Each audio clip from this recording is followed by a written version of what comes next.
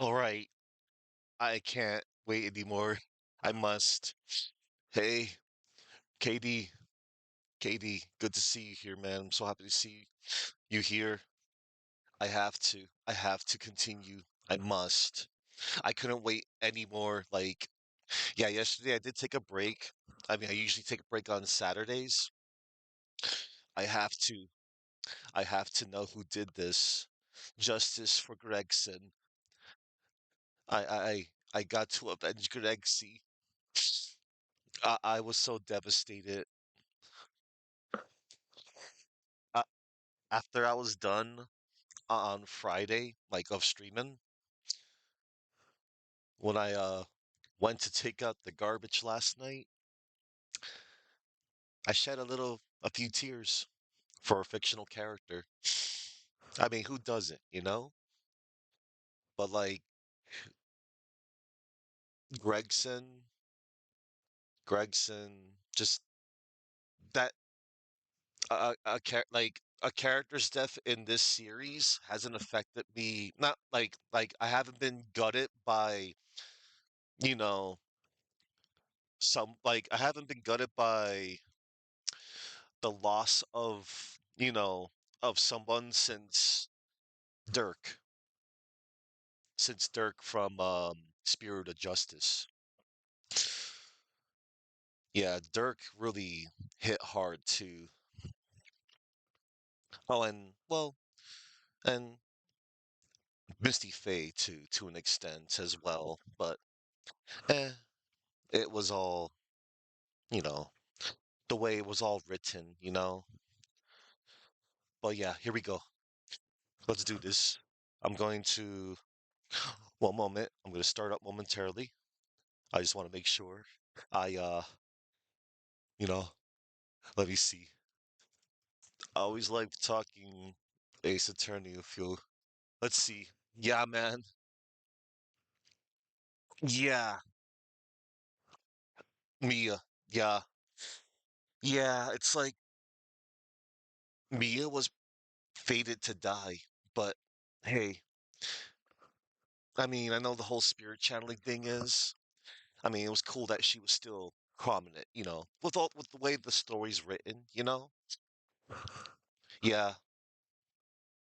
Oh yeah. Like Mia's still the still big heavy hitter of, like, oh my God, she's so cool, she's so awesome, and she's very pretty and smart and good mentor to Phoenix. And then, yeah, but Phoenix came a long way between, spirit channeling and courts and mending many friendships.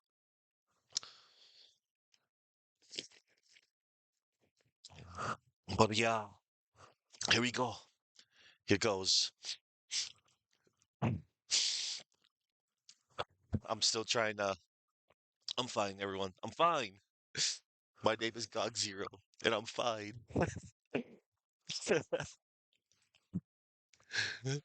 All right, here goes. I last left off on the first part of the trial of Case 4, Episode 4, Twisted Karma and his last bow. All right, good.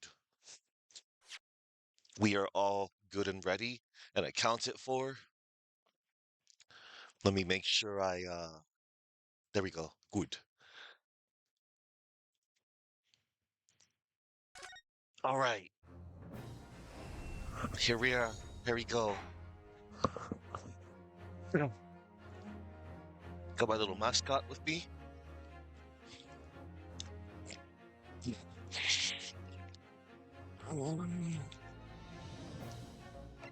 All right,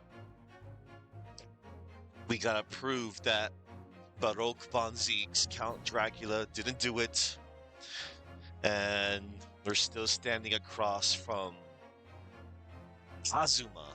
Man, I can't believe Kazuma's alive, too. I'm happy he's alive, but at the same time, I have so many questions. Oh, hold on. That's odd.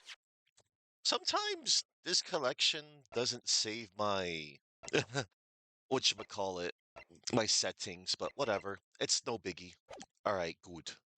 Excellent. Now I can see chat. Here we go.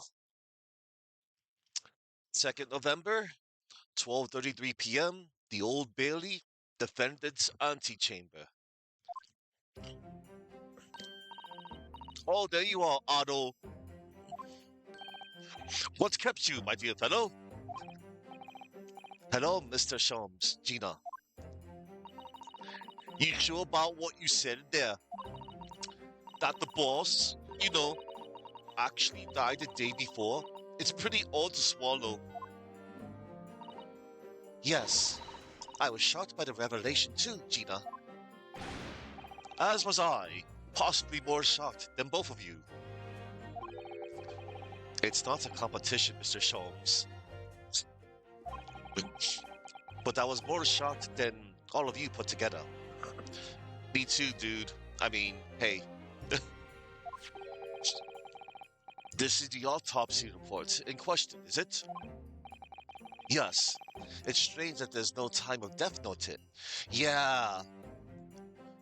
I'm still questioning that still. I thought I was. Yeah, yeah. I suppose there's a simple explanation. Or perhaps it was a deliberate omission. Oh dear. If it was deliberate, it puts me in mind of the last case we worked on. And Dr. Saif. Oh, Dr. Saif. I know. Anyway, it seems that on the day before Lord Von Zeeks discovered his body, Inspector Gregson was investigating the Red-Headed League, so perhaps something happened with them. Come to think of it, you had trouble with those League men too, didn't you, Mr. Sholmes? You were taken in by the trick. No, no, no! Naturally, I wasn't taken in as you put it. My sleuth-hound interest you merely picked, slightly by the rare scent of a weekly £4 income. And that scent masked the underlying scent of deception, I suppose. The two criminals in question are the pair we saw being arrested yesterday, aren't they? Shows he was taken in by it. In Mr. Sholmes' suite, I mean. That's right, Suze. And it was me what took him in. Thanks to a tip-off by a good law-abiding citizen. Indeed. Yours truly. So it's going to be that pair on the witness stand next, is it? Oh, something doesn't quite make sense to me, though. The day before Inspector Gregson was found, you hadn't had trouble with the Red-Headed League yet, had you? Why would the inspector have been investigating them? Well, the likely explanation would be that Gregson's own sleuth-hound interest was piqued by the rare scent of a weekly £4 income. Don't tar him with the same brush as you, Sholmes. Yes, well, then there's the whole issue of Inspector Gregson being investigated by Lord Von Zeeks for some reason. Alipa, the Red-Headed League, Inspector Gregson, Lord Von Zeeks, and Kazuma. I feel as though he knew we'd arrive at this point somehow. Gosh, I think you're right. What's he really trying to achieve here today? All the answers will soon be revealed. Observe the time, my dear fellow. This recess will be over very shortly. Yes, you're right. Kazuma was determined that he should be the one to prosecute this trial. And he was determined that I should take the defense. Just what is it that he's hoping to make me see, I wonder? I get the feeling we're a long way from the end of this trial yet. Are you ready then, Mr. Sato? Yes. Heck yes, Sato. Awesome. All right, here we go. Back into the courtroom. 2nd November, 1 p.m. The Old Bailey courtroom. Oh boy. In the name of Her Majesty the Queen, I hereby declare this court to be in session again. We resume the closed court hearing of Baroque von Ziegs, here present, who stands accused of murder. Now then, Prosecutor Asogi, my lord, have you summoned the witnesses as requested? Yes, the two members of the Red-Headed League who planned and carried out the deception. They arrived not long ago from the local prison by police carriage. Very good. Bailiff, usher the two men into the courtroom. Oh boy, oh boy. Yeah, it's those two. I remember them from the investigation. Oh my god, that looks good. These two men are currently being held by the police on suspicion of attempting extortion. You may omit your occupations, but state your names now for the court. Interesting.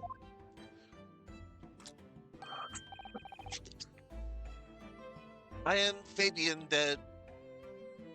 Hold on. Rasul? How do you pronounce that? I'm sorry.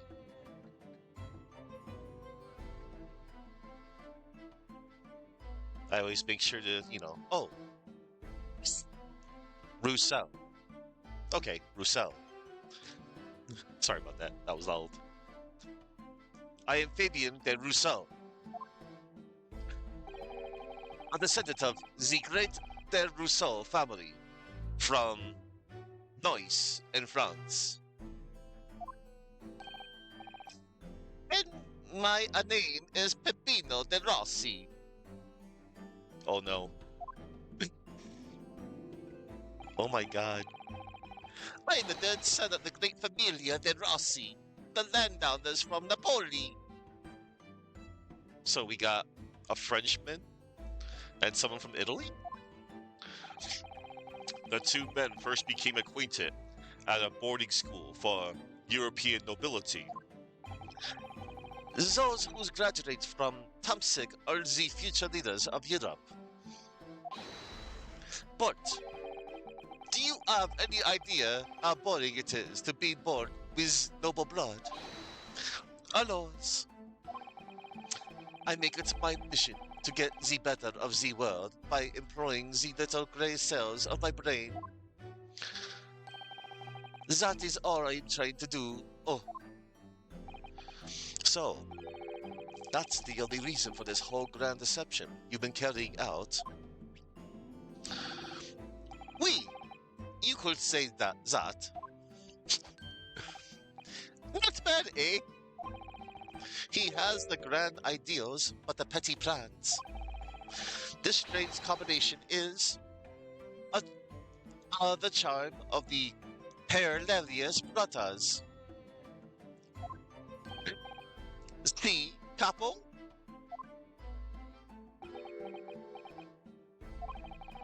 Listen to me, Peppino. I have two things to say to you. Ched, are you about to tell me one of your grandi anecdotes? Eviva! Firstly, I want you to stop calling me this couple. And secondly, we are not the Hilarious brothers. This is serious business.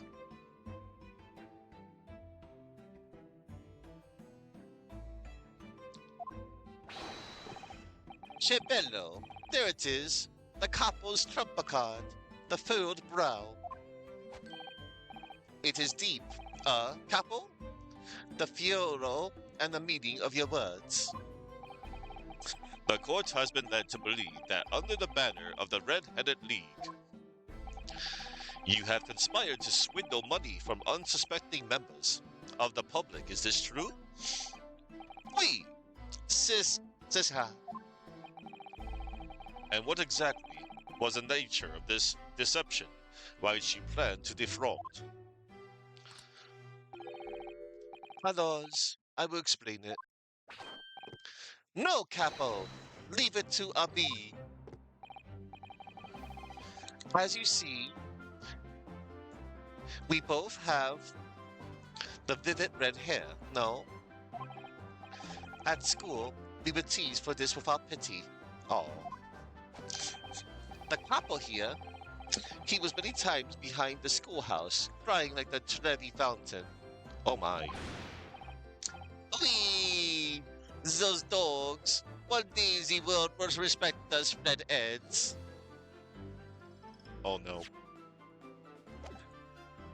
Trevi fountain. Oh, that's a pretty fountain. Every night, he would bury his. Every night he would bury his head in his pillow and weep for the injustice. Says bien, Peppino. Enough. I will explain the rest. The first step was the newspaper advertisement. About 1 week before the plan was put into operation, we listed the same notice in every paper in London. Yes, we saw that notice. It was this one, I believe, entitled to the Red-Headed League. We, says, I was honored that you have seen it. It states that the only condition for joining the league is having flame-colored hair. And if you satisfy the interview panel and are admitted into the league, you could receive a weekly income of £4.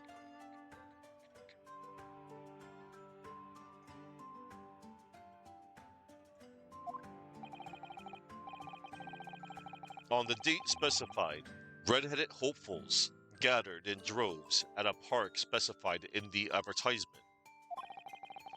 And from each person present, this pair took an application fee of 5 shillings.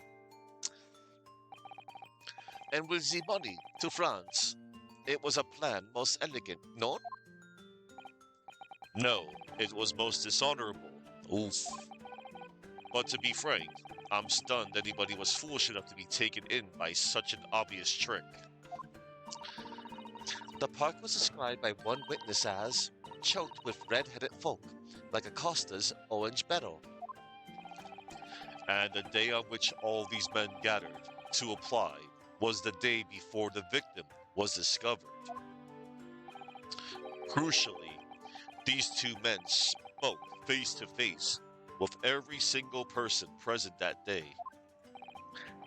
We, I have seen more red-headed people in one day than I will see in the rest of my life. See. And, now, every time I see the couple's hair, I feel sick to my stomach. Anyway, why have we been summoned here today? Because we got questions and we demand answers. You got questions and we demand answers. Sorry. The date for our trial was not until tomorrow, I was told. Naturally, neither of these men have been told any details about this trial. Oh, yeah. They've only been shown this photograph. Very good. So, Mr. De Rosa and Mr. De Rossi, you will now give your formal testimony for the court on the subject of the gentleman pictured in this photograph. Of course, we are always ready to help with the law. Oh, yeah? Hmm. Witness testimony. The man in the photograph. Now, One moment. I want to see the profiles. They've been added. Good. Fabian de Russo, the fraudster behind the Red-Headed League swindle, who was caught by Mr. Sholmes. He derives from the French aristocracy, it seems. Peppino de Rossi, a lackey of de Russo and conspirator in the Red-Headed League swindle. The third son of a great Italian landowner. Whoa. Okay, they're a year apart. For a moment, just the appearance of a little kid, but okay, it's fine. The man in the photograph. We had more than 1,000 red-headed people assembled in the park on Lime Street that day. But I don't recall the man in this photograph. A couple? No, I don't remember him. Obviously, he is dead now. But I assure you, he was not in the park. Allora, this victim is nothing to do with us. You have a lot to answer for, Peppino. It is your fault that we got caught in the first place. Wow. You've given sworn testimony that this man in the photograph was not present. Can you be certain? Oui, I am quite certain. We did not interview this man. Nobody looking like, this came to the park. This I can promise. It must be noted that you have been arrested for a grand deception, however. Accordingly, this court has little confidence in your assurances. Upa, with this attitude, we get to nowhere. He's really a sulking now. He's really a sulking now. This confidential document was obtained directly from Scotland Yard. It records an entry from the inspector's private diary, dated the day before the incident. It reads, Lime Street, Red-Headed League, undercover. I have the answer. A fork. Maybe there was another similar event in the park on the day in question, eh?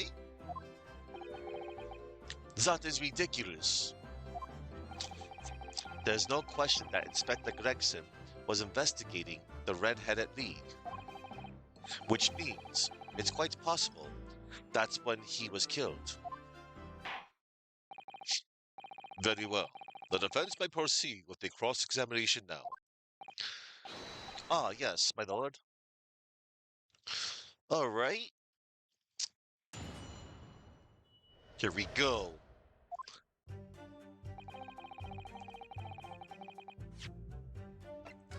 Let me drop a save here. And I want to pursue for funsies first, because I like to get that sweet, sweet flavor text. Hold it!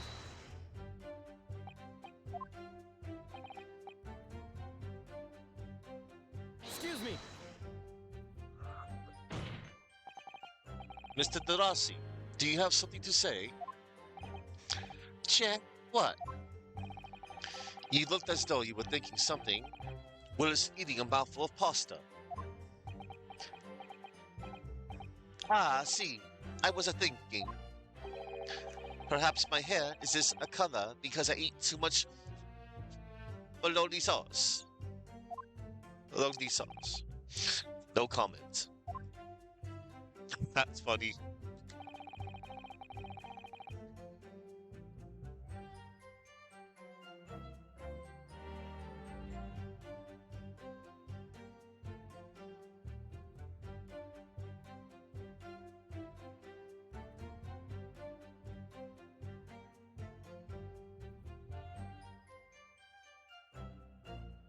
Bologna sauce, yeah.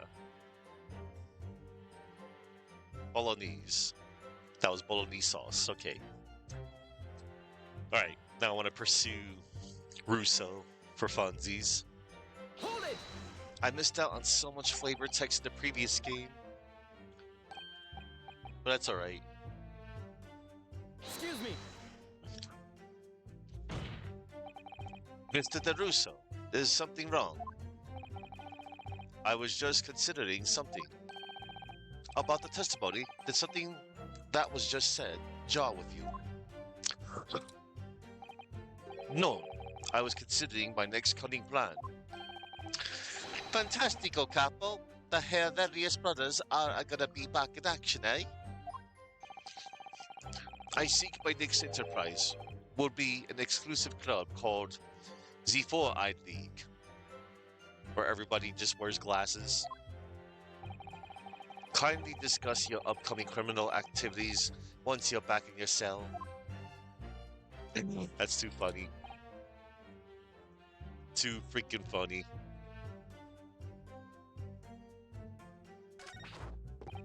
Alright. They haven't told us much we didn't know. They haven't told us much that we didn't already know. What do you think, Mr. Naruhodo? Well, if it was in the inspector's diary, it seems likely that he must have gone to Lime Street that day. And yet, these two both claim they didn't see him. I have to say, they don't appear to be telling lies.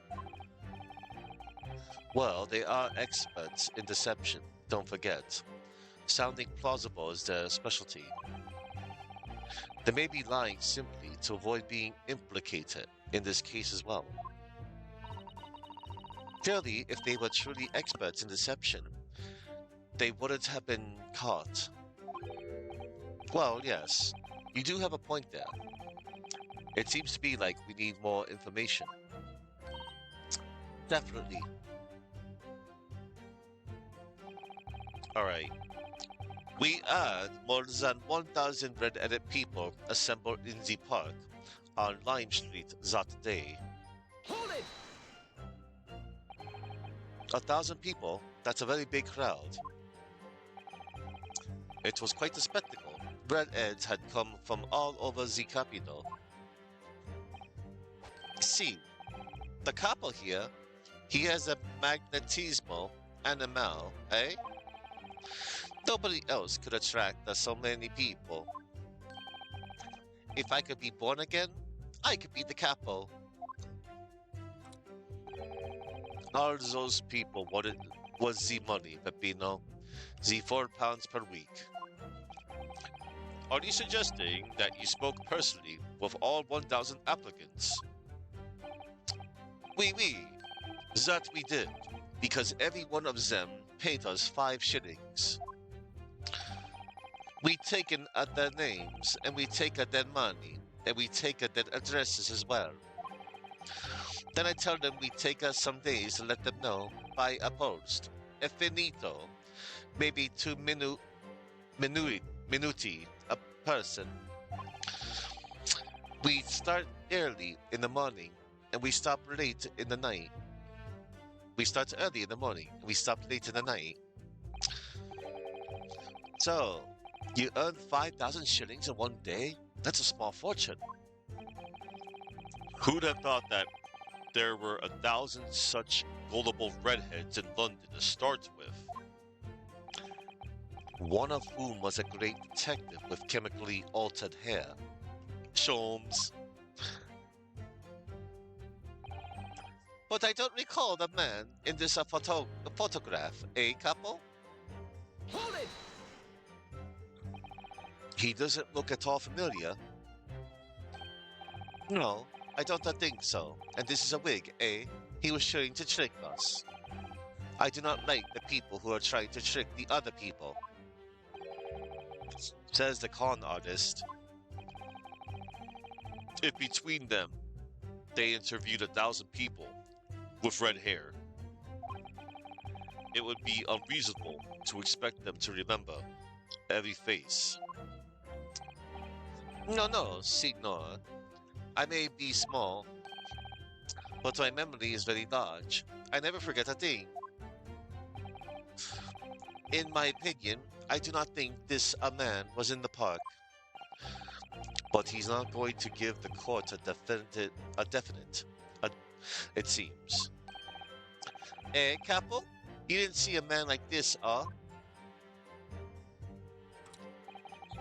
No, I don't remember him, and obviously he's dead. He's a dead now. But I assure you, he was not in the park. Hold it! But according to what you said, you spoke with 1,000 or more people that day. Oui, that's true. My eyes were burning by the end of the day. Surely then, you can't actually remember every single face. How are you so certain that this particular man wasn't present? Normally, the red hair is very distinctive, eh? But not when you have 1,000 red heads crowding around. Then it is just an eyesore. But if there was some other information you could give us, maybe then we will recall. That is not the line, Peppino.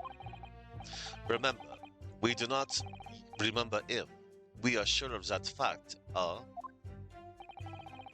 If there was a man with a red earpiece, but his mustache did not match the color, then I do not think I could have forgotten him. Kazuma said these two had only been shown that photograph and they'd been told nothing else at all. But what if I fed them just one other detail about the victim, for example? Hmm.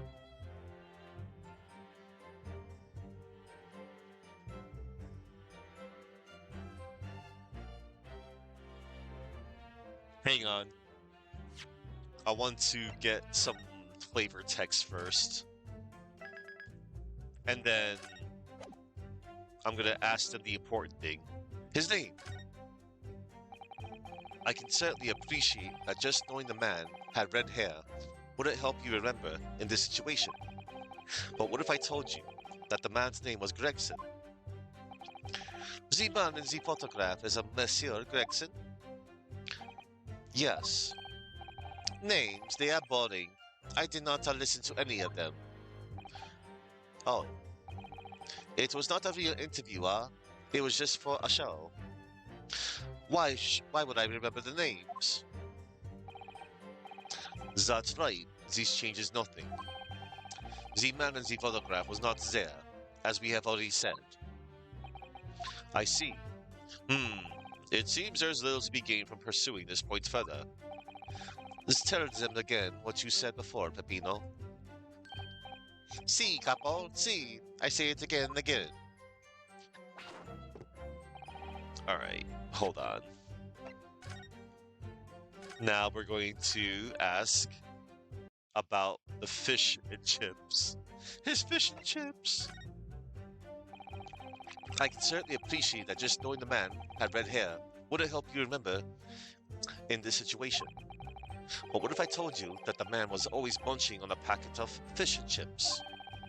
Do you remember a man who was eating incessantly? Not really. I was looking only at the ends of the applicants. I wouldn't have noticed the fish and chips any more than the caviar and smoked salmon. Or a spaghetti. Me, I love the spaghetti. Really, I had no idea. Tell them again what you said before, Peppino. Si, Capo, si. I say it again and again. Alright. We need to ask about his profession.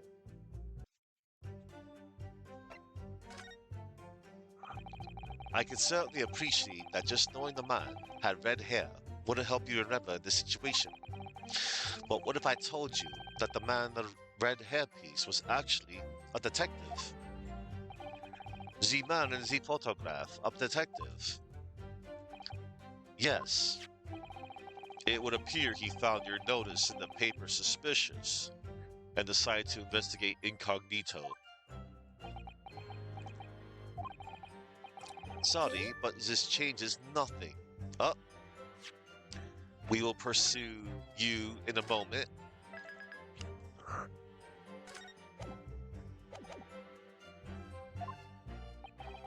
No detective came to Z Park. I am certain of that. I see. In any case, if such a man had become incognito, he wouldn't have just said, I am the detective, would he? Well, no, I suppose not. Sound logic, I must agree. Tell them again what you said before, Peppino. I, see, Capo, see. Is it best we move on?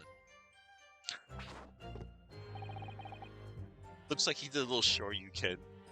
Allora, this victim is a nothing to us. Hold it! But we only have your word for that. See, what else can we do, True. Uffa, we are not having much fun these days.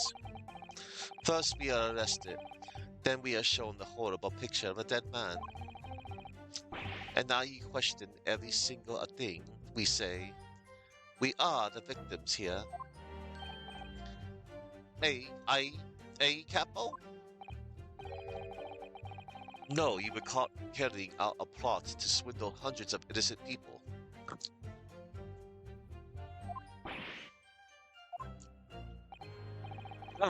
You had to bring that up, eh? It's not fair. Hey, Capo?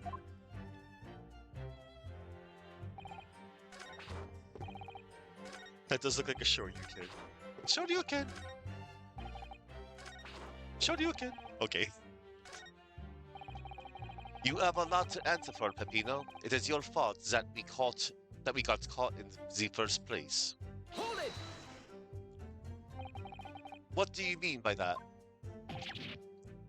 Cavolo, you promised not to say, eh, Capo?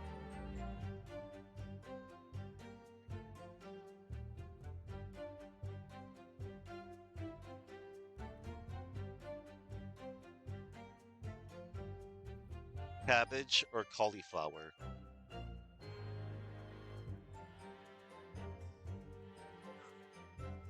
Oh, carbo. Cavolo. Cavolo, you promised not to say, eh, Capo? After we had taken all the money that day, we should have left the country. That was my plan. I left the purchasing of the tickets for the ferry to Dunkerque to my companion here. But he brought them for the wrong day. Oops. See, but it is an easy mistake. To make, huh? The dirty first. Bah, I have no sympathy for you. We were an all day late for the boat because of your stupidity. And it's only because of these that the so-called great red-headed detective caught us. Capo, you know what I think? This is the work of God. It's a holy punishment, eh? Peppino, for the last time, this is not only punishment. This is only your fault. Ah, don't blame God for your unholy mistakes. You are making me sick with anger. You're making me sick with anger. Maybe I make a mistake, but when it's time to eat the pasta, no one is a faster. And I've seen the evidence. Alright. Now we're gonna pursue little Peppino.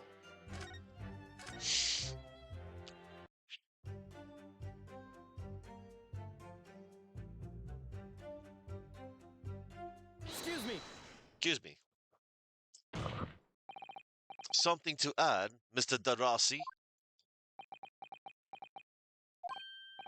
Che? Si. I am always adding something. Parmesan, olive oil, pepper. What I mean is, Did you not agree with your friend's last remark by any chance? Eh, what did just say about the detective? Yes, that. Keep your mouth shut, Peppino. You have said enough already. But why, Capo? What is the problem? There was a man who said, I am an inspector from Scotland Yard. What? Good Lord! Standing in the box. Order! Order! Order! Explain this volte-face in your testimony. Witness. Volte-face.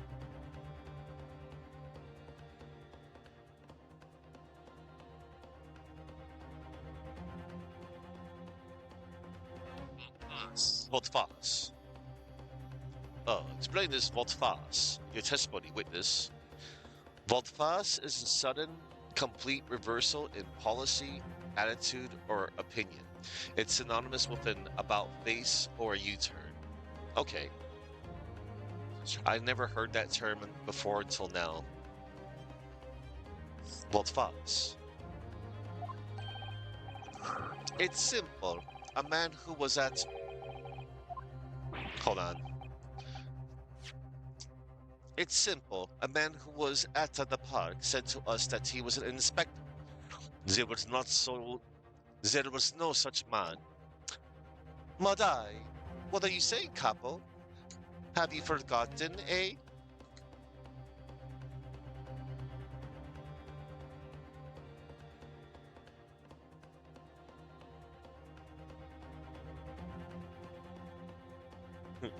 Come on. I have forgotten nothing. Nobody like these came to the park.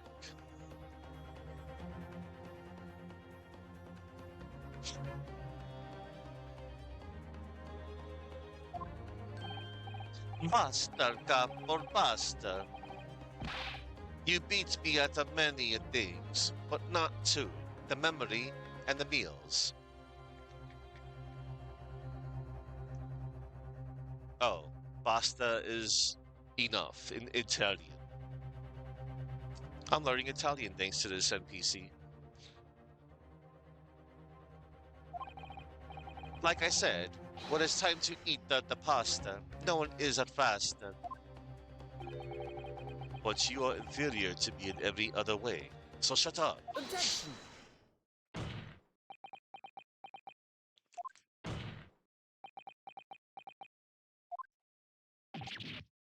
Uh, Drop Todd. The damage is done. What?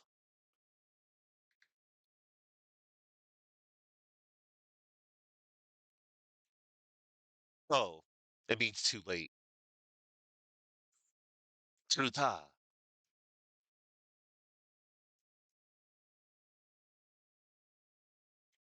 Truta. And at the same time, I'm learning French too. Truta. The damage is done. Indeed it is, sir. We. There was a man who came to the park, and he said he was an inspector from Scotland Yard. However, he looked nothing like the man in the photograph. He was someone else. How can you be so sure? Because to start with, his face was completely different. Why did I load?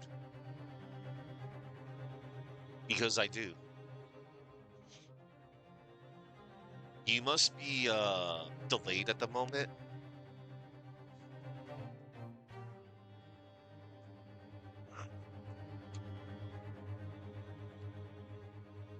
I have my reasons. It's called getting all of the flavor text.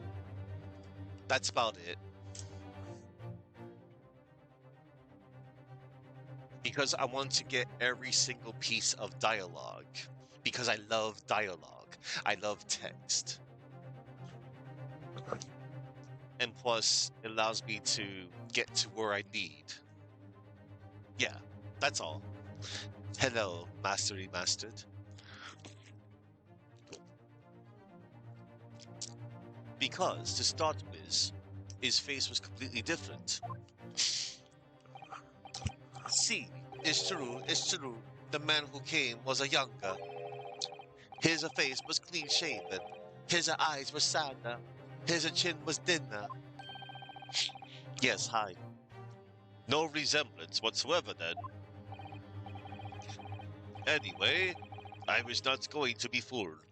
I took the obvious precaution and said to him, if you were really a detective, show us the proof.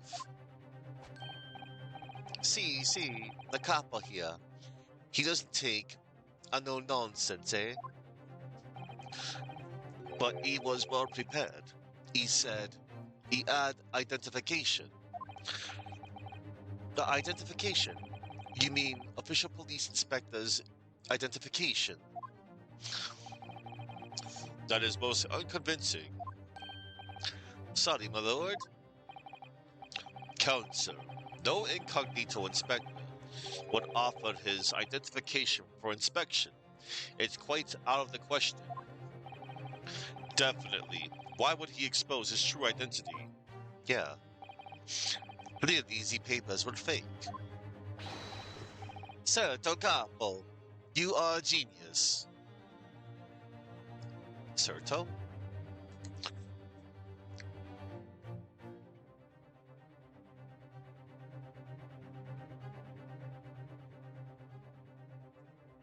Oh, certain.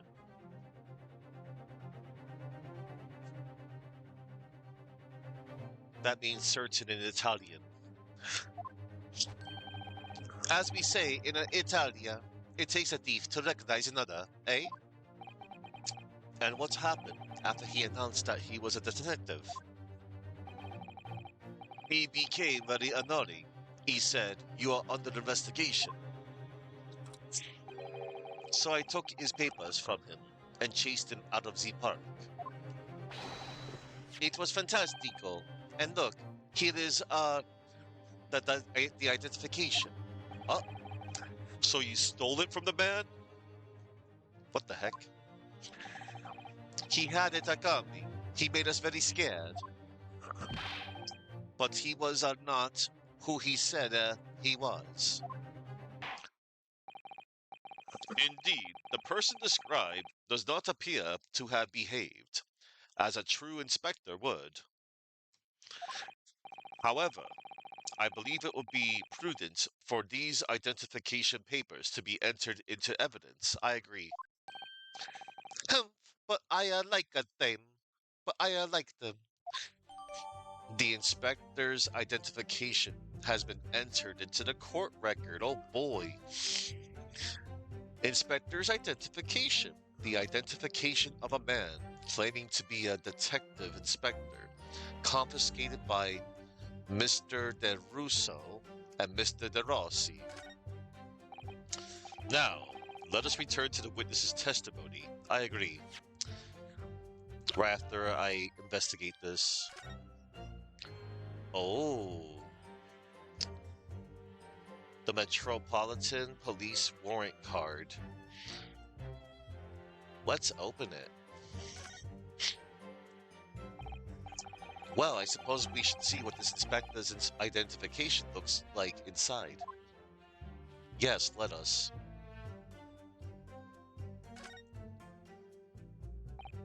Yes, it definitely looks fake, doesn't it?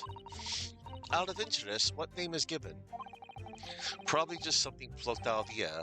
It's Tobias Gregson. What? Wait, what? That's his real name. This Scotland Yard insignia looks genuine to me. But how? And the department and identification number details are all correct as well. Since when have you known those? Do you mean to say? I know it seems incredible, but yes. I think this is a genuine identification book issued by Scotland Yard. But that's unbelievable. This is the real thing after all.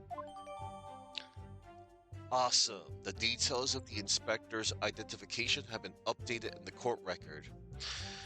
Inspector Gregson's police identification. It's the official warrant card issued to him by Scotland Yard. All right. Hooray for identifying that. Now let us return to the witness's testimony. We shall. That sure you can. The Rossi knows how to sure you can. That's an underrated animation to me. Alright. Now, we need to find the contradiction.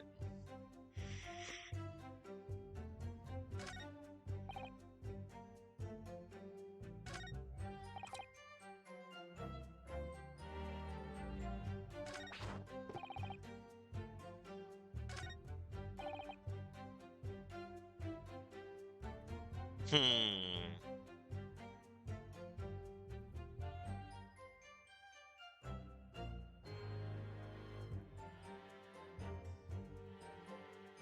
Ah.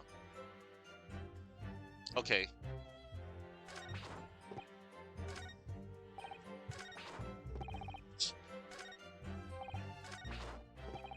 Alright.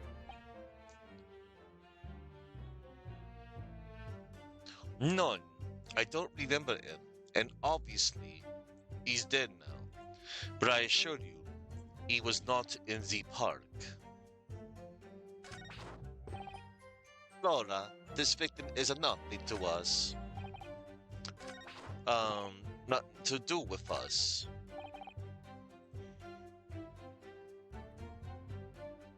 So... 3 or 4 sounds about right. And the new piece of evidence definitely does. Yeah.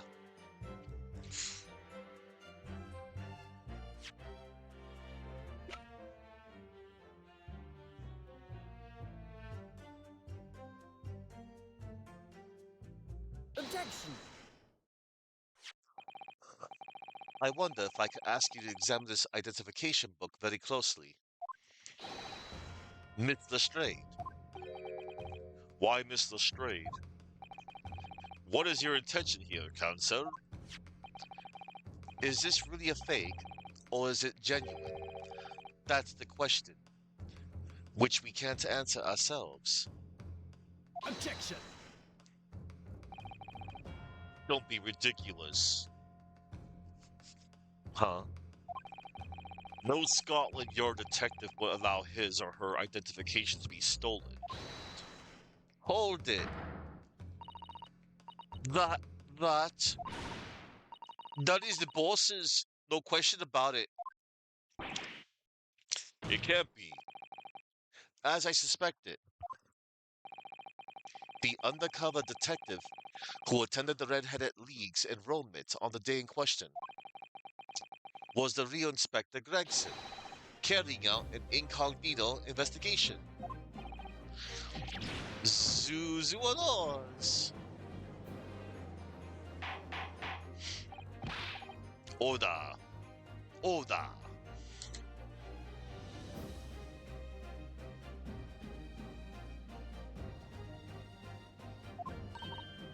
But if the boss said is, but if the boss had his identification stolen, he would have reported it straight away. I mean, he was always on at me about it. If you lost somewhat, report it at once, I'd say. Could it be that the inspector was physically unable to report it? Physically? Hey, what are you saying? Unable to? You're not suggesting.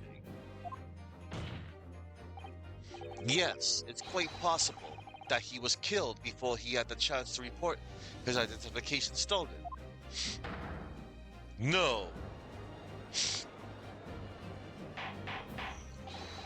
Order. Order. Order. The defense po-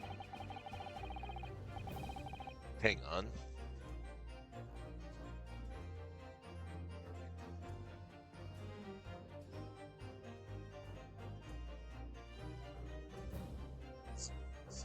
The defense posits that the victim was killed the day before his body was discovered at a different location. Posits means to suggest, assume, or put forward an idea or theory as a basic fact from which a further argument or discussion can develop. Hello, Chuckman. You take care, Mastery Mastered.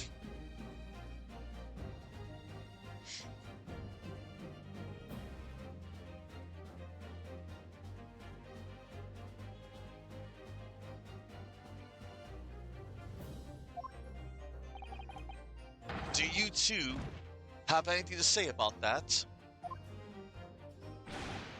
Wee!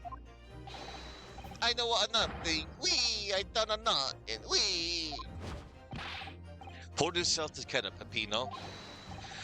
Mondu, you can behave a little more like a master criminal than that, non?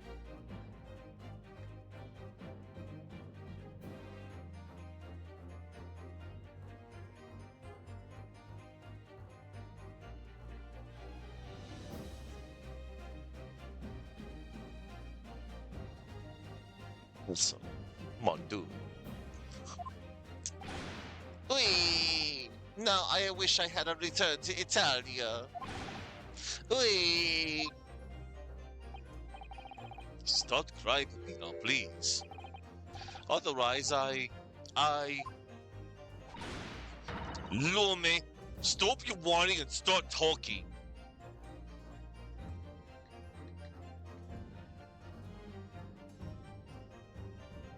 Lomi.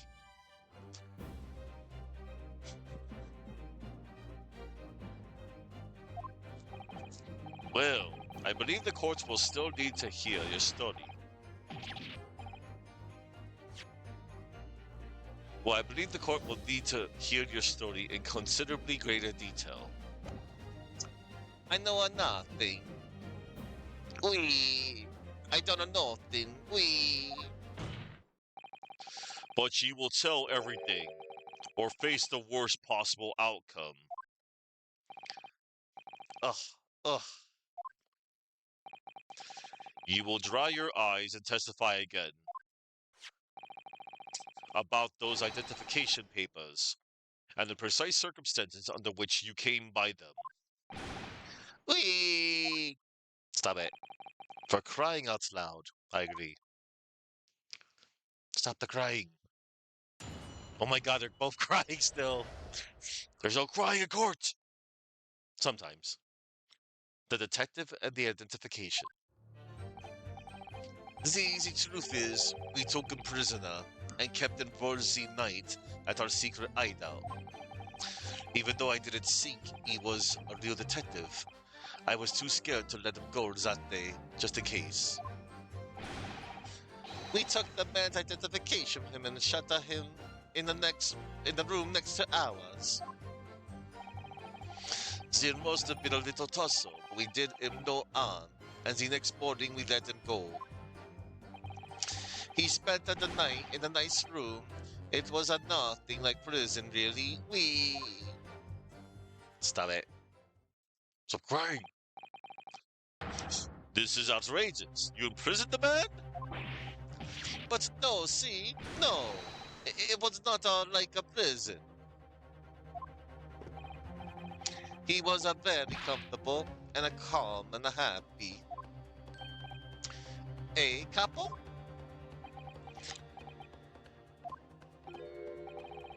It was never part of my plan, I swear it. Oofa. So you think it was not my fault, eh? Oofa.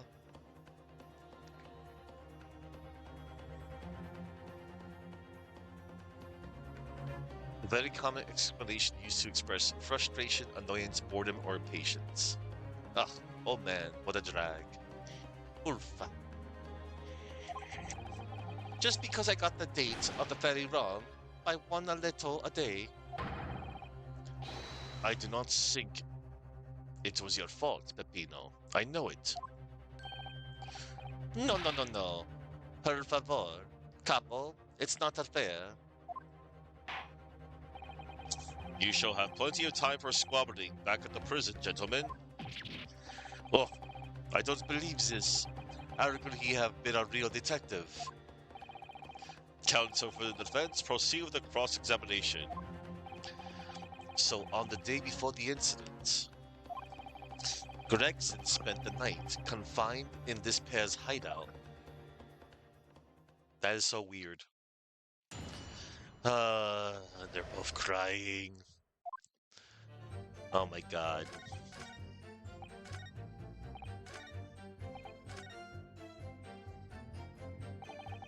Not much to go on, really. The testimony does make you wonder, you know, about this pocket watch belonging to the inspector, I mean. Ah, yes, the one he treasured so much, apparently. If he was confined but not restrained, as the witnesses are implying, he would still have been able to wind his watch. That's very true, yes. So did Inspector Gregson actually die while he was being held captive by these redheads? In which case, is it possible that these two young men are responsible for Inspector Gregson's? To be honest, I find that hard to believe. Perhaps we should try to find out exactly what happened. Very wise, Mr. Naruhodo. Yes. Yeah. These two silly men.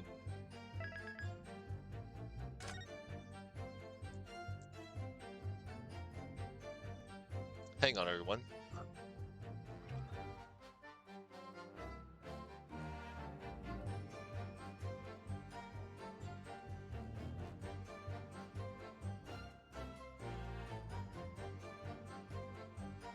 Okay.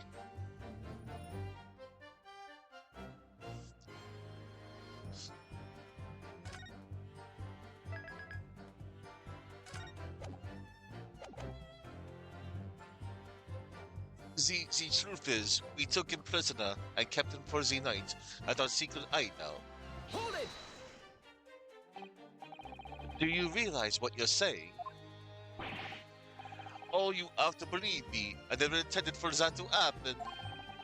And I'm sure the detective did not intend it either. Do you think? But here was not, but there was nothing else I could do. See, nothing else. This was the first crime for the capo. He was at the end of his arrears. I have told you before, Peppino, that is not the way to describe a criminal mastermind. What about this hideout of yours? An old empty house behind the park on Lime Street. We rented the place for 2 days. It was an inspired idea by the capo here. An impulsive idea, I would say. No, not impulsive. Inspired, eh, capo? What am I supposed to say to that, Peppino? And it was in the house described that you confined Inspector Gregson, was it? Oh, oui. But you have to remember, I was under the impression that he was a pretender, not a real inspector. That doesn't quite add up, though. If he didn't think the man was a real inspector, there would have been no reason to take him prisoner, would there? No, you are right, but we couldn't be completely certain. Even though I didn't think he was a real detective, I was too scared to let him go that day, just in case. Hold it! too scared. Why? Because why hadn't he come to the park? We didn't know. There was a chance that we had seen through my plan. And if that was the case, he would go straight to the police station to blow the whistle on us. Even if he was just feigning to be an inspector, he was up to no good, without a doubt. I think most people would agree that it's you two who were up to no good. Well, see, you may be right, couple? The point is, we were not able to escape from England immediately. That is why we had no choice but to take the man prisoner. What I don't understand is why the inspector felt the need to show you the identification in the first place. See, I asked myself the same question. We were writing down the names and addresses of all the people who we took 5 shillings from that day. I have forgotten what name he said, but the address. It startled me. See, address, Scotland Yard, Homicide Division, he said. What? He probably didn't like your face, Peppino. Anyway, I was not rude. I just politely asked him why he had said it. And that's when he started to say he was an inspector. Not long afterwards, he took out its identification. What was Inspector Gregson playing at?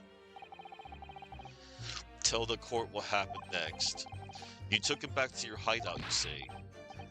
See, we did. We took the man's identification with him and shut him in the room next to ours. Hold it! Oh. One moment. I got to get my props. Got my props.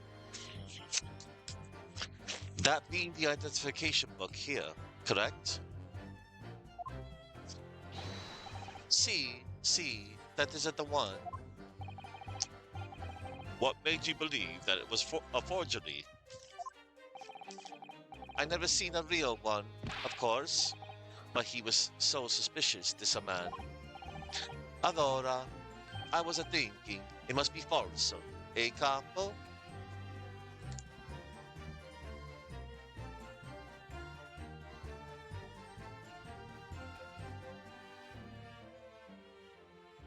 So, then, multi-purpose word in Italian. It is just as Peppino has said. We were convinced it was not a genuine. And so together, the hilarious brothers, we took the man captive, Shoryuken. All we did was shove him inside a locked room. Then we made preparations to transport all of the money. In for a penny, in for a pound. There might have been a little tussle, but we did him no harm, and the next morning we let him go. Hold it! What do you mean by a little tussle exactly? Well, it was nothing. Just a minor incident. Off.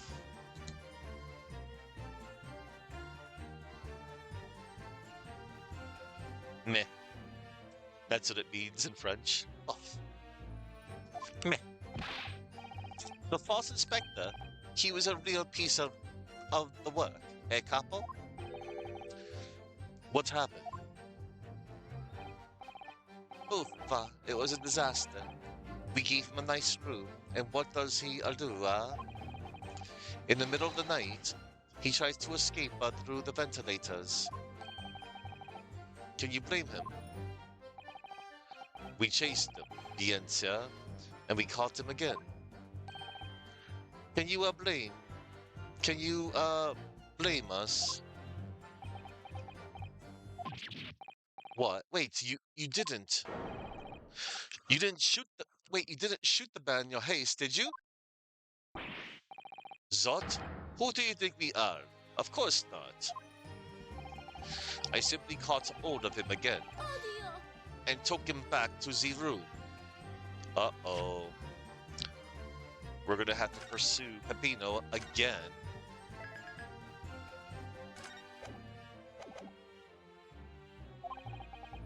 There is really nothing more to it than that. And the following morning, you let him go, you say?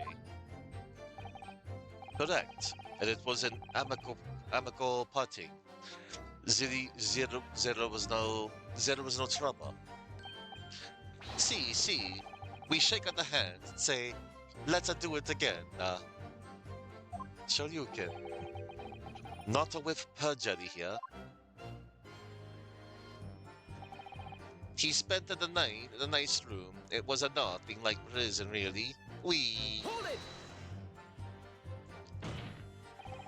You took away the man's freedom. However comfortable you make it sound, you were still holding him a prisoner.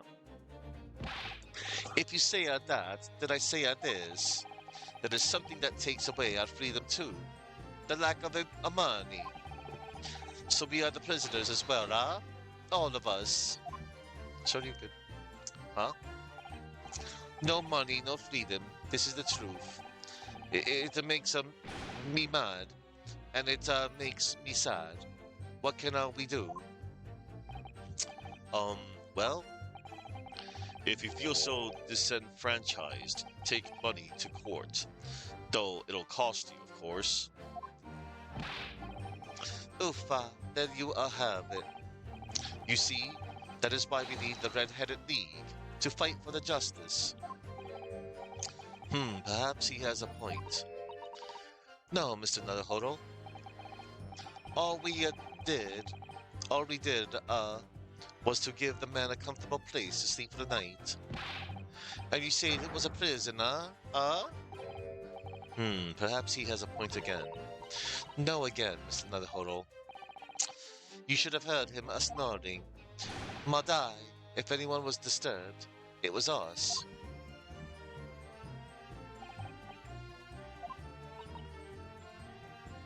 Alright.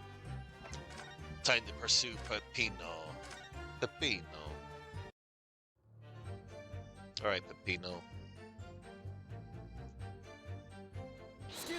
Excuse me.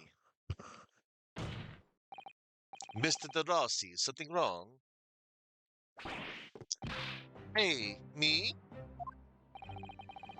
Something Mr. De Russo just said seemed to make you, well, it seemed to make you act even more strangely than usual.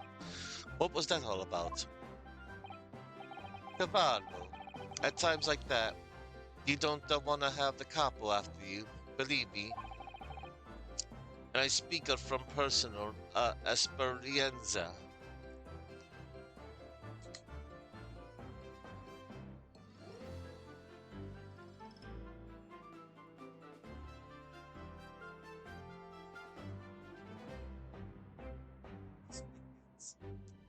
Ah, that's what I thought. That's the Italian word for experience.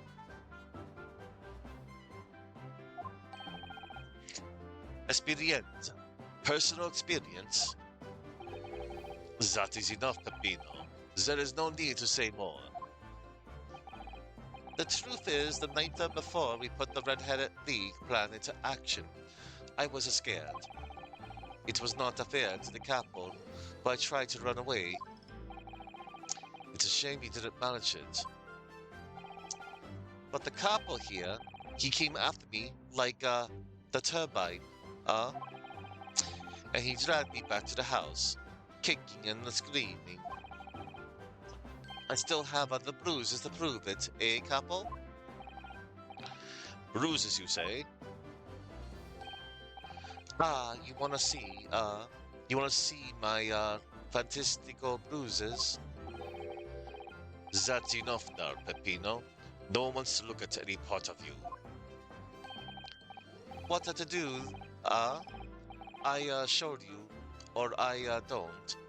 I showed you, or I don't. You do now, cause Zoom is not messing around. Allora, if everybody wants to see, then I do it. Echo, you see, it's still very visible, eh? Echo?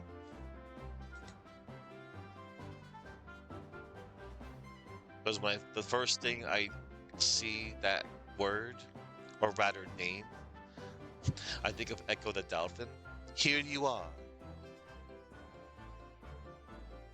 So Echo means here you are in Italian. Echo, you see, it's still very visible, eh? That that red ring around your neck, you got that when you were dragged back to the house. See, the capo sometimes he is a very rough. And I said that's enough. Peppino's neck is nothing to do with what we are talking about here. You have my word. Yes. What is your opinion, Council? About this red ring around Mr. De Rossi's neck? I wonder, does it matter? Of course it does. It's important. Mr. De Rossi, I'm going to have to ask you to amend your testimony with details about that mark on your neck. Hey, Capo, you see? Everyone is interested in what I say. Ah, oh, very well. You will amend your testimony as requested, Mr. De Rossi. See, if you really want to know. Wanted to know. See, if you really wanted to know. Alright.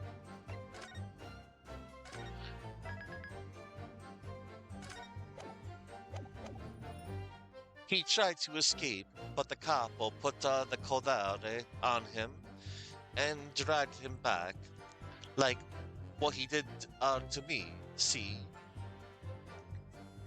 Hold on.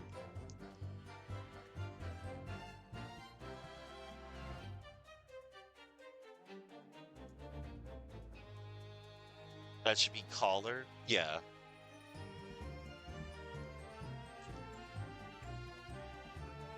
Codare. He tried to escape, but the capo put the codare on him and dragged him back, like what he did to me. See? Hold it! Are you saying that red mark was caused by? See, a big collar made from a leather. A leather collar? Is this true, Mr. De Russo? What? We are Saint Bernard at home when I was younger. It is a souvenir from that time with a very strong chain. A strong chain? And you put that around your friend's neck? I'm sorry. I was so angry that he was leaving me alone. You did not have to tie the chain to the leg of the bed, though. I would not have tried to run again.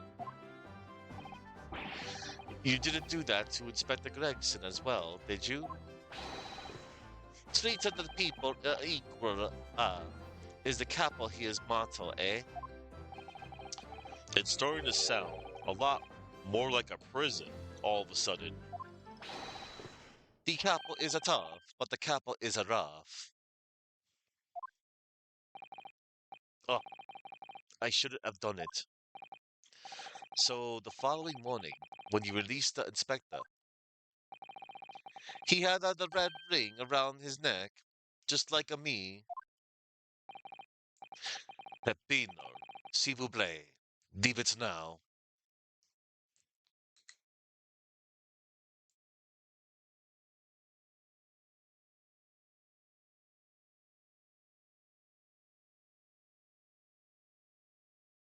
Ah, It's the French phrase for please. Also literally translated as if it pleases you.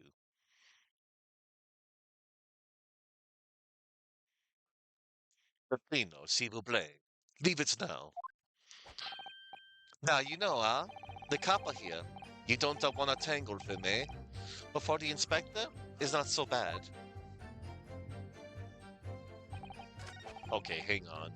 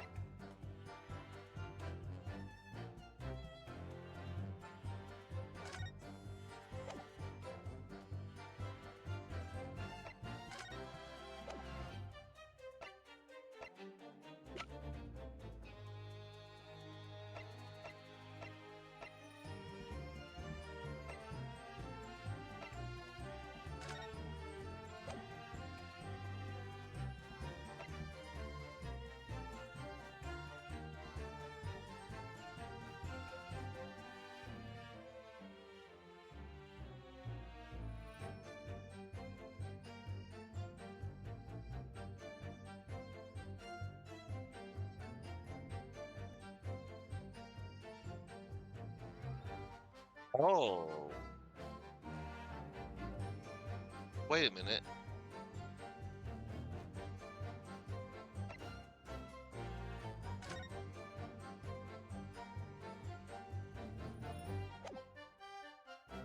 A photographic print received from Mrs. Vigil in order to aid with locating her missing husband. He appears to have no particularly distinctive facial features.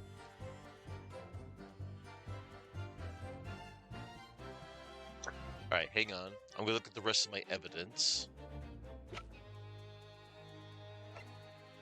Oh.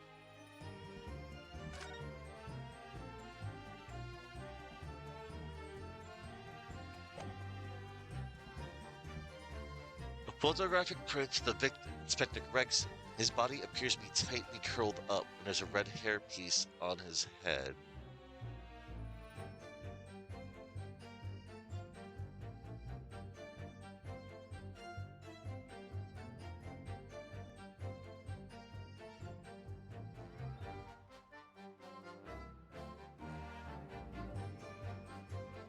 Objection.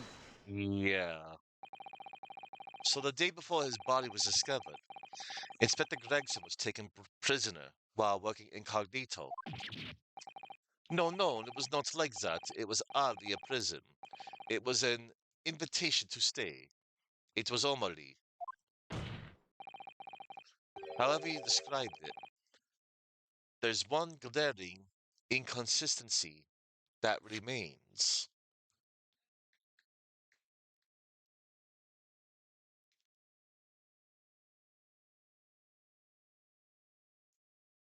Hold on.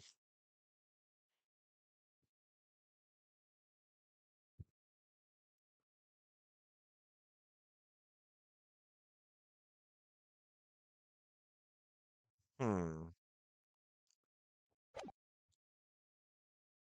However you described it, there's one glaring inconsistency that remains. What inconsistency is this, Counsel?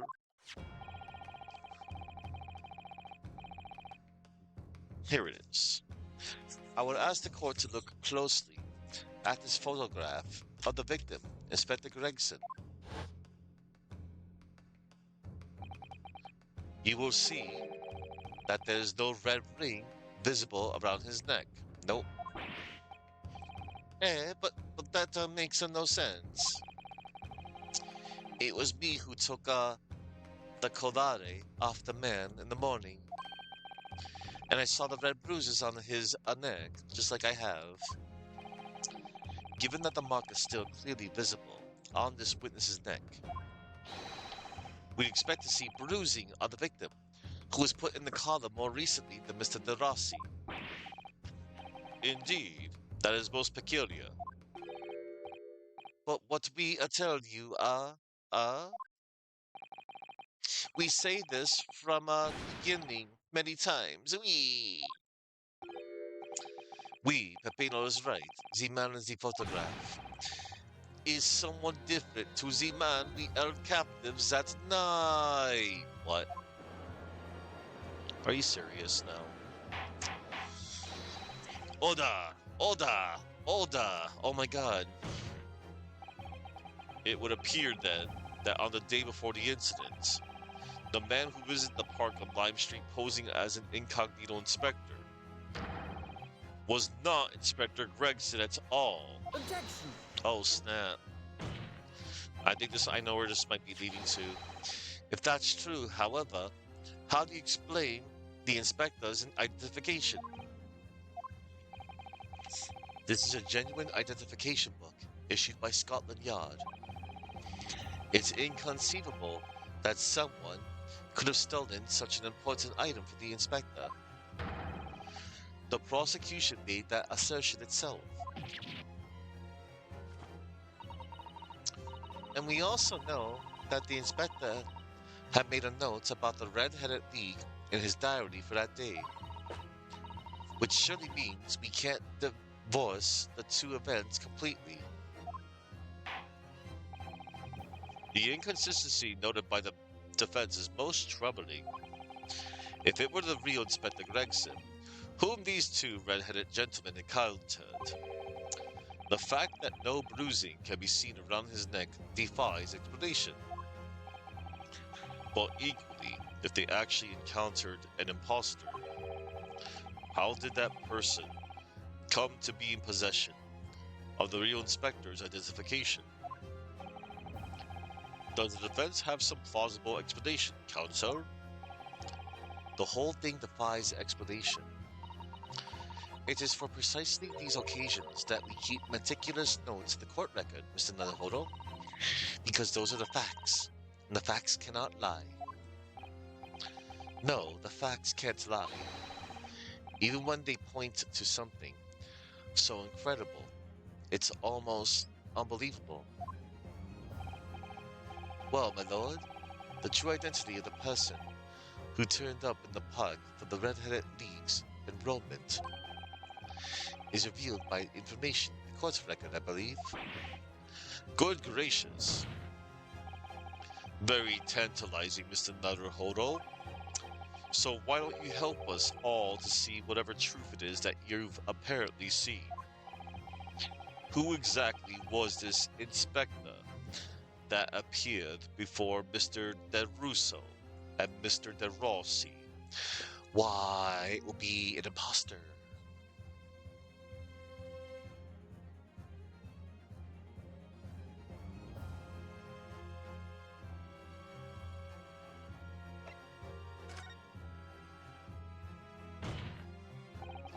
Though it seems incredible, I admit, the undeniable facts point to only one thing. Since no bruising can be seen on the victim's neck, the person who these two red-headed men took prisoner that day could not have been Inspector Gregson. In other words, your whole argument up to now has been a waste of time. Objection. On the contrary, I haven't finished. What? There's no bruising on the victim's neck, so the question immediately posed next is, who exactly was this man in the park on Lime Street, found to be carrying Inspector Gregson's identification? See, that's alright. We tell the same story every time. Whoever this man was, the capo dragged him from a pillar to a post with a dog collar. The dog collare. Mon Dieu, Peppino, I was not as so arch as you say, huh? So who was that Apostle Inspector, eh? Who was he? Clearly, the defense has an idea about that. About the true identity of the man these two imprisoned that night. I must ask the counsel for the defense to elaborate post haste. Who did the witnesses encounter in the park posing as Inspector Gregson?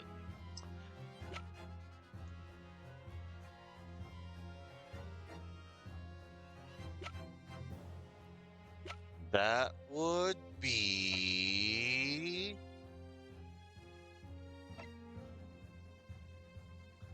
Gossip. Take that! Goodness me, isn't that one of the witnesses who was in the stand in this very courtroom earlier today?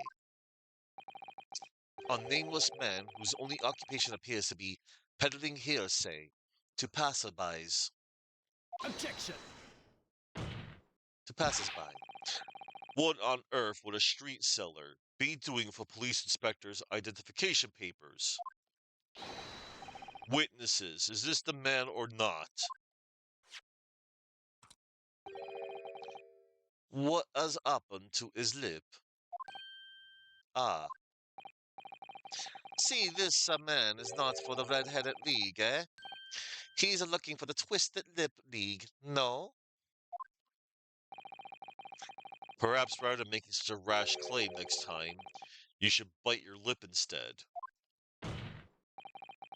It seems improbable, yes, but one undeniable fact remains. During his testimony earlier, I noted something around the man's neck. A red ring of bruising. Yep. Eh? What? The defense demands that Mr. Gossip be brought back to the stand.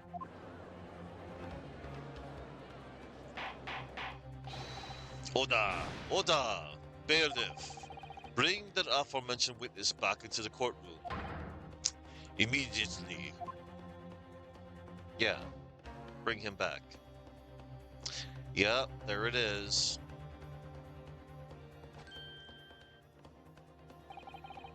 Well, I never. An undeniable ring of bruising indeed. And identical to that of the witness beside him. Now, what's going on here, eh? I've always had this be. I've always had this be. It's a birthmark, ain't it? A birthmark, you say? I assume the reason you've been recalled to the stand has been explained to you? Oi, summa about Inspector again. But I'm telling you, you got it all wrong as usual. You're denying all knowledge of it. Well, of course I am. Are you trying to kill me with all this nonsense, eh? Well, at least you'll have more stories to peddle back on Fresno Street, won't you? Now, we're going to need you to testify again. And you, Mr. DeRusso, and Mr. DeRossi, I'm sure you'll cooperate, won't you? Do we have any choice? We are in big trouble, eh, Capo? That's quite enough, dilatory chatter. Proceed with the testimony. Dilatory? Hold on.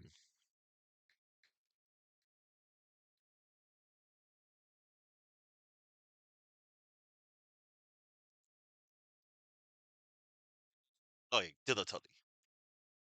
Though tardy, inclined to cause delay. Typically describes behavior, action specifically intended to waste time, postpone, decision, or stall for time. All right. Here we go. Witness testimony. The inspector and the identification revisited. The man who claimed to be an inspector that day was definitely not this man. Is right, see? You think we would forget these grand lips, huh? I never leave Fresno Street, alright? I've no interest in any red-headed league. I'm all alone in the world, me. I have no kinfolk or nothing. Why would I be involved in something like that? Wait a minute.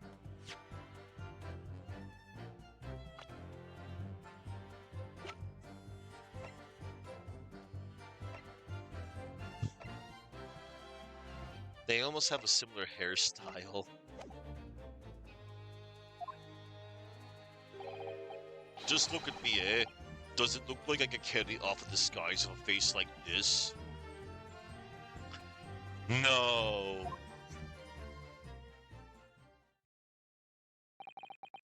It would certainly appear that we have the wrong man. What have I been telling you, There was no need for this pointless testimony.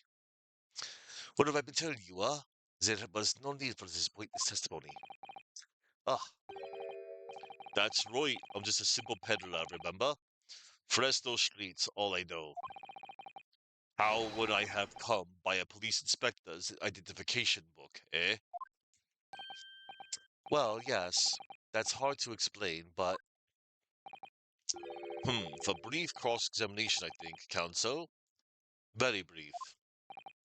Oh, isn't there anyone in this courtroom who thinks I might be onto something?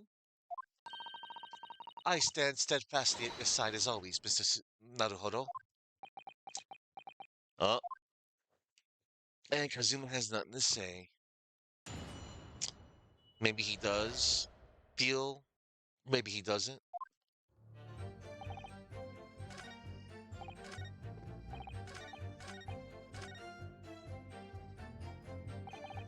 That's the extent of the testimony, is it?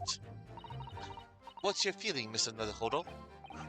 Well, what Mr. Gossip says is undeniable. It would be all but impossible to hide those lips with any form of disguise. Perhaps, yes, but nevertheless, the mark around his neck is equally undeniable, and it's identical to the one that Mr. De Rossi suffered. Yes, that's right. But why does this whole disguise idea just keep playing on my mind?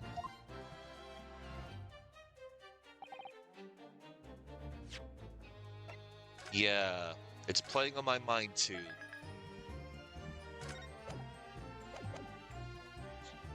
The man who claimed to be an inspector that day was definitely not this man. Hold it! So you say, but how can you be quite so certain? There is no need to exert your hands on the desk, monsieur. Surely the reason is obvious, no? No need to exert your hands. Because I have never before seen lips like this. Nevertheless, there's a clear red mark around Mr. Gossip's neck. And it looks very much like that left behind on the neck of your colleague by your prize color. Mon Dieu, with your words, it is like you try to wring my neck. It does look very much like my neck, though, eh? No, this is a birthmark, lad. The biggest lips in London, and a neck to die for. Hey, do they break the mold when they made me? For the first time in my life,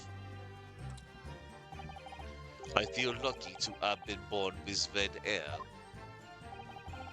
And I thought being Japanese made you stand out in London. So you maintain that you've never seen this man before? Oui, says Ka. I swear to it by the flames of my hair. So fierce pride has outgrown the frustration with your hair now, has it? Is right, see? You think we would forget these grand lips, huh? Hold it! Well, yes, I don't imagine I'll forget those lips to Harry either.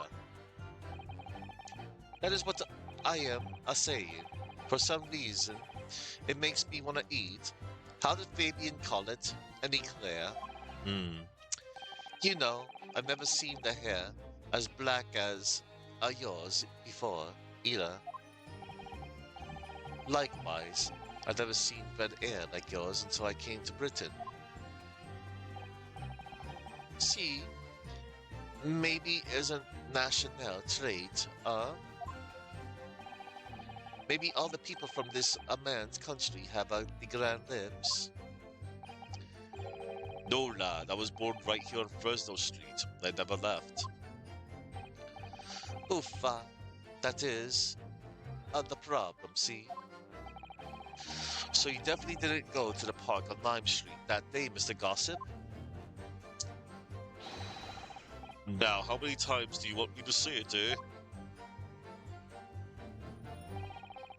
I never leave Fresno Street, alright? I've no interest in any red-headed league. Hold it! So, you've heard of the Red-Headed League, had you? You don't get a name like Gossip for nothing, eh? It's my business to know what's going off in town. I sold that tasty tidbit to a fair few redheads that came past me. Just between us, I even got sandwich to cough up for it. You mean Beppo? Beppo sandwich? I love that name, Beppo. But why is he called? I don't know. Well, he does have a very red nose, if that counts. Who knows? But as you can see, my own hair. But as you can see, my own hair has not got a hint of red in it. And in any case, Fresno Street's my patch. You won't catch me signaling off to some other part of town. No, sir, not likely. We need to pursue Russo.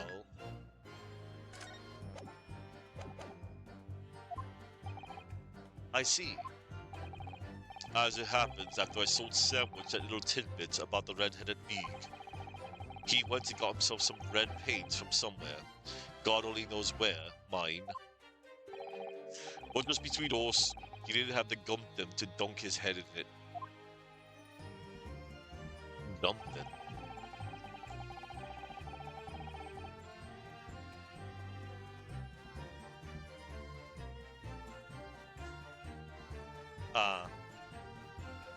Gumption. He didn't have the gumption. He didn't have the gumption to dunk his head in it. Courageous initiative, resourcefulness, and practical common senses. Informal noun. I'm all alone in the world, me. I know kinfolk or nothing. Why would I be involved in something like that? Hold it! You mean you have no family? Let's see. No, not at all. So I spend my days on Fresno Street peddling tidbits to passers-bys. Hoping just between us, this is that eventually someone else with lips like mine will come along. I don't think so. You may be right. Anyway, that mark on your neck is just too much of a coincidence for us to ignore. Well, that's a fella to do then. What's a fella to do then? If you don't believe me, we're at an impasse. Impasse. And there's nothing I can do but flick me lip.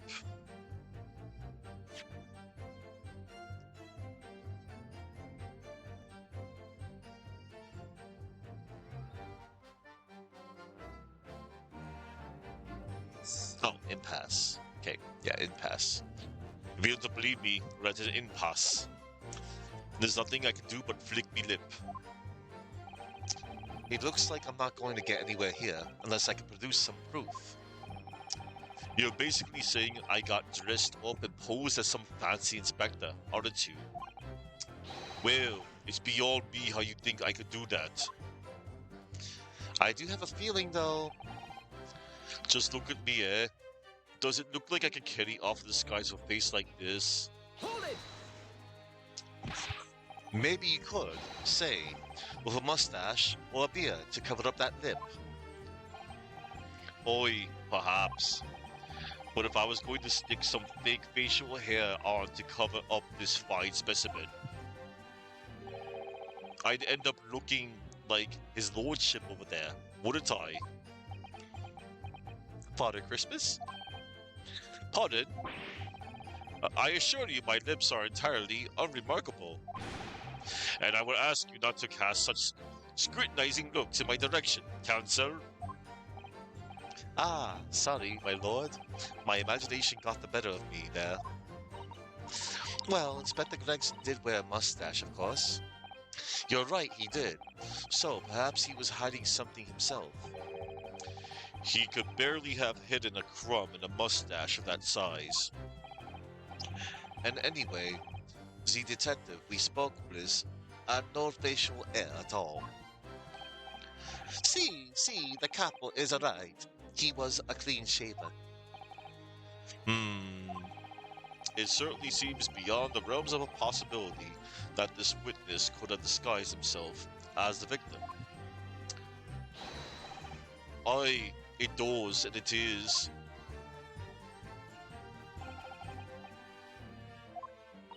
Alright.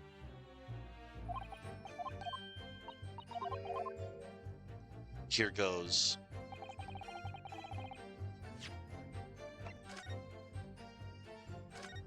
We are so gonna pursue Rousseau. Excuse me. Excuse me. Mr. De Russo. Oh, we? Can I help you? Did Mr. Gossip's words just now lead you to remember something relevant, perhaps? It was the other day, when I was looking for a place near the park, a small house or something. To be the headquarters of your red-headed league, yes. I visited an housing agent on Lime Street, and there I saw him. This man was paying money to the agent. What? Mr. Gossip, with a housing agent? We. He had some kind of contract in his, and they were clearly discussing terms. But no. You're mistaken, chum. I've never left Fresno Street, like I said before. You mistake me for someone else. Someone with the same face. No, the capo's right. I remember later too. He was a paying the man with, the banknotes. With the banknotes. With notes. Like I said, that wasn't me. I was curious why this man with the dirty clothes had so much money. So I looked at the name on the papers. And what name was written? Mr. Gossip? No, this a man, he lies. He tells you that he has no name. But in fact, his name is Hugh Boone, It's better than Mr. Gossip, I think. See? Yes. We do know, well, we heard that name last week. No. Uh-oh. I'm a peddler of tidbits of information, like I said, on Fresno Street, and that's that. I don't much like folk talking about my personal life. Oh. Indeed. And it is not the intention of the court to invade the privacy of witnesses. Oh. Very well. I shall respect your wishes, sir. The aforementioned name shall be redacted from all court records of this trial, assuming no objections. Objection. I'm sorry, my lord, but the defense does object. Yeah, we need to find the truth, dang it. Because the name just mentioned has a very deep significance to this case, and it sure does. Good gracious. Do you similarly object, Prosecutor? Do you similarly object, Prosecutor Asogi? As it happens, my lord, that particular name has already been mentioned during today's proceedings. Well, I never. In what capacity? Hugh Boone, the name of the leaseholder of the room. Let me put this very simply. The victim's body was discovered in your rented room. I suggest, sir, that you start talking. Well, alright. I suppose that might be the case, Yeah, dude. So your real name is Hugh Boone? Boone. Well, just between us, I don't like to blow me own trumpet, but there's no finer peddler of tidbits in town. So I happen to be able to afford a grubby little room in a falling down backstreet townhouse. You do? And once every 6 months, I go and pay the rent to the agent on Lime Street. I remember now. There were two vulgar redheads in there last time. Aye, if either of us is a vulgar, is not a me. Think again, Peppino. Why didn't you bring this up before? It's like I told you already. I don't like talking about my personal life. I'm a tidbit peddler as far as everyone else is concerned. No fuss. You will update your testimony to include this most surprising revelation, Mr. Boone. I'm just curious. Okay, he's still called Gossip.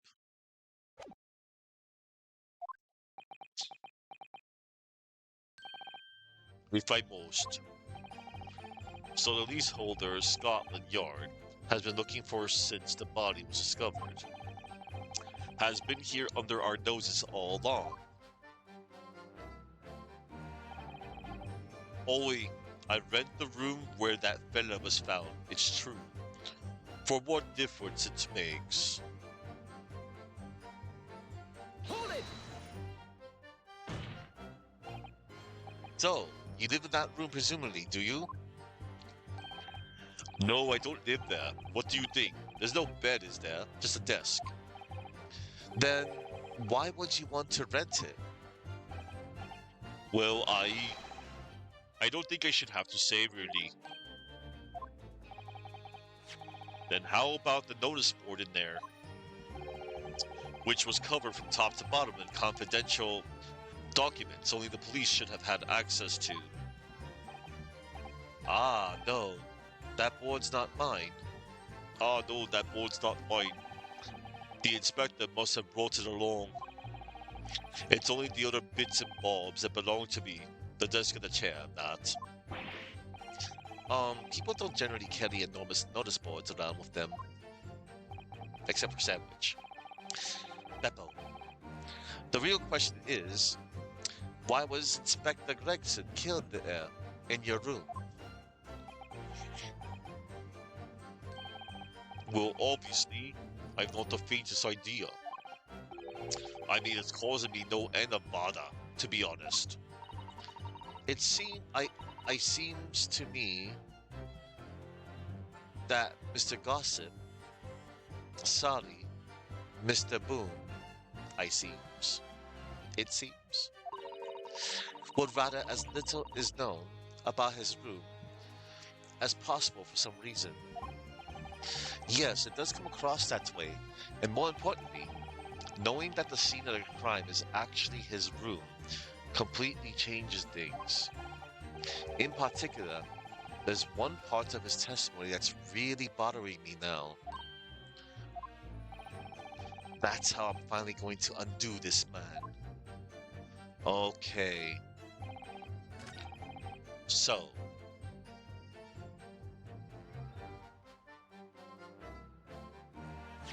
Let's look at our evidence. and think about this. Hmm.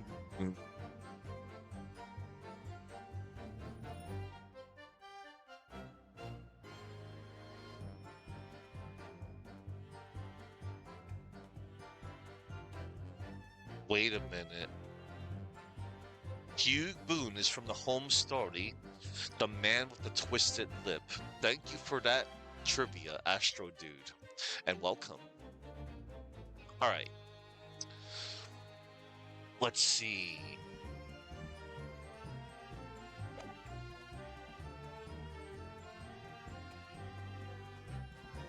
Okay, we only got some information out of that, but that cannot be the contradiction.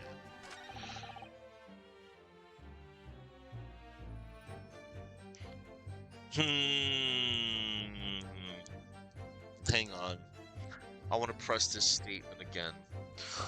I'm all alone in the world, me. I've no kinfolk or nothing. Why would I be involved in something like that? Hold it! You mean you have no family? No, none at all. So I spend my days on Fresno Street peddling tidbits to passers-by, hoping just between us, this is that eventually someone else with lips like mine will come along. I don't think so. You say you may be right. Anyway, that mark on your neck is just too much of a coincidence for us to ignore. Well, what's a fellow to do then, eh? If you don't believe me, we're at an impasse. And there's nothing I can do but flick me lip. It looks like I'm not going to get anywhere here unless I can produce some proof. You're basically saying I got dressed up and posed as some fancy inspector, aren't you? Well, it's beyond me how you think I could do that.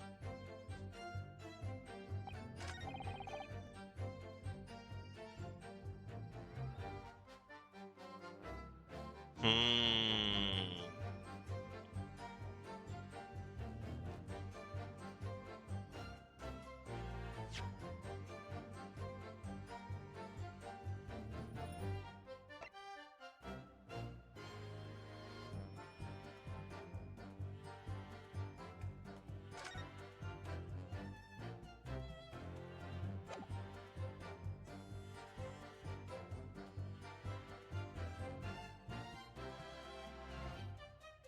That's gotta be it. Yeah, this was found on his desk. Yeah, Objection! that was a nice, tricky one. If you have no kinfolk, as you put it, then explain why it is that among the sparse furnishings we found this photograph in the room. Ah, I presume, as you've been renting the room, that this photograph belongs to you, does it not? Oh, well, Mr. Boone, drop the pretense and tell the court exactly who you really are. I don't know what you mean. I'm a peddler. I keep telling you so. You really don't need to bother with me. Please, just leave it alone. As the man says, leave it alone. Whatever the truth is about this man's life, it has no bearing on this case. Because it's simply not possible that he impersonated Inspector Gregson. Objection! How can you be so sure? Just look at the man. No amount of disguise can ever hide those unmissable features. Oi. Objection! But what if we were to look at this the other way around? What do you mean? Yes, Kelso. What do you mean? Well, there's no denying that Mr. Boone's lip is very prominent indeed. But consider the possibility that this prominent lip is itself part of an elaborate disguise. And hiding that prominent feature, in other words, revealing his true face, would make an utter impenetrable disguise. Wouldn't you agree, Mr. Hugh Boone? Ah, ah!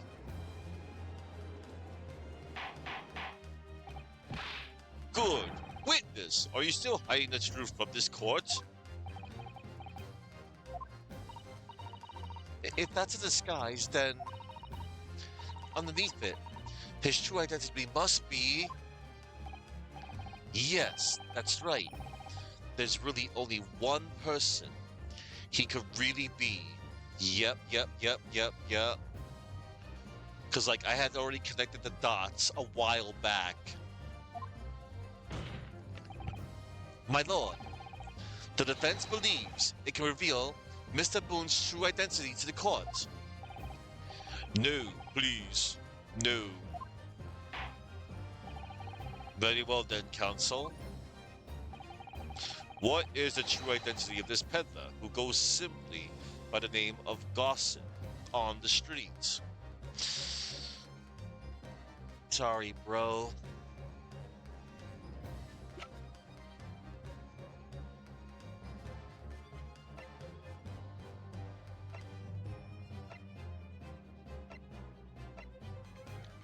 Daily Visual. Take that! Your real name is actually Mr. Vigil, isn't it? Mr. Daily Vigil. Yeah! I don't recall that name, counsel. Who is this Mr. Vigil? It's a name I encountered yesterday, my lord. It has to do with a certain client of Mr. Herlock Sholmes. A young gentlewoman came to the detective asking him to locate her missing husband. The woman in this photograph, in fact, this is Mrs. Vigil. What? From what I understand, you haven't returned home since the night before the inspector was found dead. But of course, on that night, you were being held captive by the two red-headed League men. And that night, you were put up by the prosecution service in preparation for testifying in this trial. Because we've been led to believe that you, Miss Venus, and Mr. Sandwich were all homeless. Being important witnesses in this case, we needed to know where we could find you, of course. And that explains why you've not only been unable to return home, but also unable to contact your wife, who's been out beside herself with worry, waiting for you at the Vigil residence.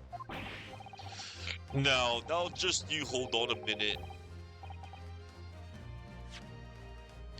I don't have the first idea. What I'm talking about, really. It's a simple enough matter to confirm my suspicions. All we have to do is pull off that disguise.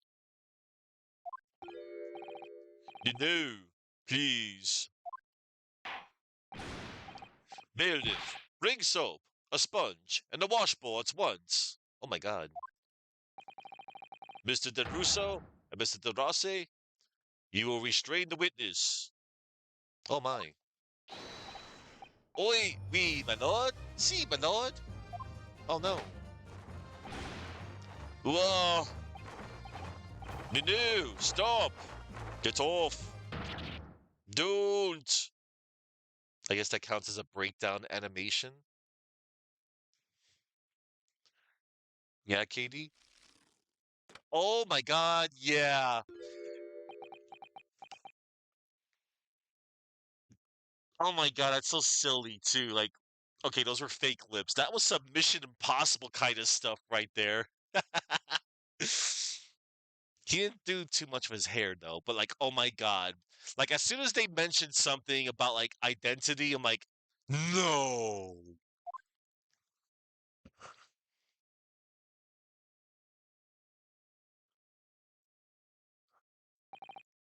Well, we are now seeing your true features, I presume. Oh, lift your head, sir, so the courts can see your face. Oh,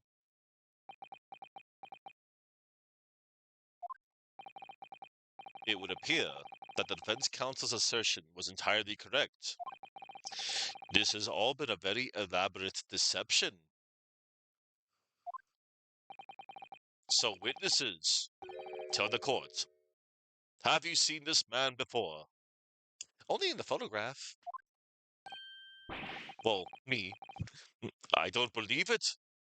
I don't believe it, but. See, there is another question.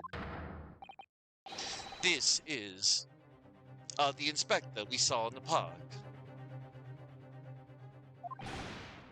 Extraordinary! On the day of the Red-Headed League enrollment, the man claiming to be Inspector Gregson, who appeared before Mr. DeRusso and Mr. De Rossi in the park, was you, disguised as the inspector, or rather, was you posing as the inspector in no disguise at all.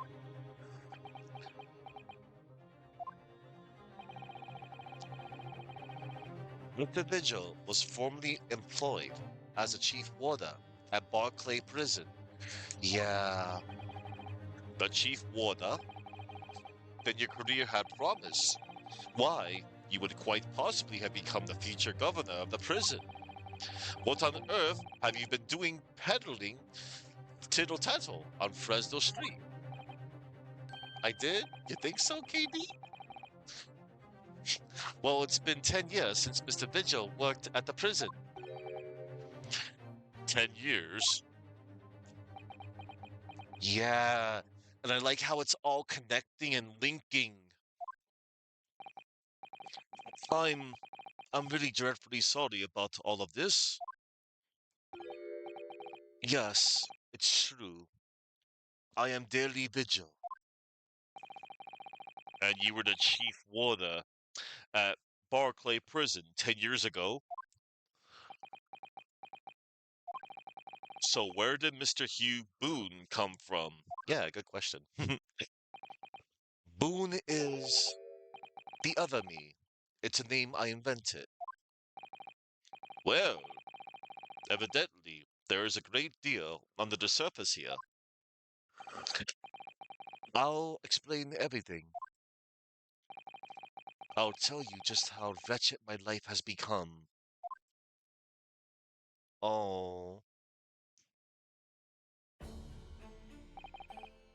as you say, it was 10 years ago now that my employment as Barclay's chief warder came to an end. Yeah. Having left the prison service, I searched for some new occupation by which to earn a wage. But times were hard in London, and I found no suitable engagements at all. In desperation one day, I turned my hand at selling wares on Fresno Street. But your wife appears to know nothing of this.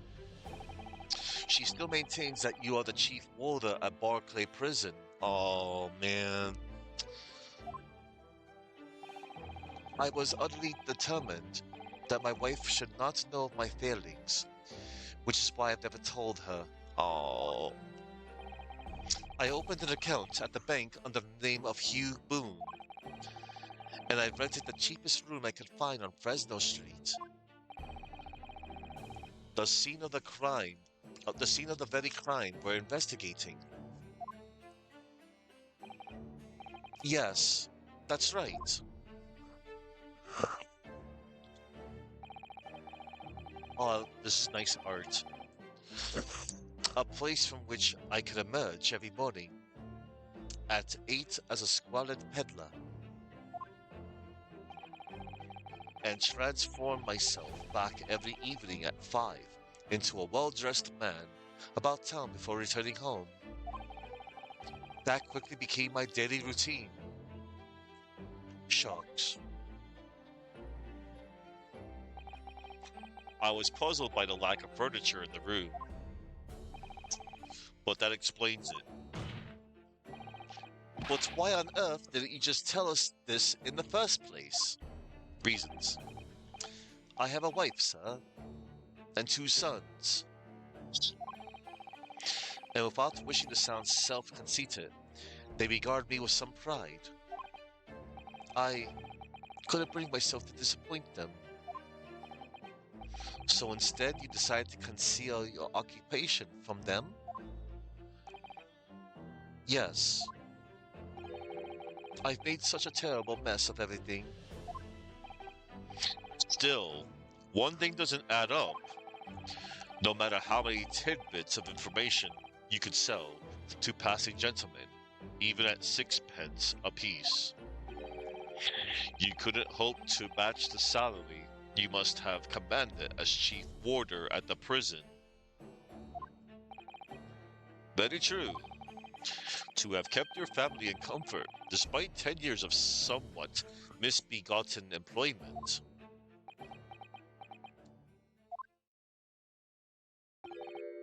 That was all thanks to Inspector Gregson. What?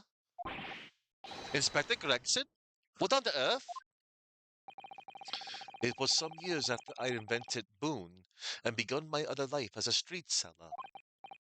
He, the inspector, that is, recognized me one day. Do you mean to say the victim was an acquaintance of yours? I knew him from my time working at the prison.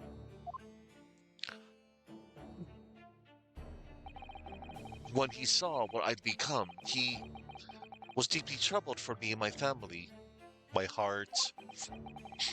And from that day forward, he visited me on Fresno Street with increasing regularity. And one day, he asked me if I could carry out a secret assignment for him. A secret? What was it? I was to impersonate the inspector. What? Impersonate him? Oh my god. We always met in that little room so the inspector could brief me. Visit Orxie's tomorrow and take a statement from the proprietress. It was always something along those lines. Surveillance work, interviewing people. On those occasions, he would lend me his identification so people would believe who I was. My instructions were to make an impression, to let people know that Inspector Gregson had been at work. And for those services, he compensated me financially.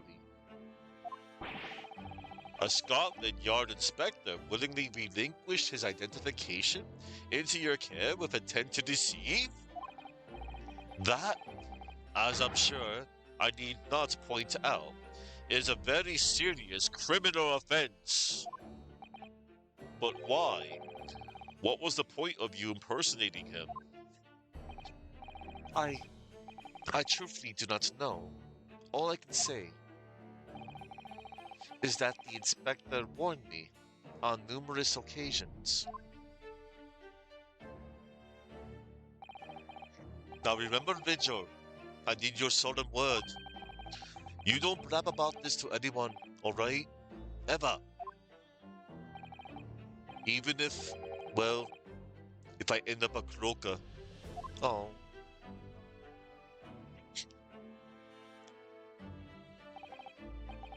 In time, he started to bring papers with him to the room as well. It became something of a second office for him.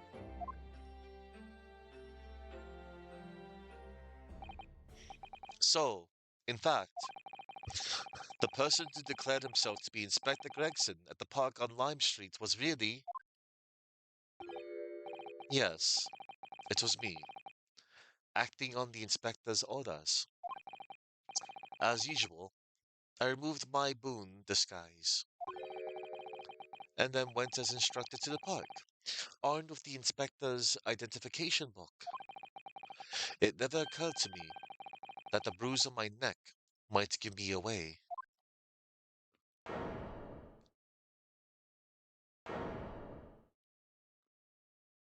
Oh man.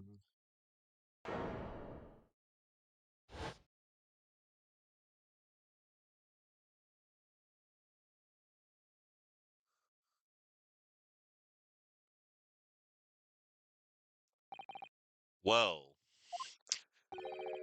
it would seem this confession completely destroys the defense's case. Explain yourself, Prosecutor Asogi. My learned friend's assertion were as follows. The victim was killed at another location on the day before his corpse was discovered, at the hands of these two red-headed league men when they imprisoned the inspector. But no, that can't be. After all, it wasn't the inspector who went to the park that day. It was me. Oh goodness. Finally, we have clarity. We have nothing to do with the murder of the inspector. And merci, Monsieur de la Defense, for proving it. What? Ah!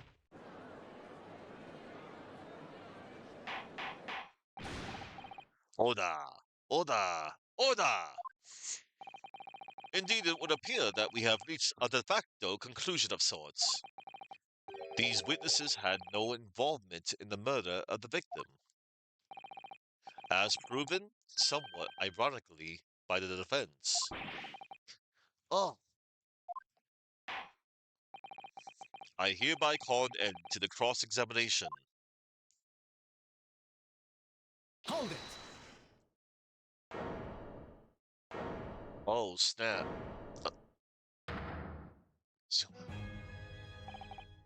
Pardon me, my lord, but with your permission, I would like to pose one further question to the witness. Kazuma? What question, Counsel? It concerns the events of 10 years ago. I believe you would have been present at a very significant execution that was carried out at the time. Uh-oh. 10 years ago, the execution of the professor, Genshin Asogi. I want to know exactly what your involvement was. Oh. Answer me, man. One moment, Counsel. Is this related to the current case? Naturally. It is the prosecution's belief that this case and the events of 10 years ago are inextricably linked. So many linked. Does the defense concur, Counsel? Kazuma, you're not yourself. You're not as calm as collected as usual. Poor Kazuma-sama. No wonder he's acting this way. Mr. Vigil's memories of what happened 10 years ago would tell the tale of Genshin Asogi's last moments. His own father. I know. I do understand that, but even so. Prosecutor Asogi, do you generally believe that this question requires an answer in order to learn the truth behind Inspector Gregson's death? I need you to trust me. Please.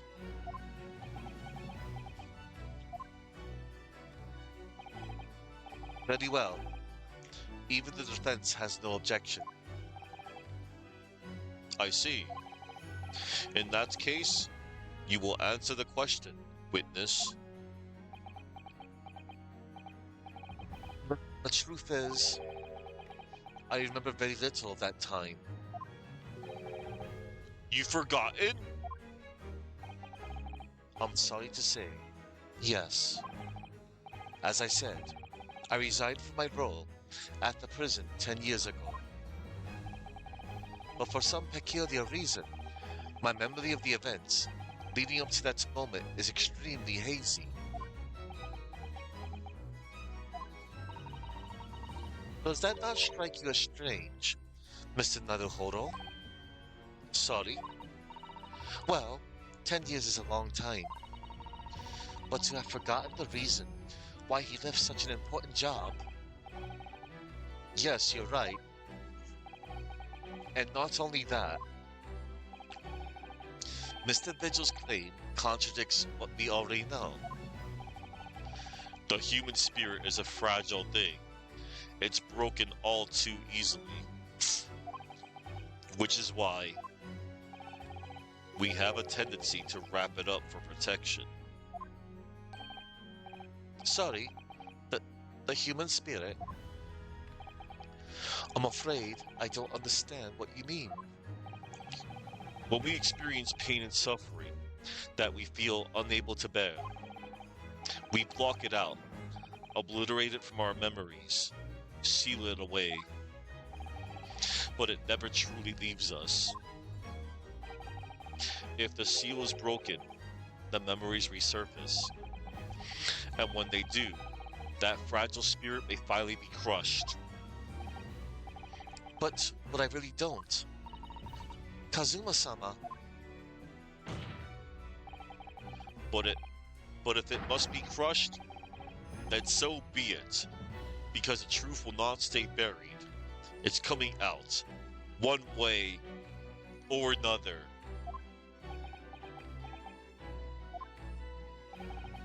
Right. Now I understand. It's clear what his intentions are. He needs to expose the truth at any cost. Perhaps if I pointed out the contradiction in what Mr. Vigil claimed earlier, it might cause some crucial memories to return to him. But should I? Should I present the evidence or not? Do it. We're doing it. Because I want to know, dang it. And I'm sure everybody else would like to know too.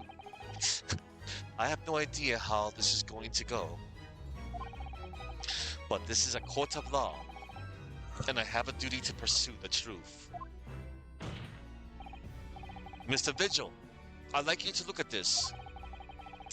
Evidence that clearly contradicts your version of events. And yes, I just have to look for it.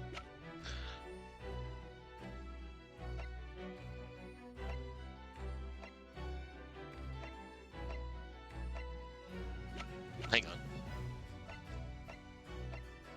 There it is. The harsh reprimand incurred by Mr. Vigil 10 years ago that resulted in him losing his job as chief warder of Barclay Prison. Take that! Just a few moments ago, you made the following statement. Yes, I resigned from my role at the prison 10 years ago. Ah, well, yes. In other words, you claim to have left the post of chief warder of your own volition. Well, yes, of course. Why? Tell me. Do you remember seeing these documents before? No, I don't. This is a dismissal notice ordering the immediate termination of a prison staff member's employment. a dismissal notice. And the name on the notice is yours, Mr. Vigil. What? What? It's mine? Yes. So you didn't resign from the prison service at all. For some reason, you were dismissed as chief warder from Barclay. No, there's been some mistake. I'm sure. I'm sure I tendered my resignation. This dismissal notice is nonsense. Isn't it?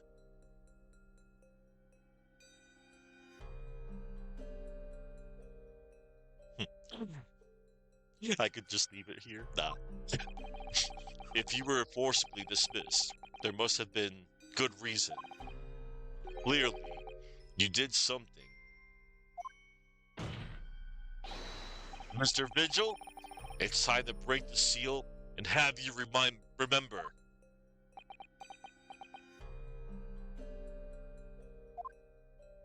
There's music. According to the few remaining records, the final execution that you supervised was on 17th June, 10 years ago. And on that day, something very serious took place at Barclay Prison. The 17th of June was that the professor's execution? Professor. As you were the chief warder at the time, it stands to reason that you would have been present throughout the proceedings. It does sound familiar. And yet, that execution never took place.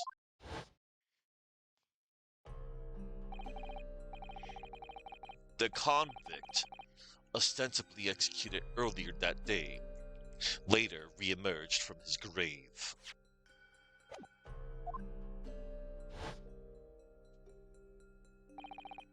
The convict came back to life.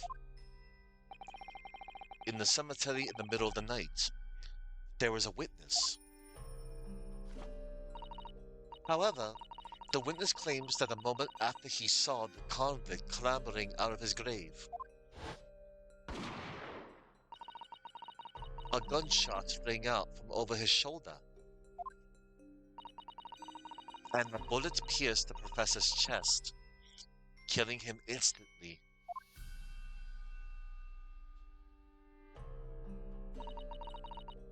Those may have been the professor's actual last moments. Yes. Yes. Seeing as you were in charge of overseeing executions at the time, you must know the truth about what really happened. It's in your head, somewhere deep down.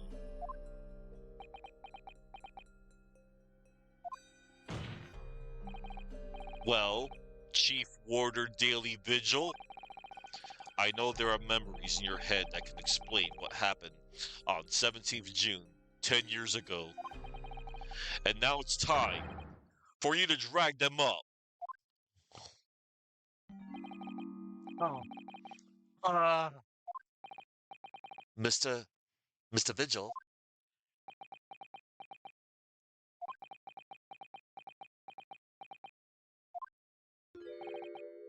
Yes, the whole prison.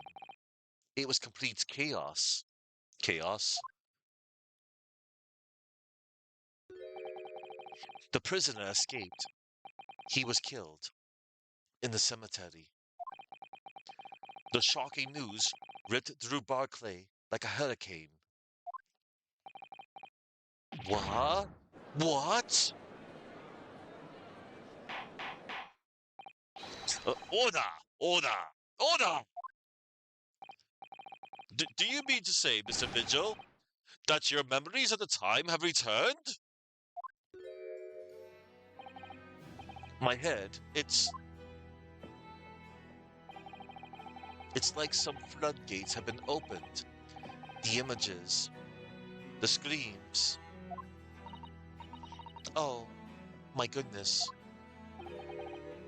The papers. There were reports, articles, about a man who'd seen a ghost. Yes, Enoch Jareba, that guy. But surely those reports were exaggerated.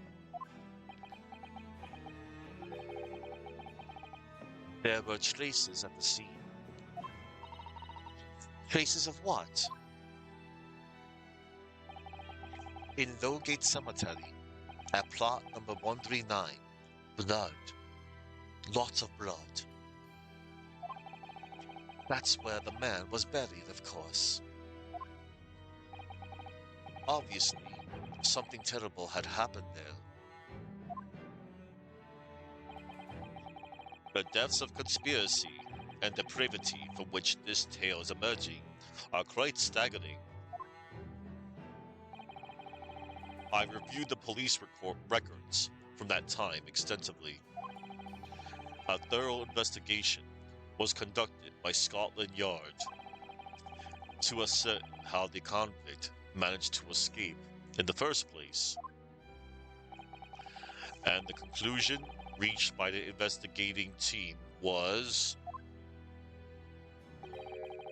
that a member of the prison staff must have been involved.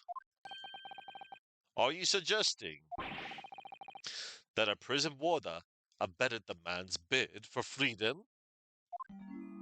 Oh, yes. Yes, and I was suspected of doing it. Of using that mass murderer's execution as a way to help him escape. You fool. You did what? I remember now. The horror of it all is coming back to me. One evening, a few days after the execution, some detectives came to the prison. I was called to the governor's office at the top of the watchtower.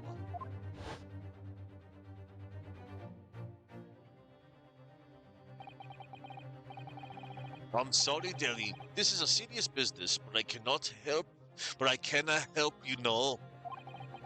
As chief warder, you were responsible for overseeing the execution of Ford, eh? Well, it seems the fellas at Scotland Yard want to have a few wee words with you about it. You'd better pack your things, laddie. You're to attend in person. As soon as he told me that, my mind just went completely blank. And the next thing I knew,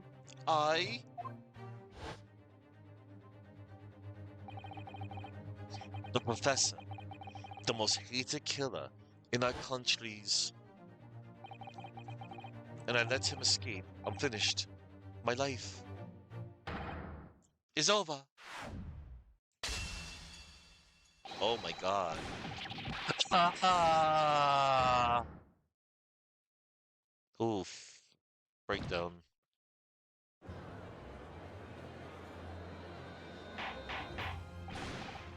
Order!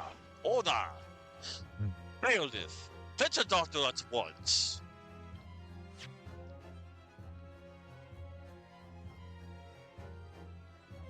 In our country's history. Okay.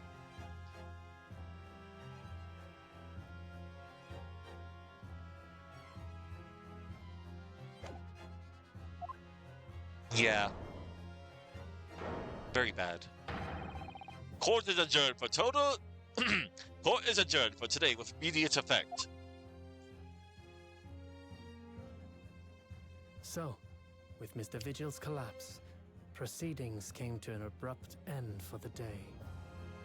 Once again overshadowed by the legacy of that notorious killer, appearing like a cursed ghost ship on a foggy ocean. Rest. Lord Van Zeek Mr. Vigil, Kazuma, and Gregson. All of them bound by invisible chains anchored to the same wreckage in the murky depths of the past. But the miraculous light that had been trying to cut through the gloom and shine on those tragic events was playing on the edges of the truth at last.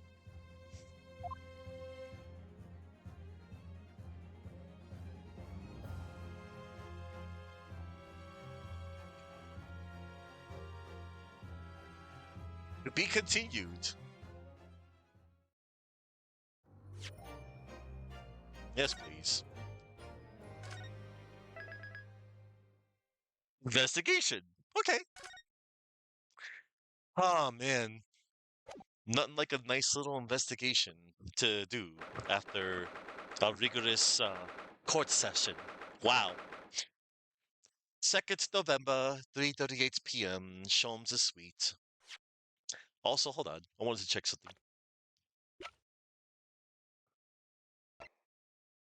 Oh, okay, never mind.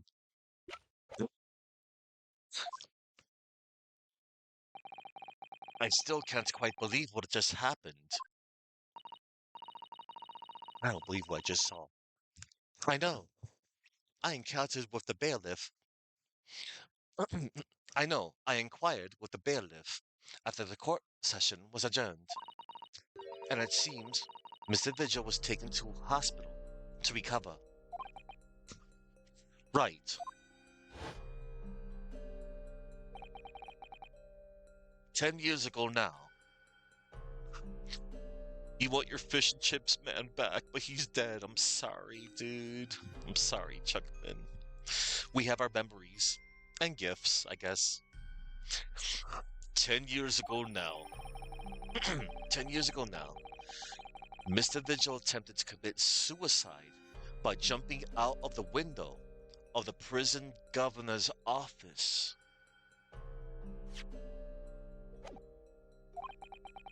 But ever since then, he's completely blocked the memory of those events from his mind.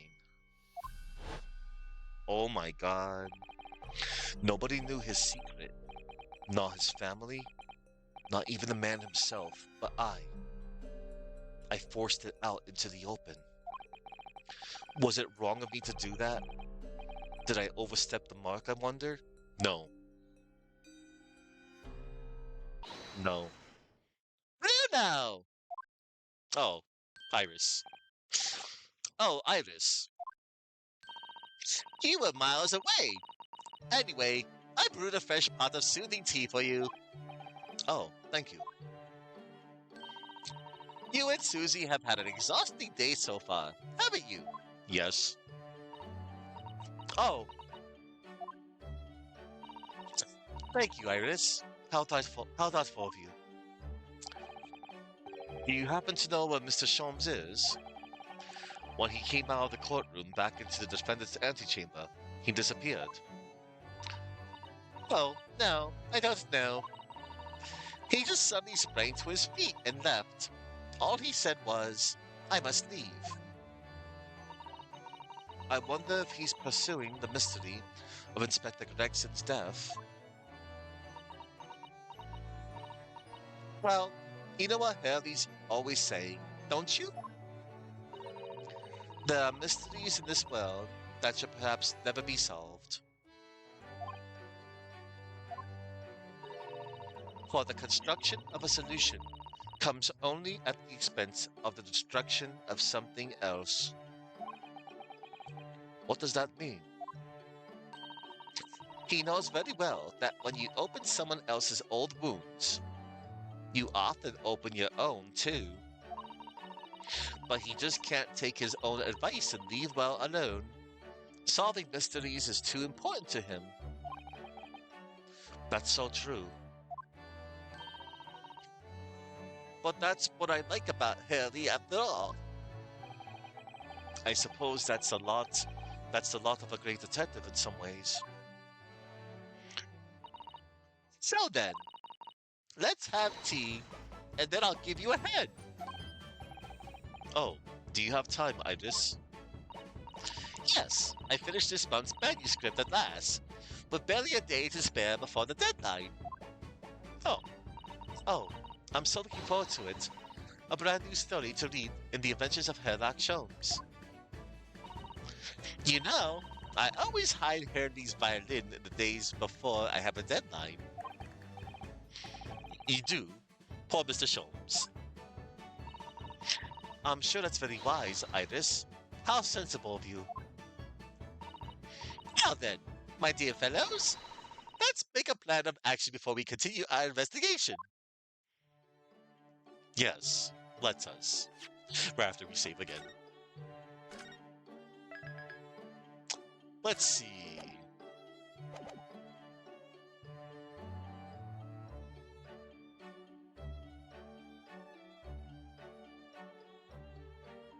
Alright.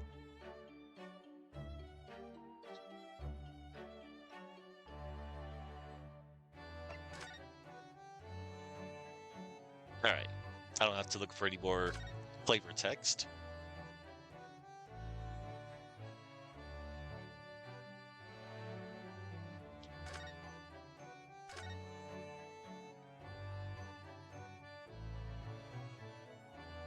Alright. We shall talk to Iris.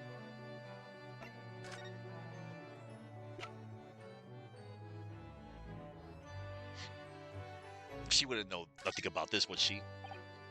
No, of course not. It's alright. Confess. This morning's trial. So, how did it go in court this morning? Well, we still don't know the truth about what really happened, but one thing's increasingly clear. Lord Von Zieks definitely didn't do it. Oh, goody. Yes, that's right. We managed to uncover several new facts as well. Oh, really? And there was another development too. Kazuma. Yes, it's quite clear now that Kazuma-sama is not himself. The way he's acting, it's almost as if he's possessed. I know. I mean, at the end of the proceedings earlier, he was like a bloodhound the way he was chasing down Mr. Vigil's forgotten past. He's not normally so mercilessly persistent. What's going on in his head, I wonder? I really need to sit down with Kazuma and try to understand what he's going through. Alright, the Reaper's innocence.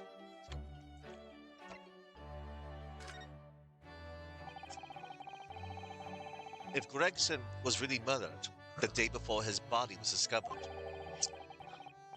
then Lord Von Zieks has to be innocent, you see. What? The day before? Well, that should be easy enough to work out just by examining the corpse, surely. Yes, you would expect so, but curiously, no time of death was included in the autopsy report. That is curious. There are still unanswered questions about Lord Von Zieks, though, aren't there? Ah, do you mean? I mean, what was he doing there on Fresno Street that day in the first place? Well, according to the man's testimony, he said he was investigating Inspector Gregson, didn't he? And it turns out that little room was actually the inspector's secret office. Oh, that sounds like it has all the makings of a wonderfully devilish plot. But then why was that notice board in there covered in all those particular papers? Papers about cases with a link to the Reaper. I'm starting to get a bad feeling about all this. Oh dear, that sounds more like something horribly devilish. We must start by looking into Inspector Gregson's movements of late. Gregson's movements. I never imagined I might have to be investigating an inspector's movements. Well, according to the entry in his diary, he was carrying out an incognito investigation of the Red-Headed League the day before his death. Oh, you mean he was doing the same as Hurley? Well, Mr. Sholmes was trying to apply where errors the inspector was supposed to be investigating. I do wish it had been the other way around. Anyway, as it turns out, the inspector who went to investigate the Red-Headed League that day wasn't actually Gregson at all. It was Mr. Vigil, in possession of Gregson's identification. You know what that sounds like to me? Establishing an alibi. Oh my. Yes, you're absolutely right, Iris. But why would Gregson need an alibi? It would appear that the inspector had something to do that he wished to keep secret. I don't believe it. I always thought he was just a harmless lover of fish and chips. But perhaps they were seasoned with something a little more potent than salt and vinegar. I think perhaps we should try to move away from food analogies. Well, anyways, if Lord Von Deeks felt the need to investigate Gregson, yes, I agree. We must try to find out what he knows. Mr. Vigil's condition. Vigil, you say? Isn't that the name of the lady who came to visit Hurley yesterday? That's right, to ask Mr. Sholmes if he would help her to find her missing husband. Only Mr. Sholmes completely passed the buck to us. Actually, didn't you say that Mr. Vigil had been taken to hospital? Do you know which one? Ah, it's St. Sinna's. Oh boy. I'm starting to wonder if all the other hospitals in London have closed down. But that's amazing, Bruno! You found the lady's husband already! Well, I suppose I have, by accident. And 10 years ago, while Mr. Vigil was a chief warder at the prison, he was responsible for overseeing the professor's incarceration. Yeah. So when the convict escaped, he was held responsible and immediately dismissed. Sometimes I really don't want to grow up. Oh. There's more. For 10 years after that, while he was ostensibly working as a peddler, he also had another secret job. He was paid by Gregson to be his stand-in to impersonate the inspector. To impersonate Gregson? But why? I have absolutely no idea. Ginny was right. I'm starting to think all adults are up to no good now. Including you, Bruno. I haven't paid anyone to impersonate me. That means he has ties to the professor and to Inspector Gregson, though. So I do think we ought to pay a visit to Mr. Vigil, don't you? Back to St. Sinna's then.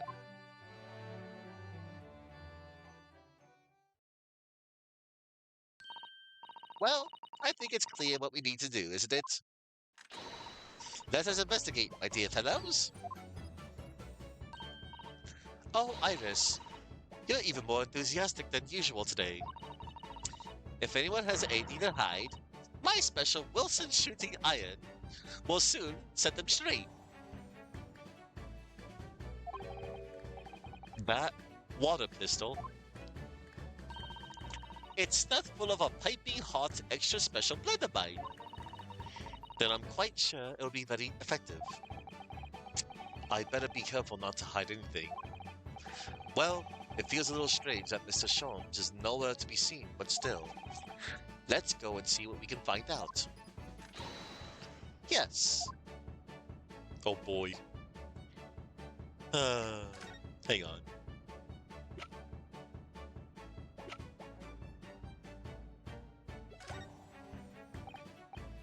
Iris, spot this.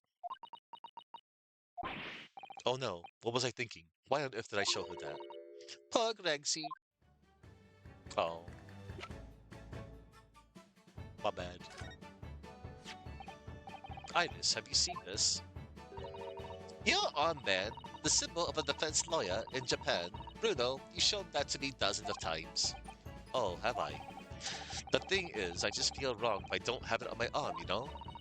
Well, if you ask me, I think you should try wearing something different every now and then. Oh, really? Like what?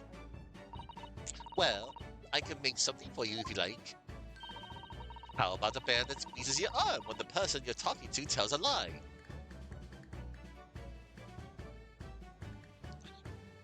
That sounds so much like, um, Apollo's bracelet.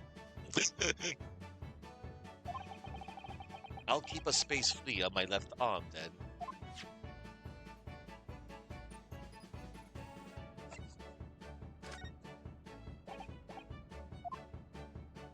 Iris, have a look at this. That's not right. Thought you were supposed to say objection, the like when you present evidence. No, that's only in court. That's not fair. If you don't say it, then I won't look. Objection! Yay, that was great. Right? Next. Alright, I get the message. Someone's not in the mood for looking at things. That was fun flavored text. Alright. She wouldn't know nothing about the revolver. No, of course not. Objection! I also feel bad about showing a revolver to a child. I should know better. I'm thinking of the conversation with Gumshoe showing the pistol to Pearl. That was Bob. Alright. Hang on, just want to show her one more thing. And then I'll move on.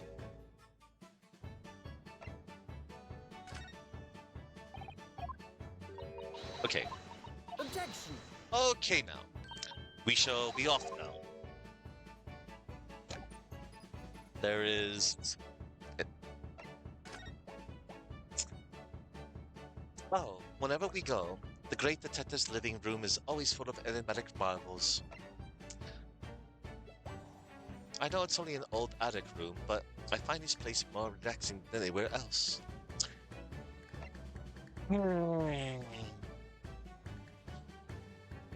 I guess we'll pay a visit to Lord Chief Justice.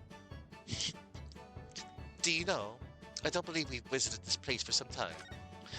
Fine, we're gonna go see Lord Chief Justice. I'm Lord Chief Justice, blah, uh-oh. 2nd November, British Supreme Court, Lord Chief Justice's office. No arguments, Prosecutor Asogi. You will continue with the trial exactly as I instructed. Is that clear? Perfectly. It's Kazuma-sama. Defying Lord Strongheart by the sound of it. He never did know when to back down. Good. Uh-oh. On your way now, Asogi. My lord. Hi. Kazuma. Hi, bye. He left without saying a word. Lord Chief Justice. Yes, what are you doing here? Oh, I was just hoping to ask you a few questions, if you wouldn't mind. I wanted Van Zieg's trial concluded today. But Prosecutor Asogi's unwelcome inquiries are going to make it take longer than necessary. Unwelcome inquiries? As a result, I'm losing even more precious time. Currently 2 hours, 55 minutes, and 41 seconds. 42. 43. Then we must resolve everything before 3 hours have passed, Mr. Naruhodo. In a miraculous not even 5 minutes. Anyway, I can't let the man's obvious bad mood put me off. I need information. Lord Chief Justice, baby. I'll never stop making fun of him. Anyway.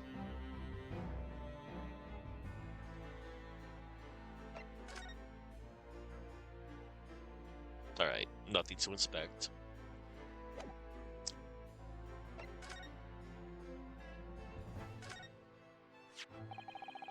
Your defense lawyer's brazen. It clearly means a lot to you.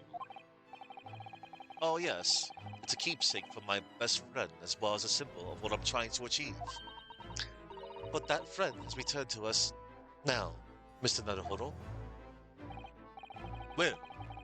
Well, until it's time to return to him, I intend to keep wearing it proudly on my arm. But that friend is going to face you in court, Mr. Naruhodo. A complicated situation by the sound of it. Yeah, it is.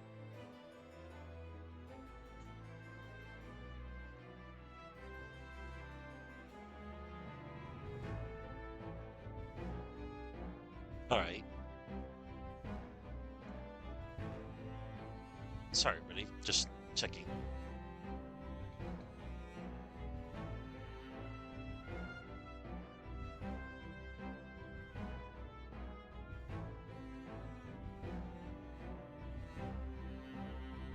There we go.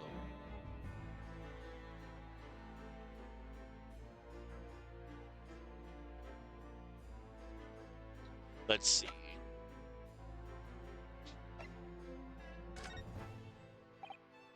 Can I show you this Lord Strongheart? Yes. I'm the Lord Chief Justice. I'm not here to offer advice about evidence. Oh. Especially when the evidence in question is so dull. Ah, so that's the real reason.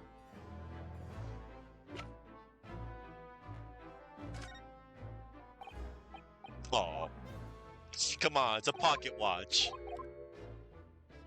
Never mind. Forget you. Converse. The Reaper. Does Prosecutor Asogi believe that Lord Von Zieks is the Reaper? I wouldn't know. It was 10 years ago, in that fateful closed trial, that Lord Von Zieks made a name for himself among the judiciary. But the next trial he fought, he lost. It meant the ringleader of a criminal organization was acquitted, thanks to all the jurors being Durez.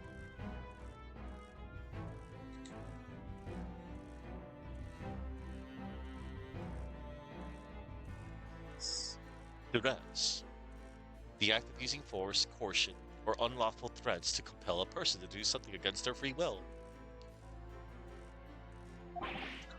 But that's awful. The man's freedom was short-lived. He lasted just 3 days. Yes, let me see. He died in a rock slide at his place of work, I believe. That's awful. Correct. That was the inauguration of the Reaper of the Bailey. And people believed Lord Von Zieks was responsible? He was brought to trial himself, but it was shown to have been an accident. So he must have had a solid alibi then. Nevertheless, the mysterious deaths continued. In total, 16 persons perished in unusual circumstances, ostensibly at the hand of the Reaper. That's a long run of coincidences. Well, the Reaper's true identity may well be revealed by this trial. And the impact that revelation would have on the British public cannot be understated. Is that why it's a closed trial? Precisely. Closed trial. This country hasn't seen a closed trial for 10 years. So the last one was the professor's, the trial of Genshin Asogi. Correct.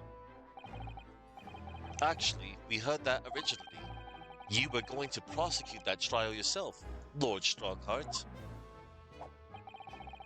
Von Zeeks entreated me to relinquish the prosecution to him, that he might avenge his brother's death.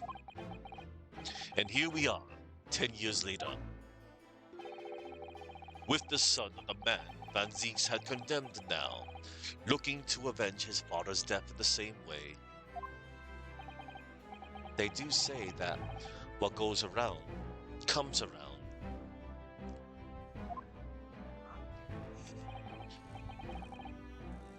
However, it would seem that the new young prosecutor is harboring some ulterior motive as well. Kazuma is? I like my organization to run smoothly in the exact manner that I prescribe. As with the giant clock in here, I won't tolerate a single cog being out of step with the others. I'm Lord Chief Justice, I like clocks, blah blah blah. So that's what all these gears are about in here. If the young man refuses to mesh with the other parts of my great machine, I will be forced to take steps. What do you mean? Not something with which you need to concern yourself. In any case, all your questions will be answered tomorrow.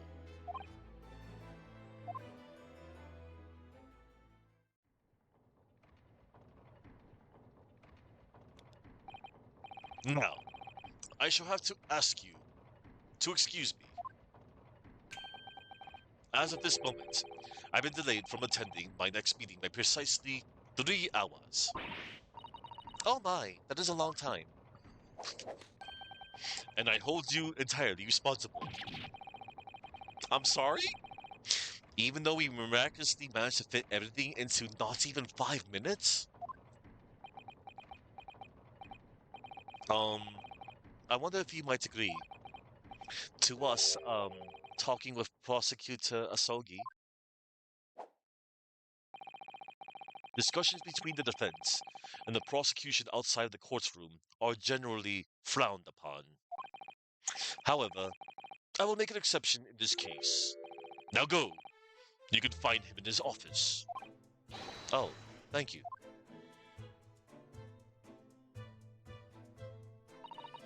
Let's go to see him at once. Mr. Naruhodo? Kazuma's my best friend in the world, but I'm really not at all sure I know how to talk to him at the moment. Yeah. Alright.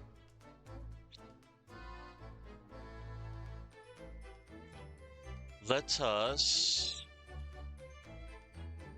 head on.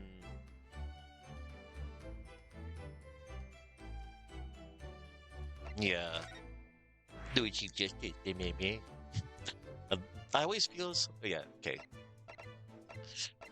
Let us go to prison.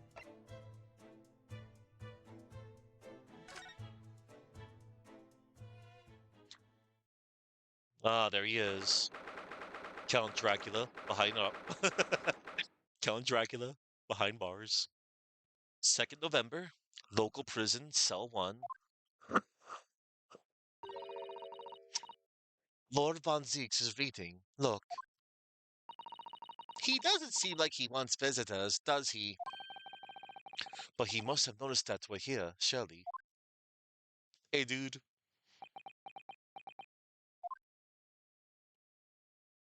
Hi. What do you Nipponese want? That's no way to greet the lawyer who's trying his hardest to prove your innocence, is it? Yeah. Ease up on that, dude. Perhaps not. Hmm? I apologize. Aw. So, what can I do for you, Mr. Naruhodo? So nice, so polite. Lord Von Zeeks, speaking earnestly. Well, the fog will lift over London for the first time in months tomorrow. This does feel very, very strange.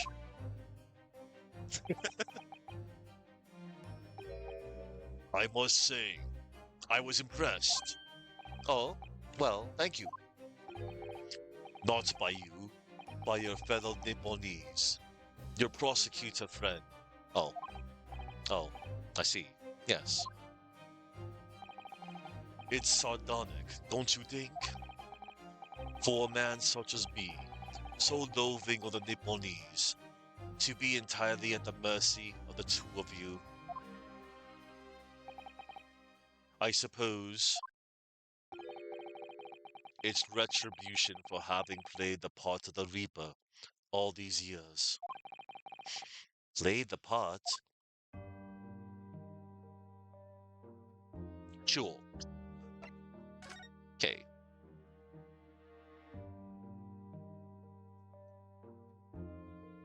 Okay.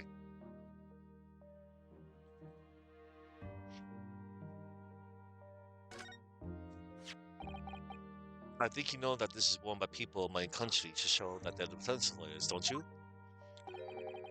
And I think you know that it's believed you to be merely playing a lawyer craft, initially. But it would seem your armband may actually imply some dormant talent after all. Lord Von Zeeks, do you mean? Let's hope you wake up soon. Yes, I was clearly daydreaming. I almost thought I got a compliment there. Oh yeah, that was from yesterday. What's that? Ah, it's just something I was hoping to ask your opinion about, that's all. It's a serious crime for the defense to attempt to extract information from the prosecution by illegal means. I think we have more of a defense and client relationship now, don't we?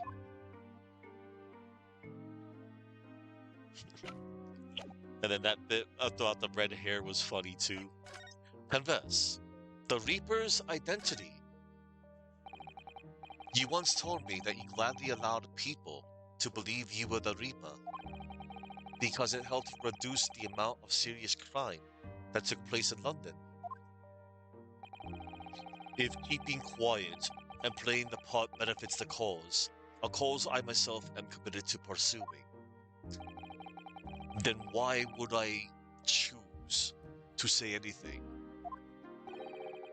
But the henchman of a criminal killed by the Reaper attacked you only the other day.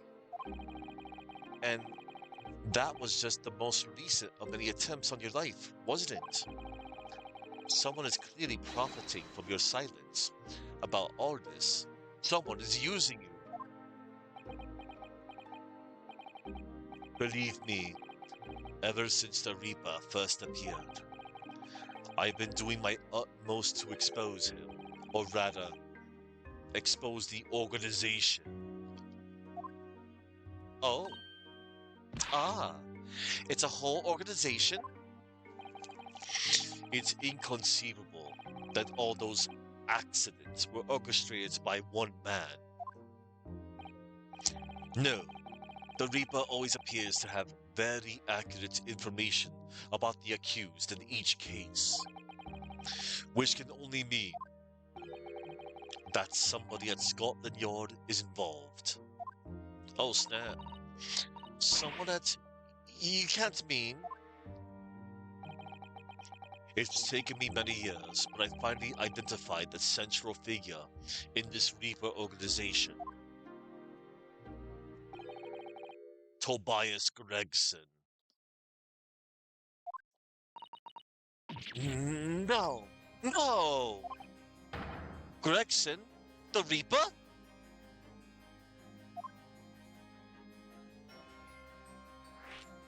Gregson's secret.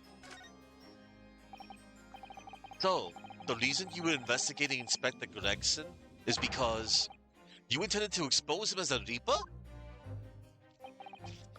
As I said, the Reaper of the Bailey is no single person. It's a highly secret organization with close ties to Scotland Yard. But there's no doubt that Gregson was a key member of that organization. I don't believe it. Are you saying that that he was behind all those awful criminals meeting there? Gregson didn't do the dirty work himself. Oh. He was the tactician. His job was to covertly investigate the Mogs and plot their assassinations. In order to do that without arousing suspicion, he regularly needed a firm alibi. Which is where Mr. Vigil came in, posing as the inspector. Vigil knows nothing of the Reaper, but the room he rents on Fresno Street was almost certainly the headquarters of the operation. Gregson would have met the assassin there for briefings. So we don't actually know who carried out the killings then. Actually, I do have a name. You what? Well, if you can name the man, you have the true identity of the Reaper already then. Or, if I can name the woman. Of course! Oh. She's a young woman by the name of Asa Shin. Okay, so we found out what the A in Shin means. So the Giles Brett's actual name was Asa Shin, perhaps? Wait, what? Shin? Oh my god, there she is. Miss Asa Shin. The true name of a terrifying killer I know only too well.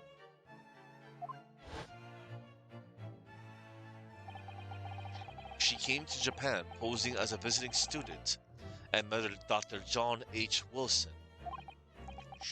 Then, just when it seemed that diplomatic protection would help her escape Japan and conviction, the mysterious woman was herself murdered in a small summer beach hut. Yeah, that was messed up. And that woman was actually the Reaper of the Bailey? No. Mr. Naruhodo, this perhaps isn't the place to discuss. No, of course not. We can't mention it here. The fact that she killed Dr. John H. Wilson, because Iris doesn't know, and it's very likely that the man was her father. Asa Shin. I should let father know at once. Yes, I agree. Prosecutor Asogi. Kazuma, isn't it? Kazuma Asogi. You say he's a friend of yours. My best friend. He's the whole reason I got to come to Britain. It was all in his merits. I have nothing but respect for him. Yes, I understand that only the very best students are selected for such opportunities.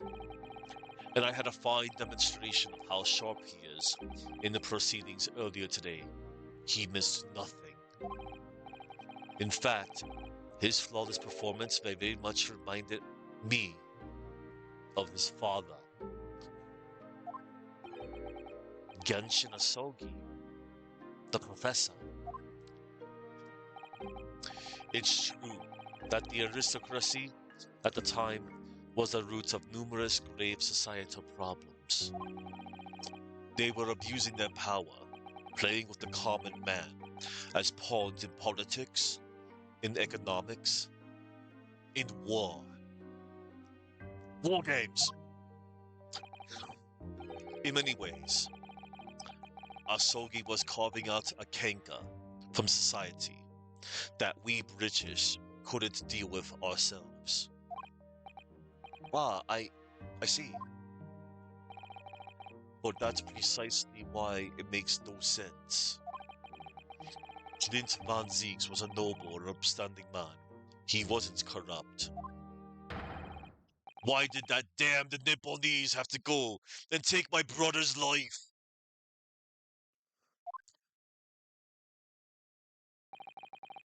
In spite of having once saved mine. He saved your life? How did that happen? Saving your life. It was 10 years ago, on a foggy night. What was to be the professor's final strike had sent a wave of panic through the capital. So Clint Von Zieks had already been killed at this point then. Genshin and I were walking down some back streets at a late hour. Of course, at that point, I had no idea of the true nature of the man at my side. All of a sudden, what? Don't make a peep. You're coming with us. What the? We were surrounded. All of our assailants were armed with pistols, their faces obscured by scarves. Clint was not only from noble heritage, he was a brilliant prosecutor as well. The scum of London hated the sight of him, and they had no sympathy for his younger brother either. I'd been targeted several times before already. Yeah, it's Van Zieks, alright. We've got him. Whoa. I could hear them murmuring amongst themselves. I knew they were after me. But just when I thought my time had come, if I let them kill you, Clint would never forgive me.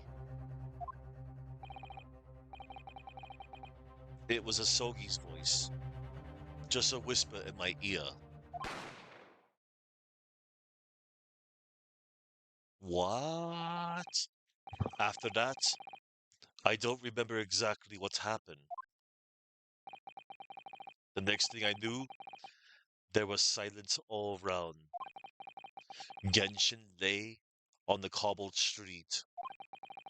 Blood was seeping from his left hand. He'd shielded me.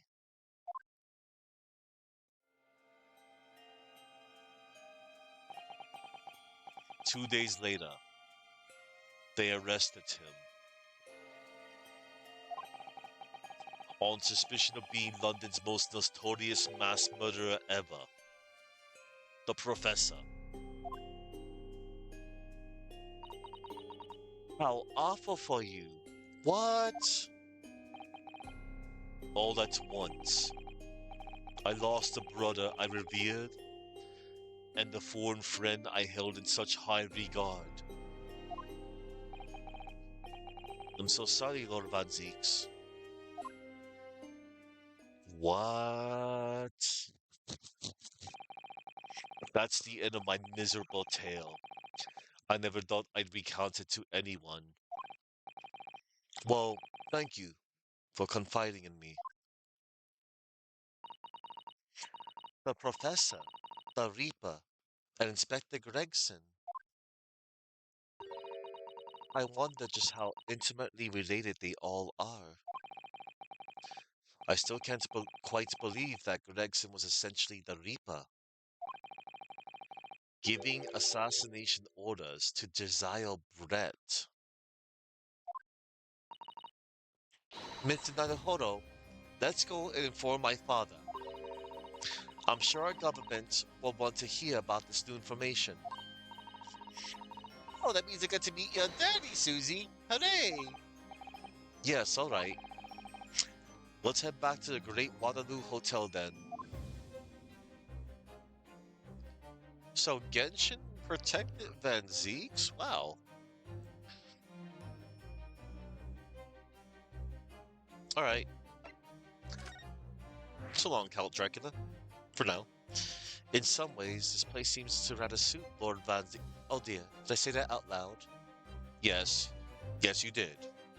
Shame, Susato. Shame. Anyway. Alright.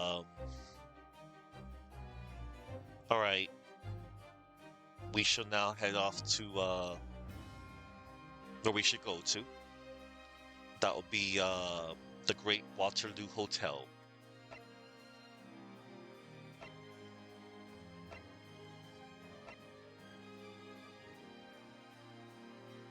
A hospital bed at St. Sinna's, where Mr. Vigil is recuperating, having lost consciousness in the witness stand. Alright. Okay. 2nd November, Great Waterloo Hotel foyer. I thought it yesterday, and I think it again today. This place is so princely. It's a wild guess, but I have a feeling you'll think the same tomorrow too. My tea has a finer fragrance than whatever they're serving in the tea room here, though. What did you say? Ah, look who we have here. This is an unexpected pleasure. Hey, Eugen. Ah, father. Oh, is this your daddy, Susie? How lovely. What a charming young lady. And you are? Oh, they got acquainted. Ah, really? So you're the author of The Adventures of Sherlock Sholmes, are you? That's me, Iris Wilson, at your service, sir. Susie's been such a wonderful friend to me over the last year, you know. Aw. Well, Miss Wilson, I must say I read your work regularly and with much interest. Iris actually lives with Mr. Sholmes, you know, Father. Is that so? Well, perhaps that goes some way to explaining that bright look in your eyes.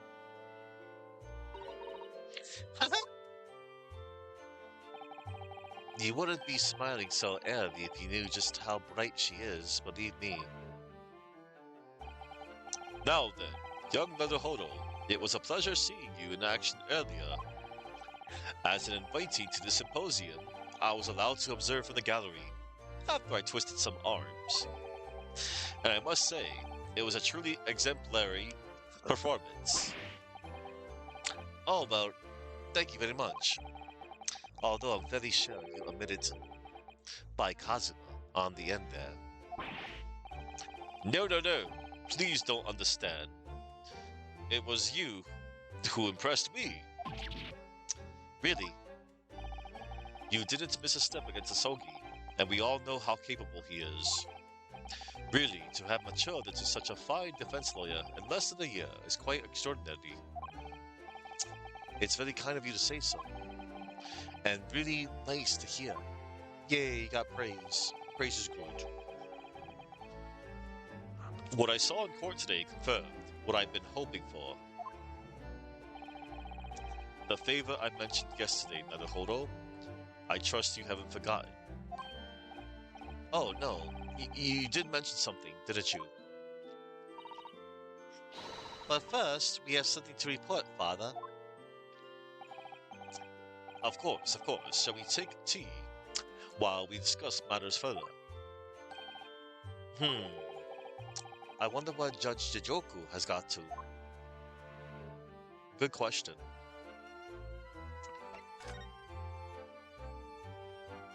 Let's see. Oh, whoops. I hit the wrong button. I pulled a Deadpool. Okay, I'm good.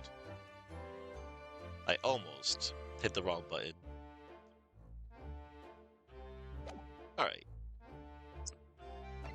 Let us converse. Ooh, it's a lot to converse. Look at this, Professor Mikotoba. Ah, Kazuma's armband. He was wearing that when he left for Great Britain. How curious, it doesn't strike me at all as odd to see you wearing it. It rather suits you. Oh, are you intending to return it to him?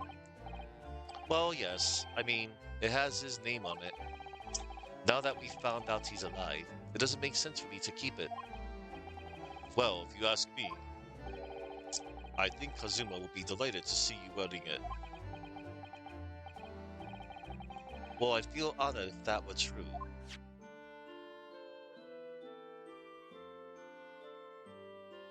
Okay. Professor Mikotoba, I wonder, could I show you something?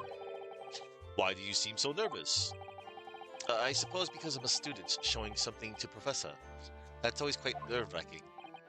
Well, I'm sorry I perturbed you in that way, but anyway, I'm afraid I have nothing useful to say about that, really. Alright, flavor text done. Converse. About the Reaper. Father, do you know about the so-called Reaper of the Bailey? I've heard rumors.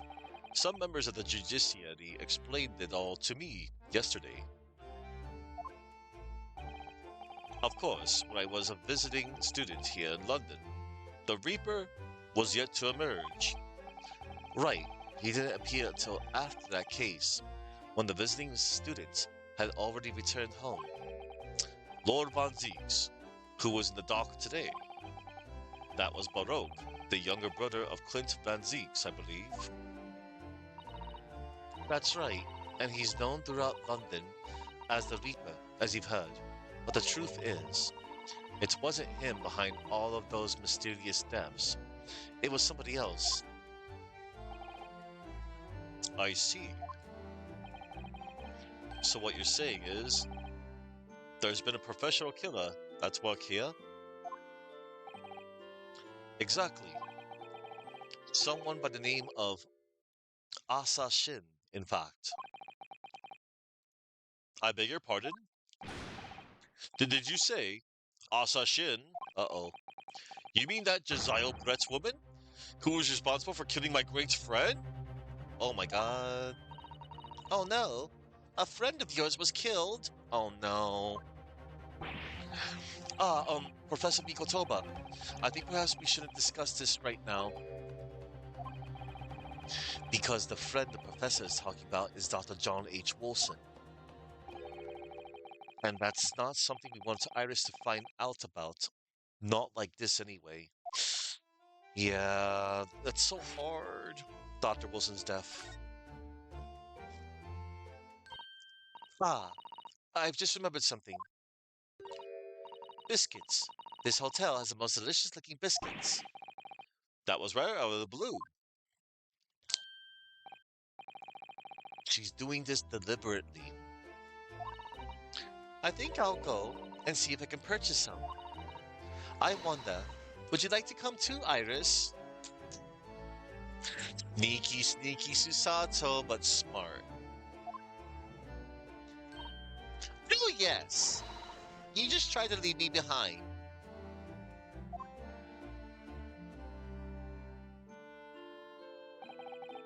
So that young girl is called Iris Wilson, is she? Yes, that's right. And she's the author of all those adventure stories starring the great Detective Sholmes? But the name of the credited author isn't Iris, is it? It's Dr. John H. Wilson. Yes, I know. That's the name of her father, you see. Her father? Dr. John H. Wilson. I was deeply indebted to the man for all the kindness he showed me during my time in London. That's why I was keen to reciprocate and invite him to the Imperial Yume University 4 years ago. But he was murdered last year by Josiah Brett. Why? Why would the hand of the Reaper stretch all the way to Japan? Iris knows nothing about that case. but it seems very likely that the victim, Dr. Wilson, was her father. Well, I can't say that we ever spoke about his family, so I don't know if he had a daughter or not. But I think I can say with some certainty that he was never the great detective's partner. So, it could have been another Dr. Wilson, you think?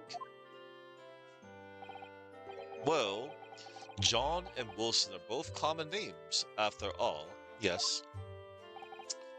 Still, it's probably best not to mention this to the young lady until we can be sure. I agree. That's what we thought, yes. We're back with cinnamon biscuits. Oh, they smell delicious, Iris. I think cinnamon will go very well with the tea they serve here. Don't you, Susie? Yes, I'm sure you're right, Iris. That sounds good. Judge Jigoku. I haven't seen Judge Jigoku for a while. Have you? Guilty! Ha ha ha ha ha! But that's guilty is still ringing in my ears. Why, hello there, Sir Cam ma'am. Why, yes, it has been GOG time for some time now.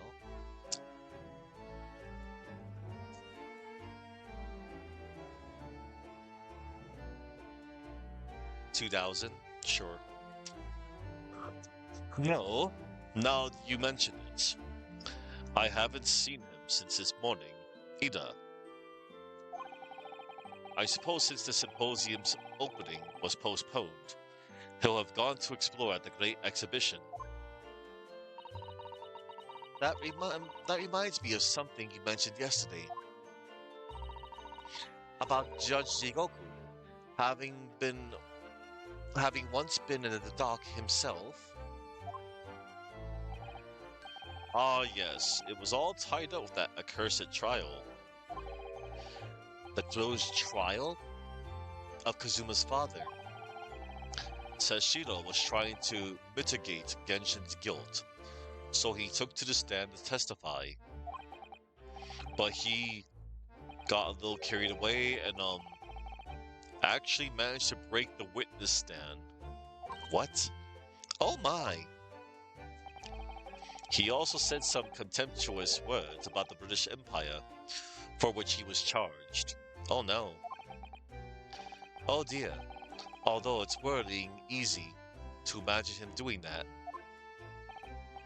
Well, it was all right in the end. He was acquitted and returned home to Japan together.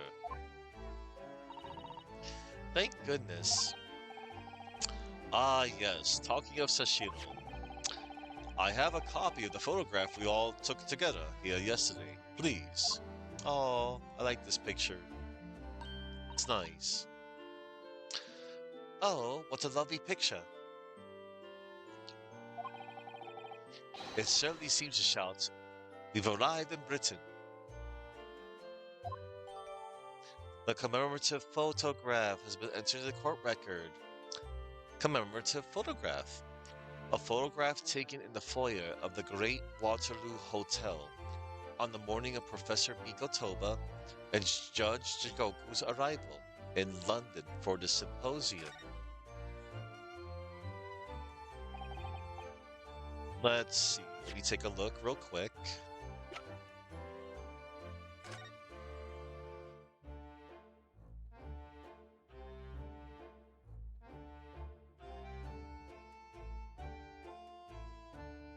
Oh, that's cool. None of us had any idea what was coming when we took the.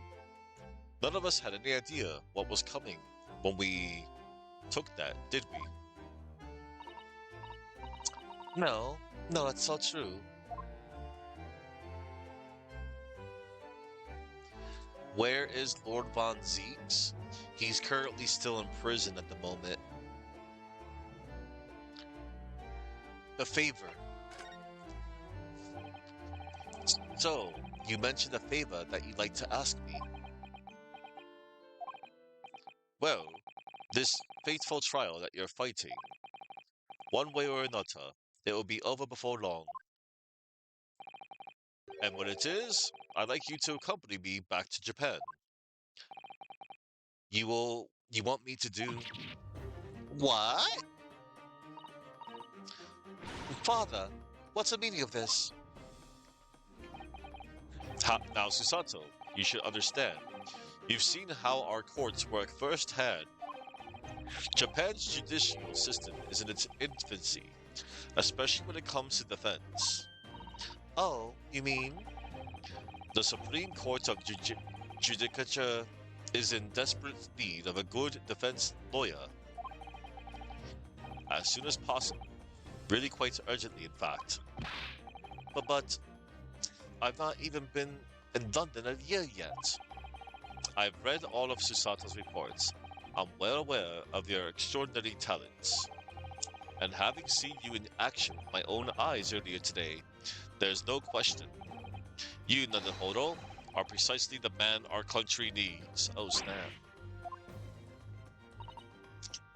No, you'd be leaving then, Bruno? Oh. But then, what am I supposed to do, Father? You came here to serve as Asogi's judicial assistant.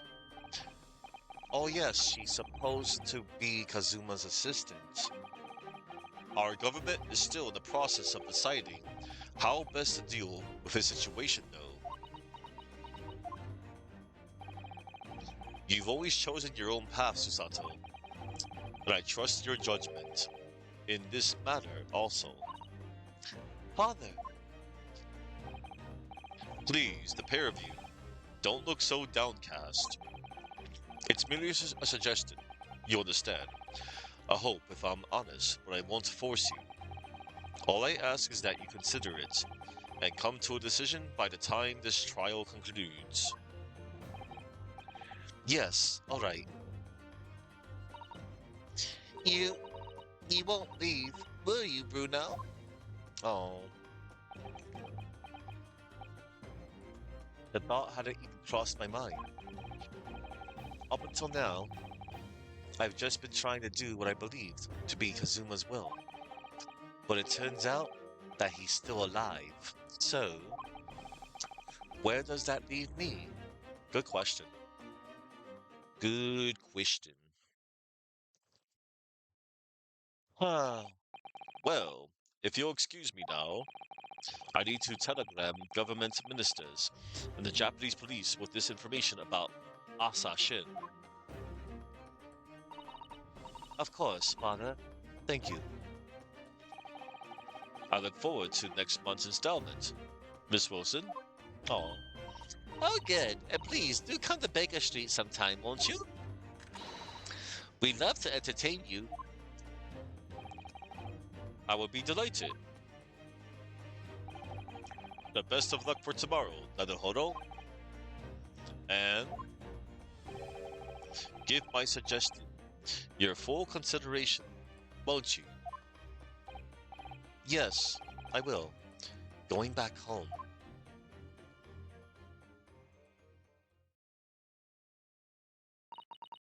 You know, Kazuma-sama has always meant a great deal to my father. I'm sure he'd love the chance to meet with him and talk to him about all of this. Yes, no doubt. Asashin. Of course, it's so obvious. How could I have neglected to consider the possibility before now? Ah, Mr. Sholmes. Howdy, where have you been? Yes, where have you been? Why, I joined you all for tea, of course. What an extraordinary question. I didn't notice you at all. No matter, no matter. Anyway, to more pressing concerns, Mr. Naruhodo. Oh, yes. I must dispatch a telegram to your country at once. It is a matter of much urgency. To Japan, you mean? Tell me, to whom can I entrust the task? Quickly now, who? Well, my father has just now left to send a telegram to the Imperial Police Bureau of Japan himself. I see. Well, he looked reliable enough for a bitter fellow. I don't think that what father sports could be considered a beard, Mr. Sholmes. There's not a moment to lose. Kindly ask your trusty, unshaven father to see this ascent. I will, but what is it? No questions at this time, if you please, Mr. Sato. All we can do is pray that for once, my deduction is awry. Doesn't that imply that your deductions are normally correct, Mr. Sholmes? Which is exactly. Now then, you may be surprised to learn that I'm a very busy man. I certainly have no doubt to hide behind settees, eavesdrop, on other people's conversations. So that's what joining us for tea meant. I leave the sending of this in your hands then, my dear fellows. Ah, wait a minute, Mr. Sholmes. He just sort of ran off, didn't he? At quite a pace. And left the unpaid bill for his tea behind, too. Dang it, Sholmes. I must catch up with father at the telegraph office at once. And I'll run and call us a cab. Straight away.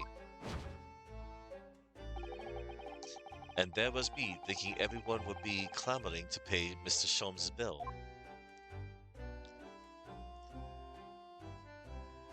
Dip me with the bill, would you? Dipping me with the bill. Hang on, everyone.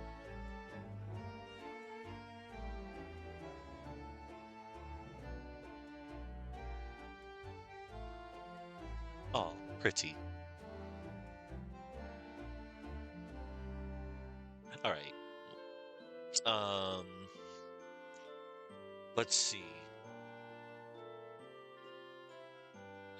Alright. We're gonna go to, the hospital now. What a grand place. Father certainly seems to be enjoying relaxing in the luxuriant atmosphere. A hospital bed at St. Sinners where Mr. Vigil is recuperating, having lost consciousness in the witness stand. Alright. Let's talk to this dude. 2nd November, St. Sinners Hospital, Ward 3. This is the ward where Mr. Vigil was brought, apparently. To be frank, I'm a little worried about seeing him again. Oh, there he is. Ah, the lawyer. Hello again. Are you feeling better now, Mr. Vigil? Yes, thank you. So much better. I'm so sorry to have caused you to... I mean, it was because of me. If I hadn't exposed your secret and forced you to remember things, you'd obviously have tried to forget.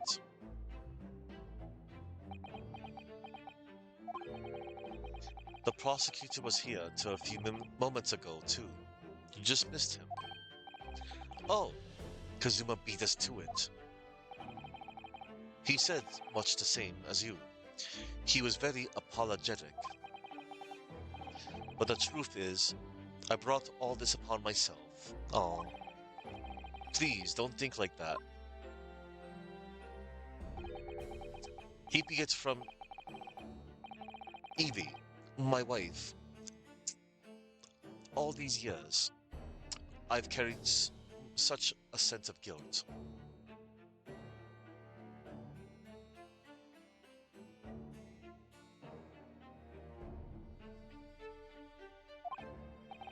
But that's not the worst of it.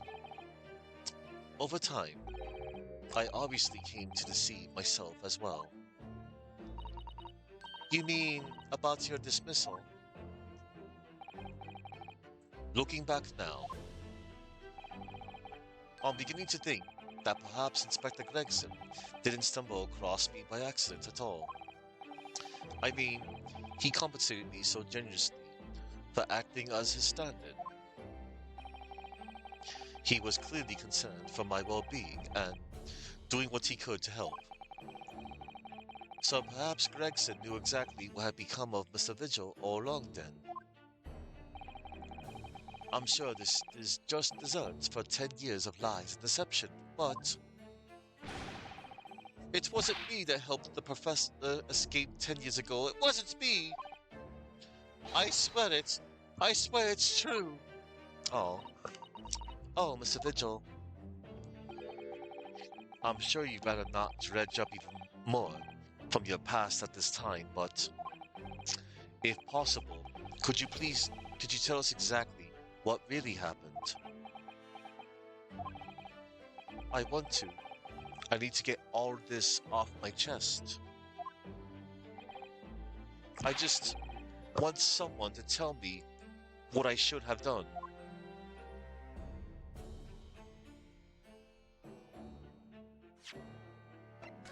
Alright. Now, before I, whatchamacallit?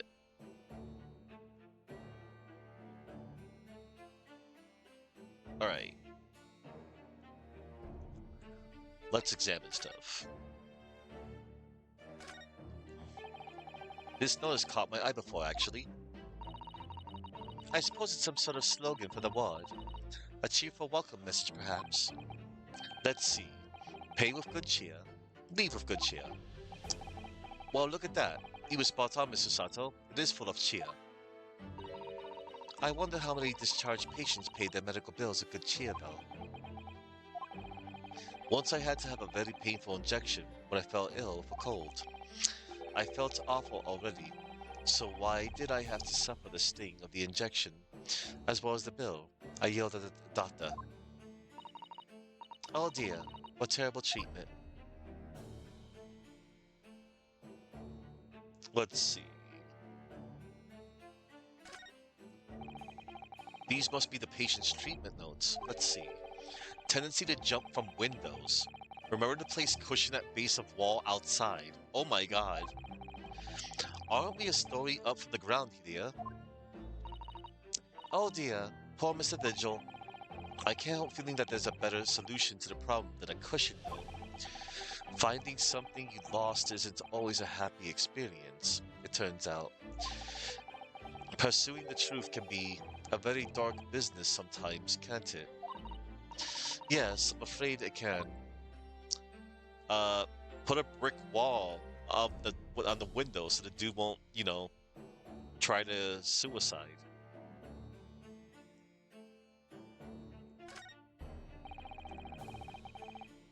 There are all sorts of medicines in this cabinet. Look, I'm not sure if it's safe leaving them in search of everyone like this. Yes, you're right. I can imagine if you were peckish, you might try some of the pills. Well, at least there seems to be a little lock to secure the cabinet doors. I don't imagine that would stop you if you were hungry. I worry that you'd break the lock. Hunger doesn't turn me into a criminal, Mr. Sato. Silly.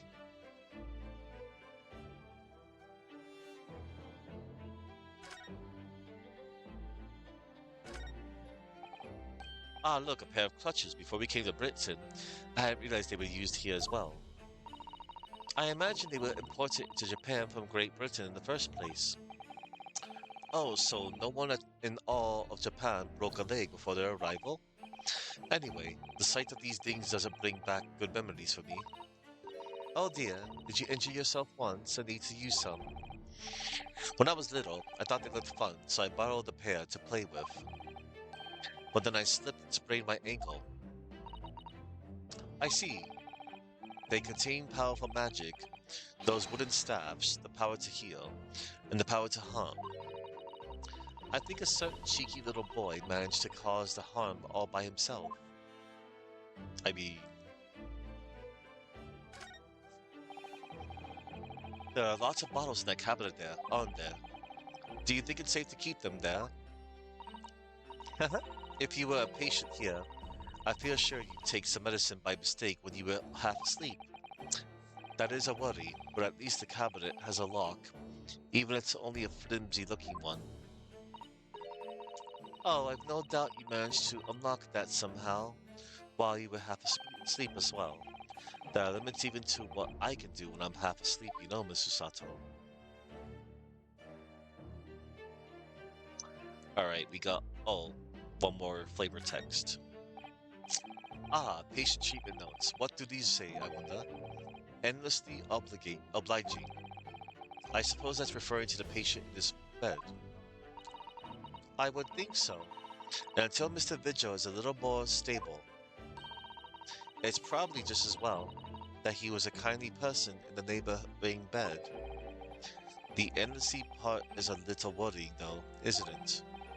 I mean, what if Mr. Vigil suddenly declared that he'd like to take a trip out of the window? Would this endlessly obliging patient simply open it for him and say, "Be my guest"? Let's check with the doctor later. Okay, let us present. Mr. Vigil, would you mind casting your eyes over this? Oh, my head. It's dropping. Oh no, it's too soon, Mr. Naruhodo. It's too much for him. Oh no, it's too much for me seeing him swoon like that. Maybe I should lay off the evidence for a while. Alright, yeah, that's a good idea.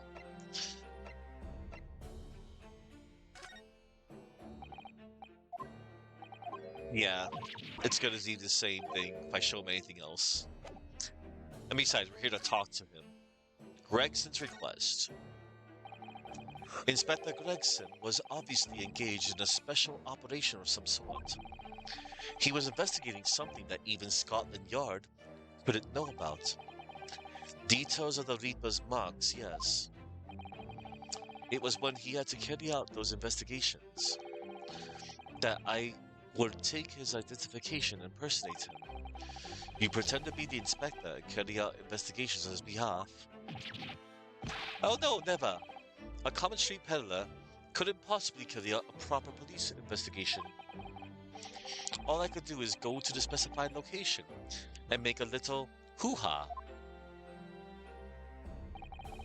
Just something to leave an impression, so everyone there would think a detective called Gregson was here. So, that's what you were doing on the day prior to the incident? Yes, he asked me to make an appearance at the park on Lime Street for the Red-Headed League event. So, as usual, I flashed the inspector's identification around and was very vocal about my presence. But then you were taken prisoner by those red-headed fraudsters. Yes, so you would always make a point of showing Gregson's identification and generally being loud. That's what the inspector asked me to do, yes. Well, that's one way of becoming a legendary detective, I suppose. Not a good one, though. And as you know, I suffered this bruising around my neck at their hands. But the following day, they kept their word and released me, without returning the inspector's identification to you. However, we had arranged to meet in the Fresno Streets room at 5 that day so I could report back to the inspector. But at the agreed time, that's when I heard the gunshot. The prison escape. It was at midnight on 17th June, 10 years ago. That was the time scheduled for the execution. But the professor's execution never actually took place, did it? Or rather, the execution itself must have been used to effect the plan of escape. I hardly dare to imagine what a chilling plan it was. Barclay was renowned for being the highest security prison in the country. Everything that went in or out of the place was searched multiple times. But there was one notable exception. Or rather, on one notable loophole, something that was never questioned. I have a feeling I know what that loophole is now. The coffins into which the bodies of the executed convicts were placed, correct? Yes. Once the coroner had confirmed the death of a condemned convict, the body was taken in its coffin for immediate burial in Lowgate Cemetery just behind the prison.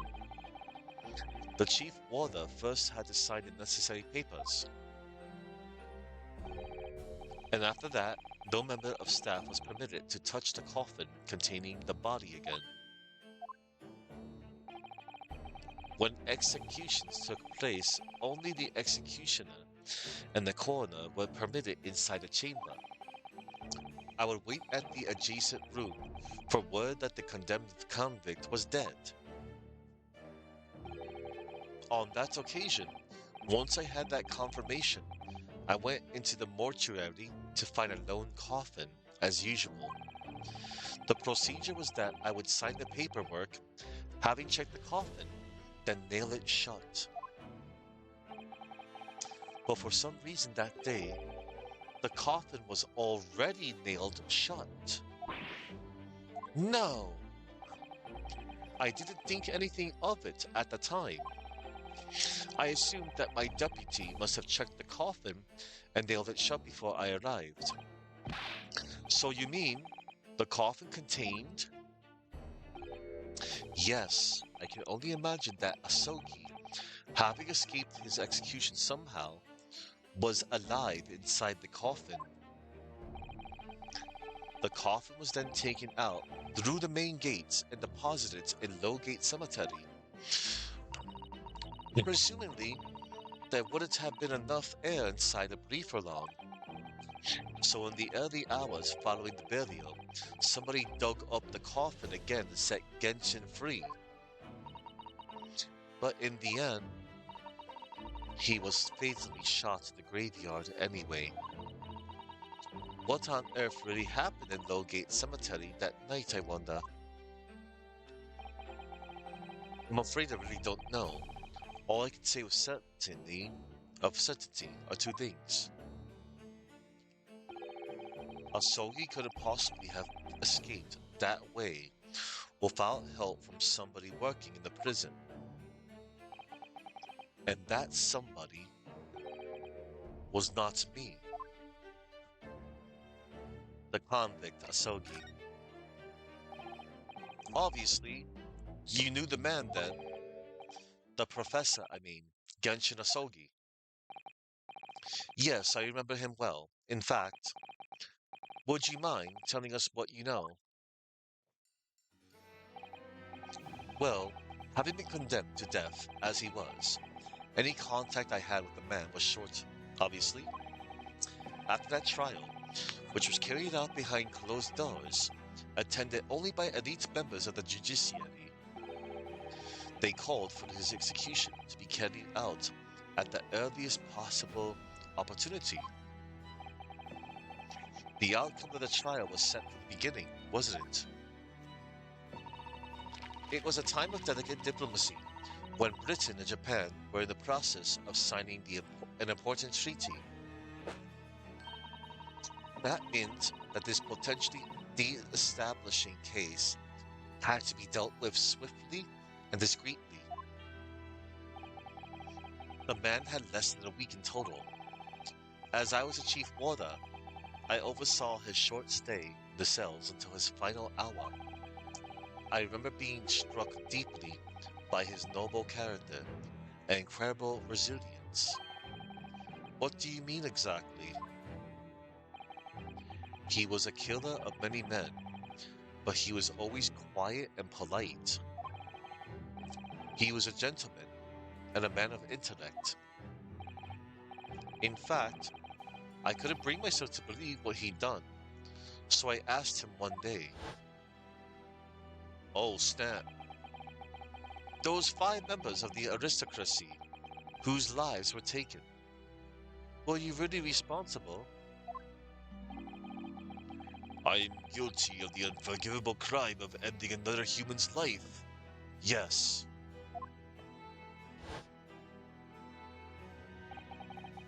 The following day, the closed trial took place, and the verdict was no surprise. Guilty. That night, when he was brought back to his cell, I saw something. Something unusual. Something unusual? What?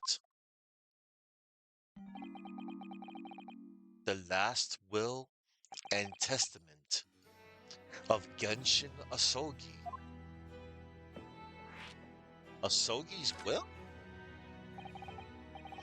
As I said, it was on the night the following his trial after he'd been found guilty. I was doing the rounds of the cells, and when I looked into Asogi's, I noticed that he seemed to have a sheet of paper in his hand. Ah, his last will and testament. Then, presumably, as soon as he noticed me, he hurriedly shoved it behind his back. But why did you find that so unusual? Isn't it normal for a man to pen a will when he knows his death is nigh? Yes, that's true, but there were special conditions to Asogi's incarceration, you see. What sort of conditions? Well, even though he was held in a cell designed for condemned inmates, he was allowed to keep his personal effects with him, with one exception. Really, he was allowed his things. That is unusual, certainly. Of course, he'd been convicted of killing 5 members of the aristocracy, but at the same time, he was a guest in our country from the Empire of Japan. The powers that be were determined that his final days shouldn't be needlessly uncomfortable. And what was the exception you mentioned to the personal effects he was allowed? That's the point. He wasn't permitted to have writing materials. Specifically, no pens or paper. So, he was prevented from leaving any written record of what had happened to him. Yes, that was the long and the short of it. I've no idea where he obtained that paper. Any writing materials would have been confiscated from him upon his incarceration. As I said, he hid the paper behind his back and then he pleaded with me. What did you just hide behind your back? Please, please turn a blind eye. This is my lifeline. But you know it's against the rules. You're the only person who's seen. If you just agree to keep quiet. Alright then. What's on that paper? A last will and testament.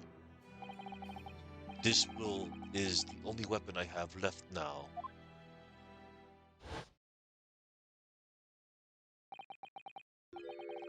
How can a will be a weapon? So I decided to pretend I'd seen nothing, and I let him keep his will. But then later, it just seemed to vanish without trace. What? What do you mean it vanished? It would seem that isn't the end of the story of this mysterious will. Indeed, the will's disappearance. I was the only person who saw Asogi's will, but somehow it disappeared. It was after Asogi's execution, which was actually an elaborate jailbreak.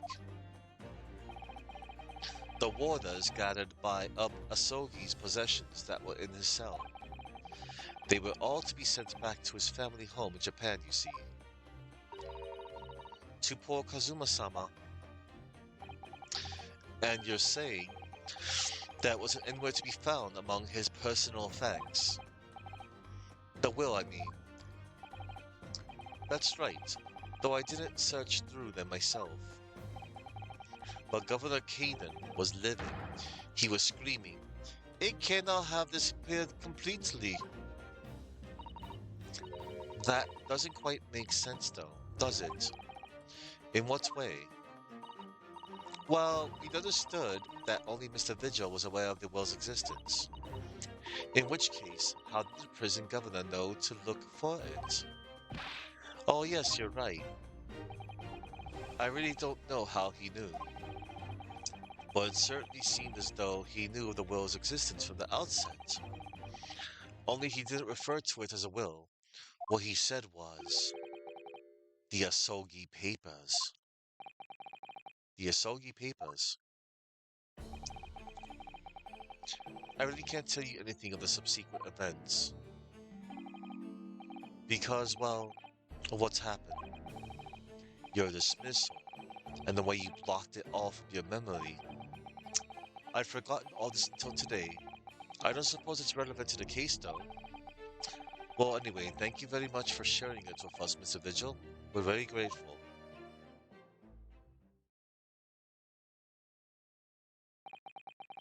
I'm afraid there's really little more I can tell you. My wife Evie will be here shortly, so I do hope I don't appear rude, but... No, no, not at all. Thank you again. But what will become of you now? Well, impersonating a police officer is a is a criminal offense, of course. I imagine that once I'm fully recovered, I shall be arrested. I'm so sorry. Don't be, please. This was all my own doing. I always knew that this day would come. Well, I wish you well. Goodbye, Mr. Vigil. I feel bad for the dude. Ah!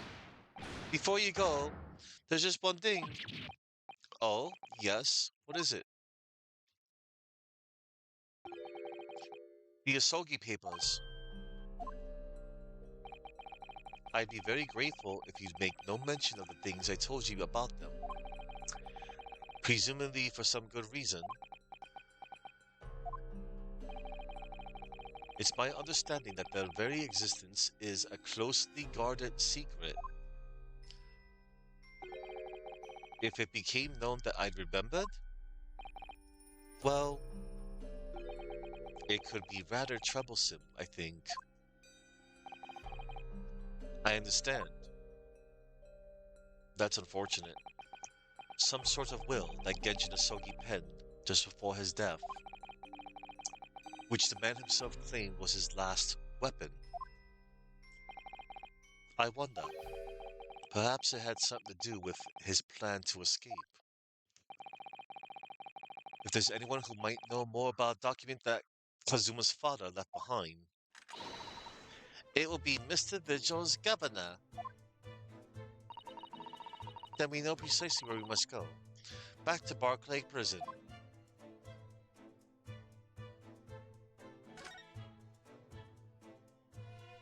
Oh.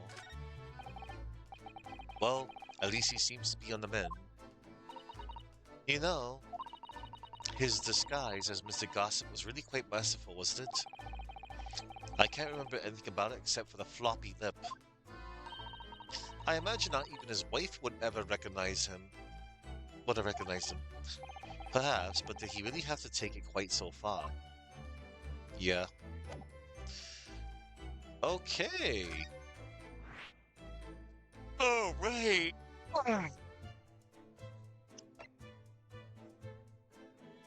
We shall go to... Hold up. I feel a strange connection with this place, knowing it's where Father studied all those years ago.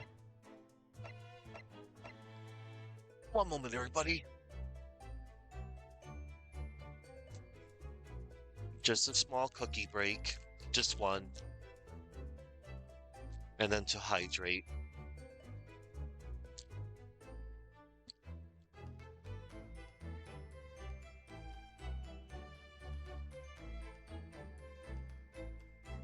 Mm.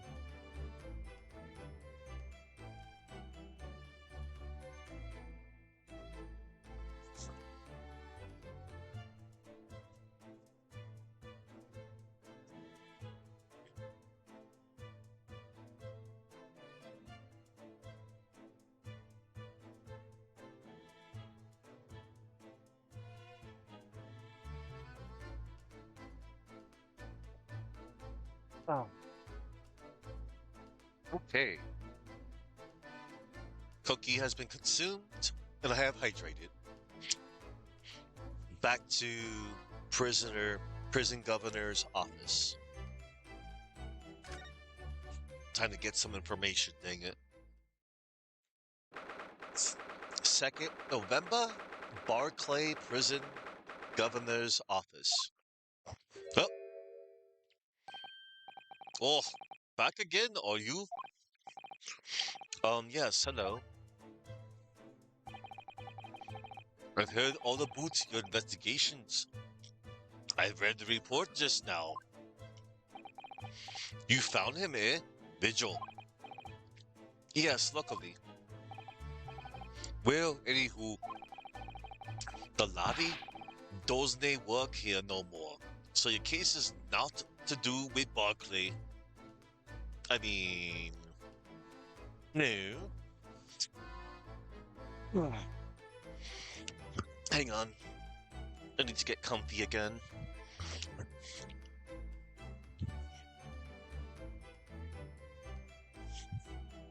There's my phone.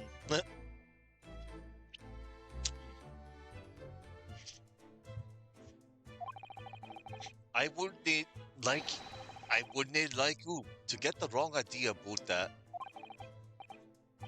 Of course, yes. Mr. Vigil started working here 10 years ago. Now, so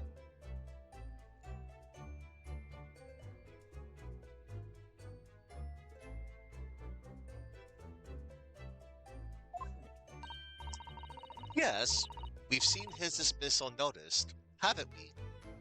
He was given the chop.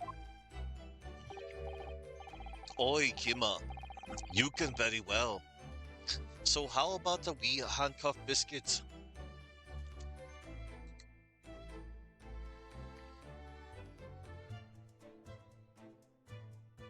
Kimmer, Scottish, sometimes spelled Kama. Traditional noun meaning a female gossip, a godmother, or a female friend.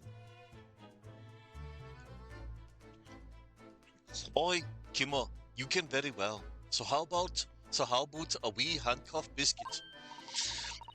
Oh, they really are like little handcuffs. And as hard as irons too. So, what's brought you down here today? Well, there's something else we'd like to ask you about, actually.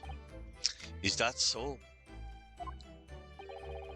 We believe there might have been a document that disappeared from Genshin Asogi's cell. I think it's been called the Asogi Papers or something. Uh-oh. Did I know say Gregson's death is not to do with things that might have happened at Barclay? Leave the past, laddie. Let's not footer about but we irrelevant details.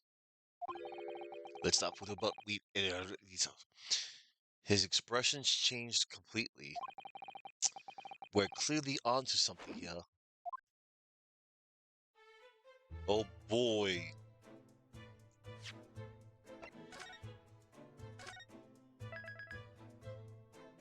Oh boy, oh boy.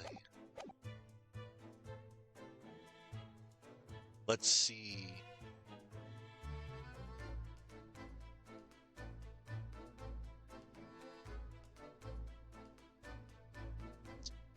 All right.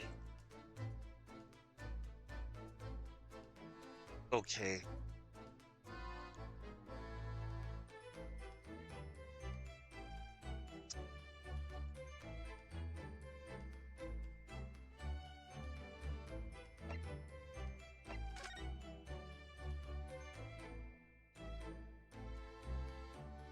Alright.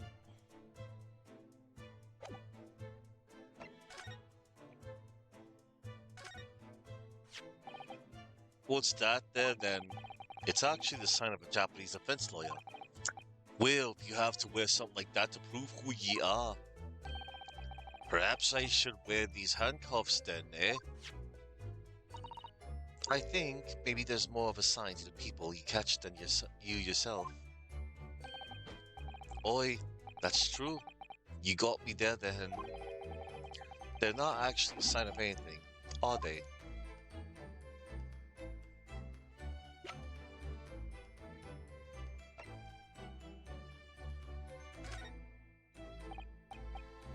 Governor Caden, would you have a look at this? Oh, wouldn't you rather have a wee little handcuff biscuit? Oh, no thanks. I'd rather you just cast your eyes over this. Or maybe you prefer real handcuffs, eh? No, neither for me, please. Lovely office, though.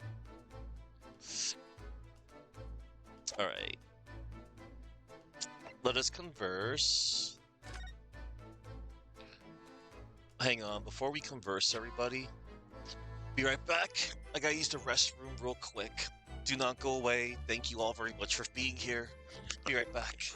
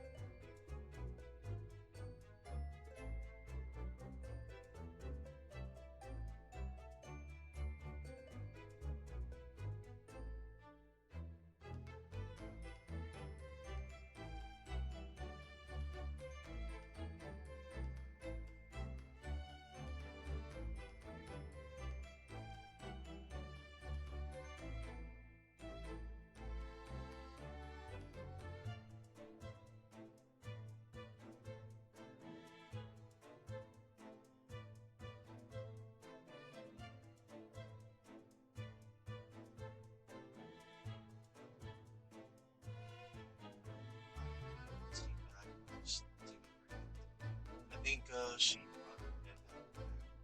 Yeah. Get it out of the way. I mean, I left it on the table. No, it's good. But it's all there. Okay. Alright. Yeah, I was just taking a quick break. Going back to my stream. Right. Right.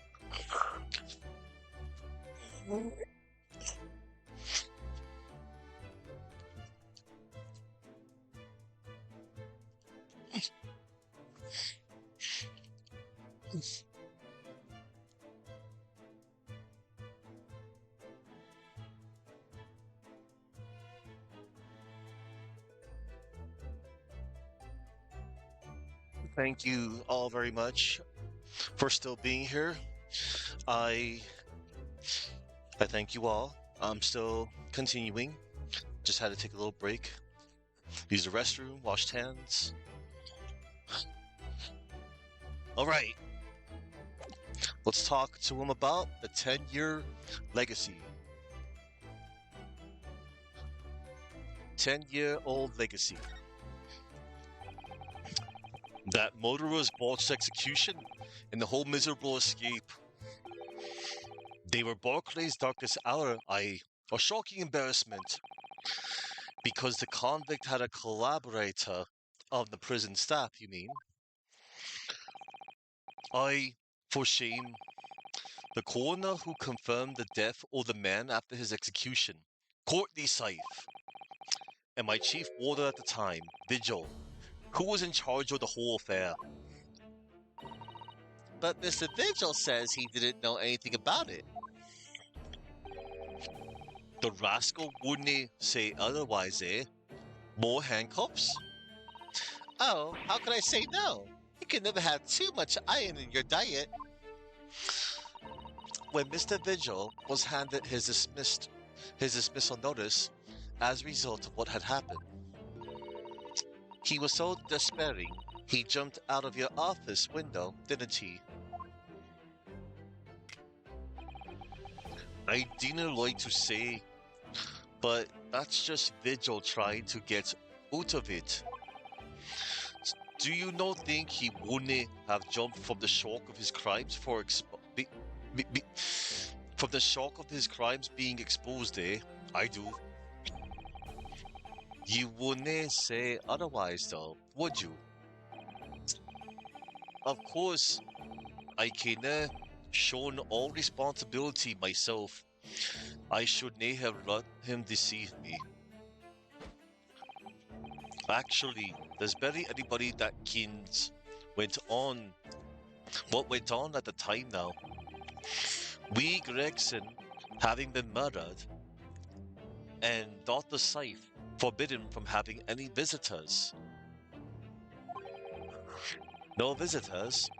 Someone obviously doesn't want her giving anything away. Well, we're not going home empty-handed. And I wouldn't dream of sending you packing with... Now, Kima, here, take a handcuff or two. Oh, well, it'd be rude to say no. Would I want to become anemic? Anemic.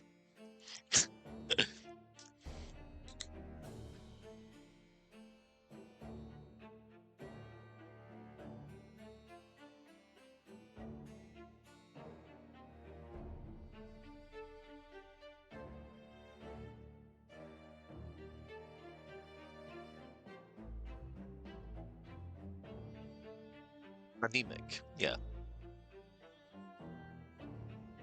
Any...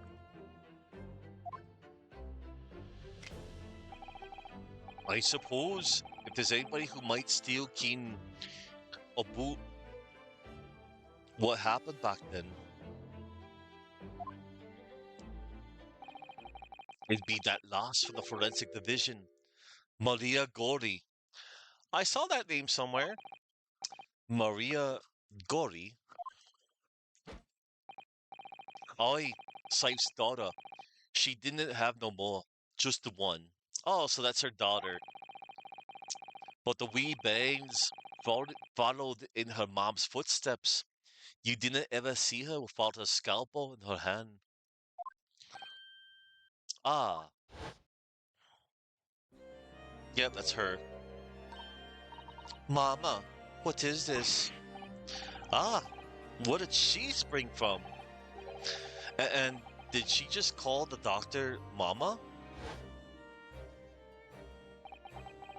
Dr. Sife's daughter, Maria Gori. We could do with talking to her. Gory. Yeah. So, she's Dr. Sife's daughter, but her surname is Gory? Oi, there's some family history, I'm sure, but I didn't ken the ins and outs of it. She grew up watching her mom working with the bodies of folk who died in strange circumstances and decided to do the same with her own life. I cannot understand it myself. Perhaps she was driven by a deep respect for her mother.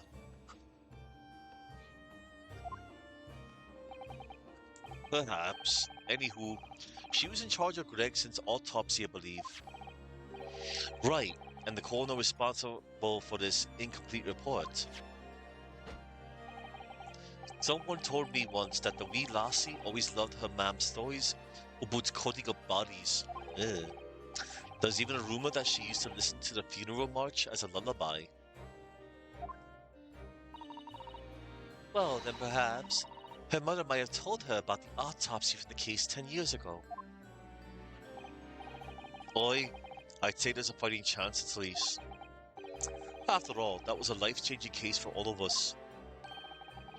We really need to speak to Miss Gordy herself about this, I think. Well, thank you very much. I'm no happy about any part of this. It took years for Londoners to finally forge the whole professor business. Can you no gear up on this, laddie? Stop asking pointless questions. I'm sorry, I don't like dredging up these painful memories for everyone. Can you no just stay away? No. Leave me alone and do not come back here. Eh? And do not come back here, eh? The Asogi Papers. How do you come to kin about that, laddie? There's so many folk even here in the prison who've heard of those papers. Ah, well, I can't tell him Mr. Vigil told me. I'm afraid our sources must remain confidential, sir. Humph! We've been led to believe the papers are actually a last will and testament. Is that right? The professors, or rather, Genshin Asogi's.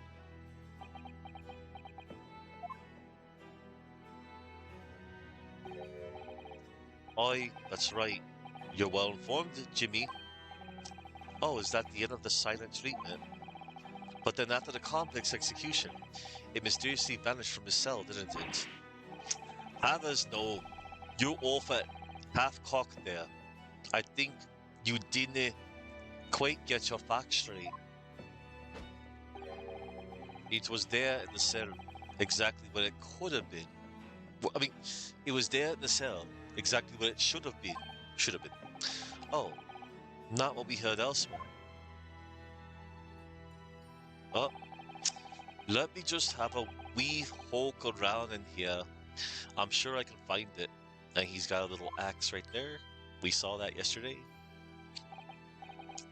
Aye, here ye are. See?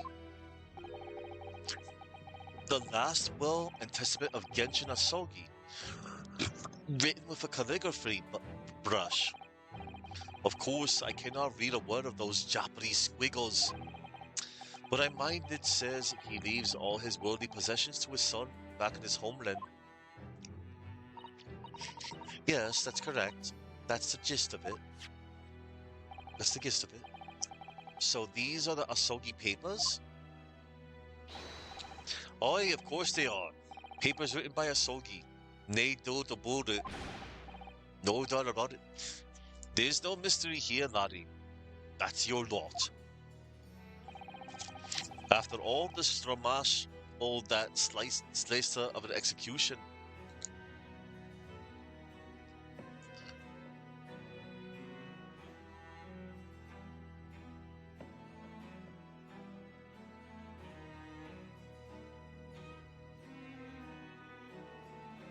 Hang on. Stamash. A noisy... Oh, stramas. Stramas. Noisy uproar, commotion, heated brawl.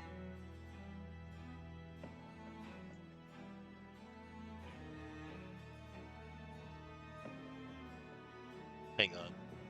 SLAIST.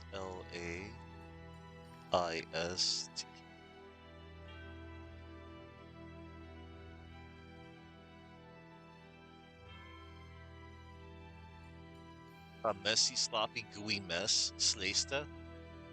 After all the stramas, all that sliced with execution,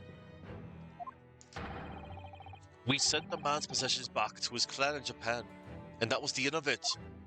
Oh, I think we ought to make a record of this, Mr. Naruhodo, just in case. The Asogi papers have been entered into the court record. Yay. The Asogi papers. The last will and testament of Genshin Asogi that Mr. Vigil claims disappeared after the convict's execution. Apparently, Mr. Asogi described it as the only weapon I have left. Hang on.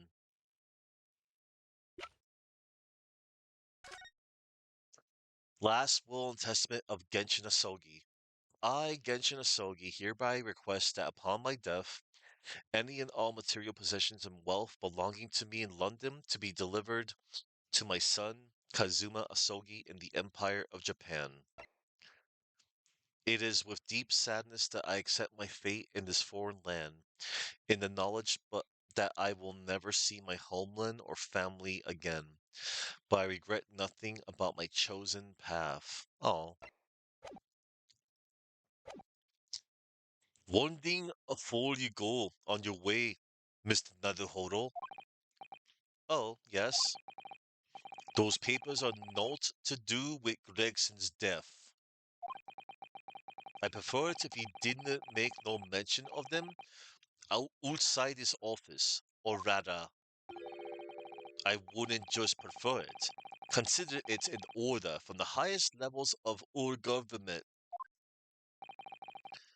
I understand. Okay.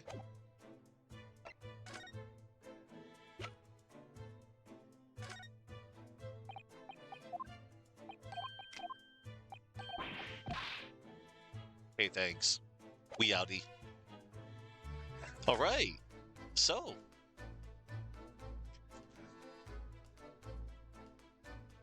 I guess we will go to the prosecutor's office next.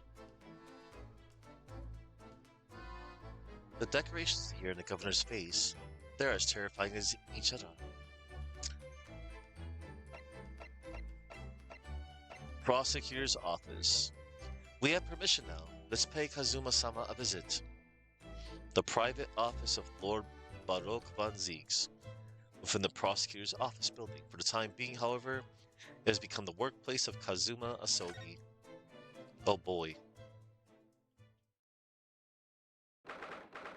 2nd November, prosecutor's office.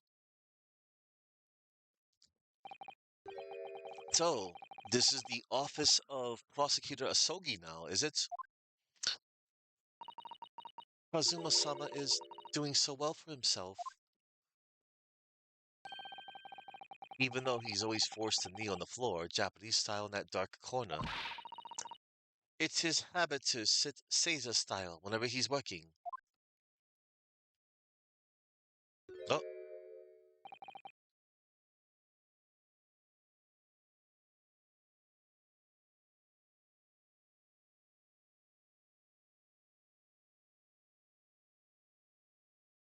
Kazuma.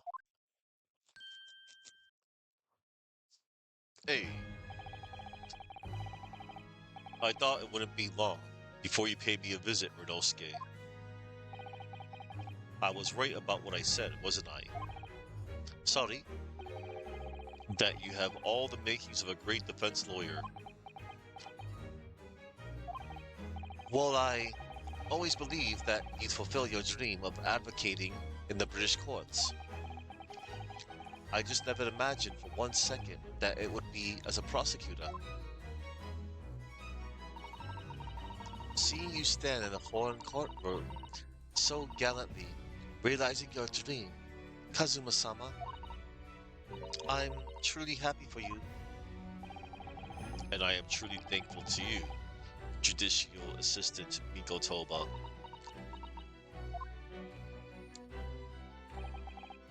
Ryunosuke, I always thought it would be fun for you and I to shake up the British legal system a little together. This isn't quite how I envisioned it. This isn't quite how I envisaged it, but I suppose it's just another twist of fate.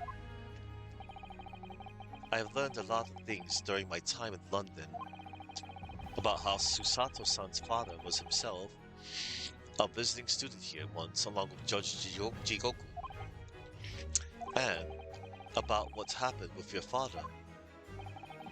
Then you'll have no difficulty understanding why I had no choice, why I had to find a way to get to Britain as a visiting student myself. I want to hear from you, Kazuma. As you wish, Ryunosuke Naruhodo.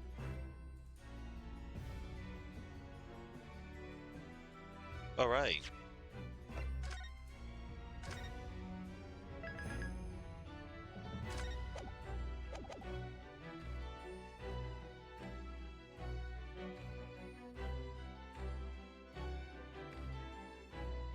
Alright.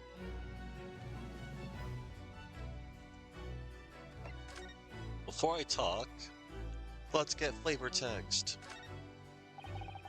Lord Van Zeke's fine collection of hollow chalices and bottles, all neatly lined up. Yes, he's extremely particular about all that. He has a strict regime for everything, from the storage of the casks to the bottling of their contents. Gosh, he must be having a really tough time of it being his apprentice. Actually, no. Oh? He's so particular about it all, he refuses to let anybody else touch any of it. So it's been quite easy for me, in fact. Talk about weird. I agree. There's Lord Von Zeke's incredibly stylish desk. It's not my style, though. No, I noticed you've been working at the little table on the floor, kneeling down Caesar style. I thought it was some kind of punishment set up by Lord Von Zeeks when I first saw it. I find it the most comfortable way to work. I can't do it. After a couple of minutes of sitting, my legs folded under me, they start to go tingly. Don't exaggerate, Renosuke. We both know you can't even manage a minute. Dang.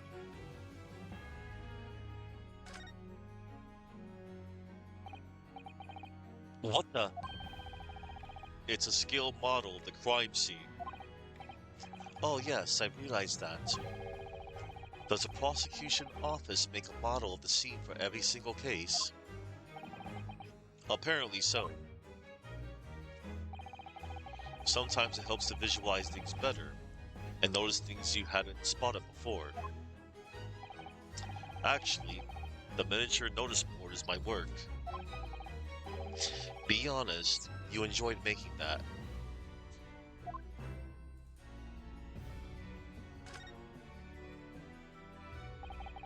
Do you know who the man in the portrait is? Why would I? What? Was your Lord Von Zeke's apprentice? Yes, apprentice, not friend. And during the time I was suffering from amnesia, I didn't even notice that picture. Oh, really? I mean, it's not the smallest picture. I wouldn't have the first idea what the man decorates his office with.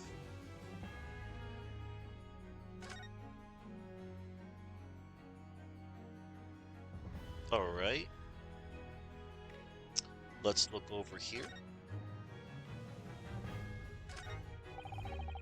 Tasks floor to ceiling. Just like the last time we were here. Hollowed metals, I suppose. They're arranged according to vintage, flavor, and region. Every week they're all taken out and put back in order. What? Every week? Lord Von Zeeks can't seem to settle on the perfect way of arranging them, you see? Vintage, flavor, and region don't neatly coincide, that's the true rubble. Gosh, being his apprentice must be a real challenge. Actually, no. Oh? He considers the task too important to entrust to anybody else, so he does it entirely on his own. So he's a better of laughs here, and in court then.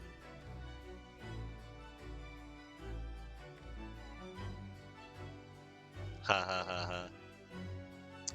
Barrel of laughs. Alright. Let's go talk to...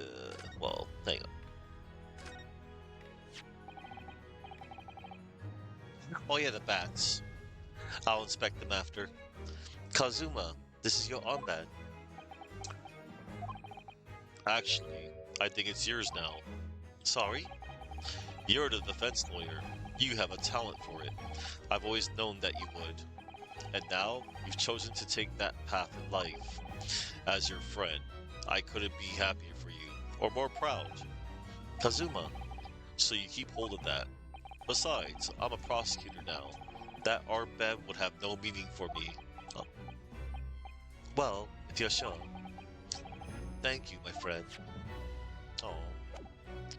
Yeah, I forgot about the bats. I did get them last time. But I need more flavor text. Silly bats.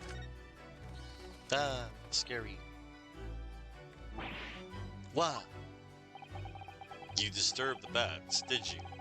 50 companions of Lord Von Deeks, wouldn't you say? Yep, contracted and confirmed. Actually, I've seen things flying in Lord Strongheart's office, too. Doves, I think? Perhaps you have to like birds to attain rank in the judiciary here. Although, bats aren't birds, of course. No. How about a sparrow for you? What's that supposed to be? Oh, nothing. Sorry. Just thinking out loud. Ha ha ha ha. Cute.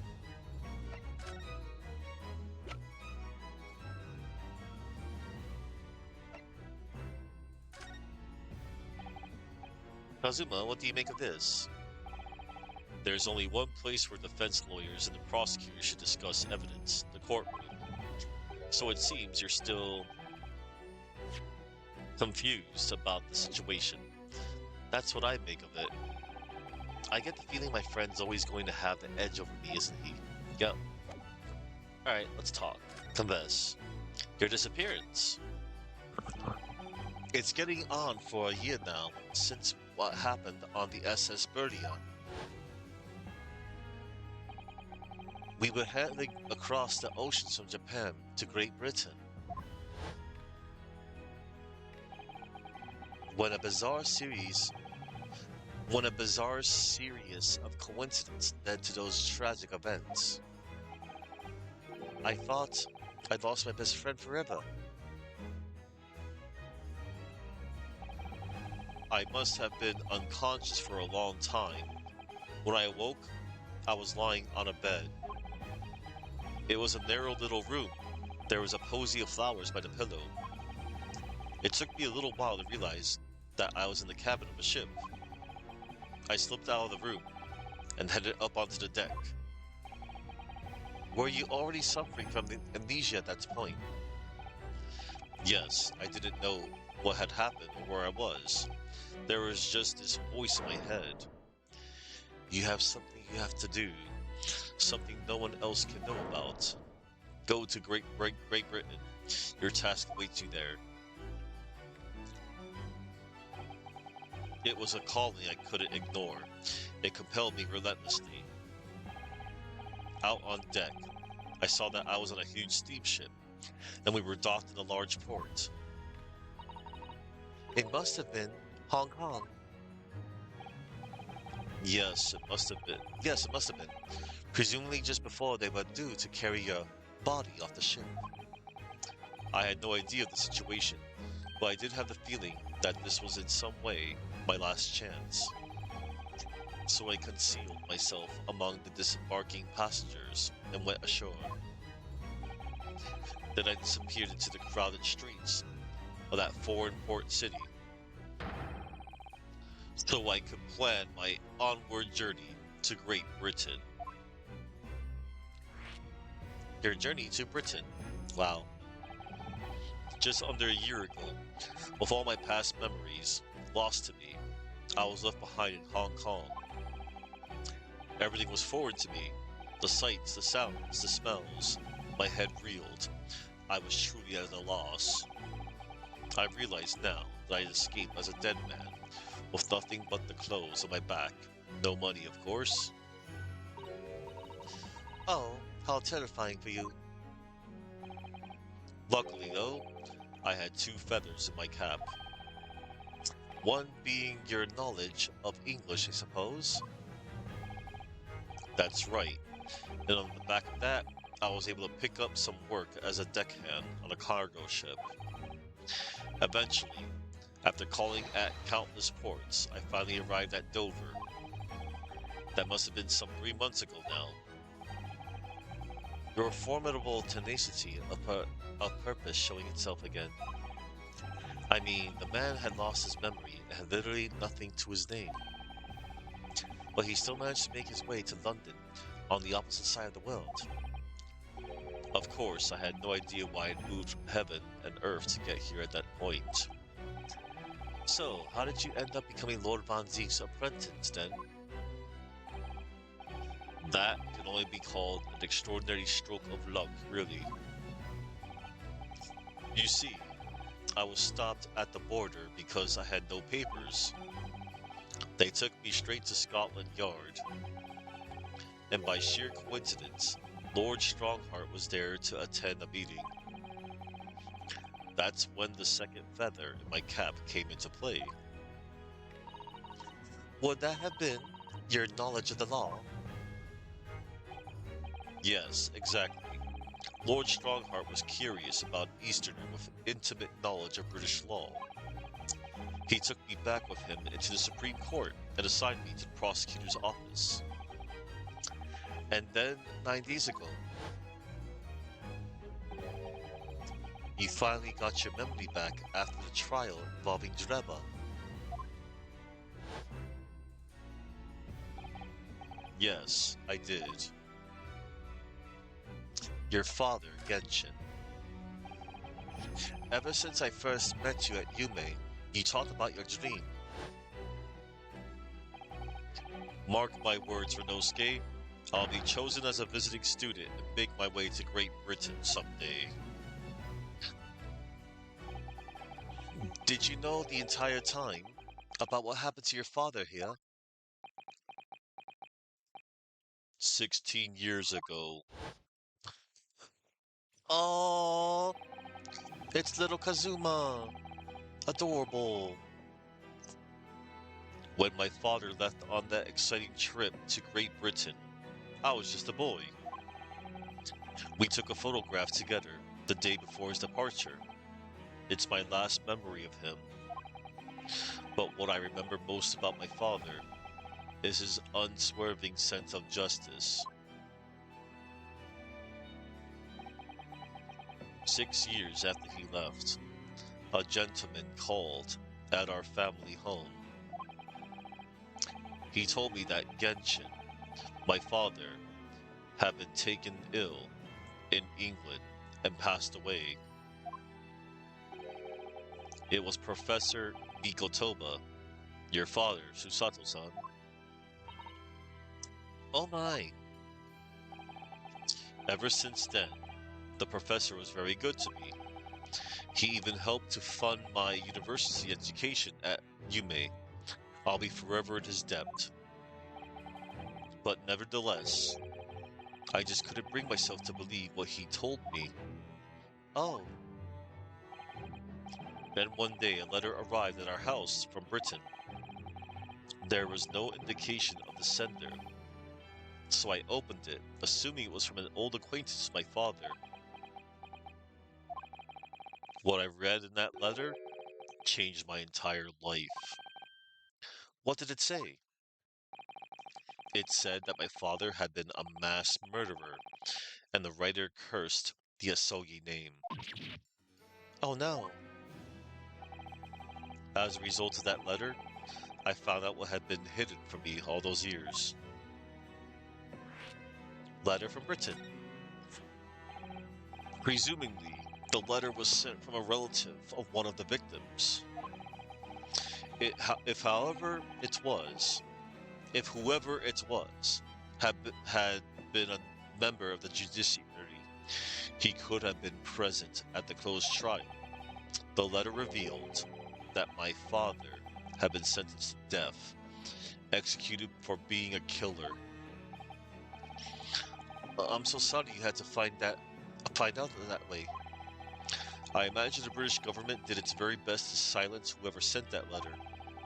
But somehow one who knew the truth and couldn't bear the resentment was always going to be a problem. But still, it could have been written by anyone. Why would you believe such a thing? There was a newspaper cutting included with the letter.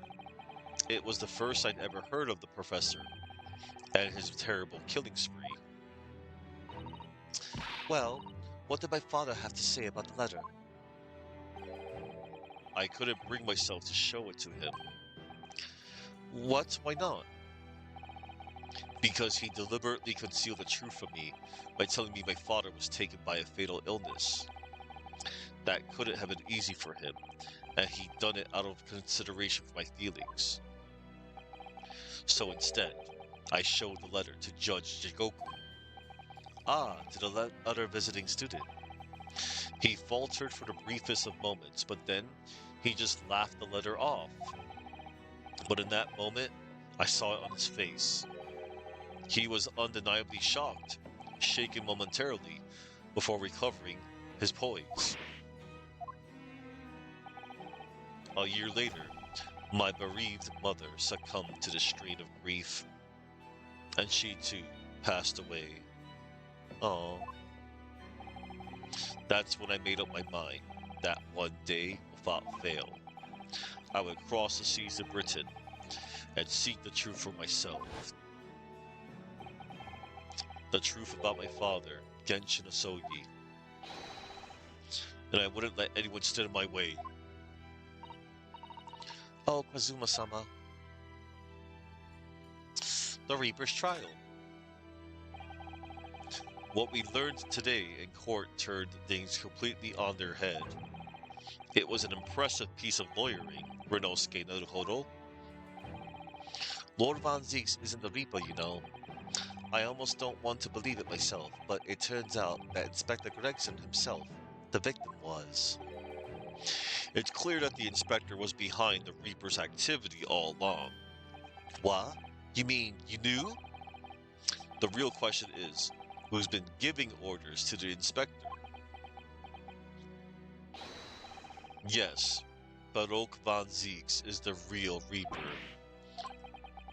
And I know that 10 years ago, it was him who decided my father must be a mass murderer and sent him to his grave. No, he was merely seeing that justice was done as the law dictates. He's not to blame. Ultimately, it's people who condemn people. The law is just a tool that they use to do it. And when a man condemns another, he must take responsibility for his actions. Of course he must. But I know for certain that my father would never have taken another man's life. Kazuma. On the contrary, my father's life was taken by the Reaper. Okay, well... Yeah, he's not gonna know nothing about the papers. But I do have to show him something, and I do know what I have to show him. Okay, here goes.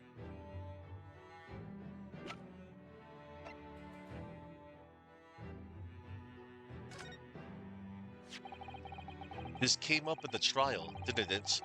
As something a little dubious, I mean. The fact that no time of death was recorded on Inspector Gregson's autopsy report. Oh, hold on. Oh, never mind. Yes, there were some unexpected turns in the courtroom earlier. The suggestion you came up with certainly took everyone by surprise. The idea that the victim died the previous day at some other location is quite something. Well, considering when the pocket watch had stopped and the scorch marks in the candle, it's certainly a distinct possibility. The evidence and the scene both point to it. To be honest, it bothered me too. So I paid a visit to the autopsy room earlier. The coroner responsible wasn't there, but I got a name. It's Dr. Gori. If it wouldn't trouble you, Kazuma-sama, we'd very much like to speak with the coroner too. Of course, the last thing I want is for anything to be brushed under the carpet. Scotland Yard's autopsy laboratory is behind Lowgate Cemetery. Lowgate by Barclay Prison, you mean? Ah, you know it, do you? The prison where my father was incarcerated and robbed of his life. Kazuma-sama. Well, thank you. We'll pay a visit to the laboratory later today.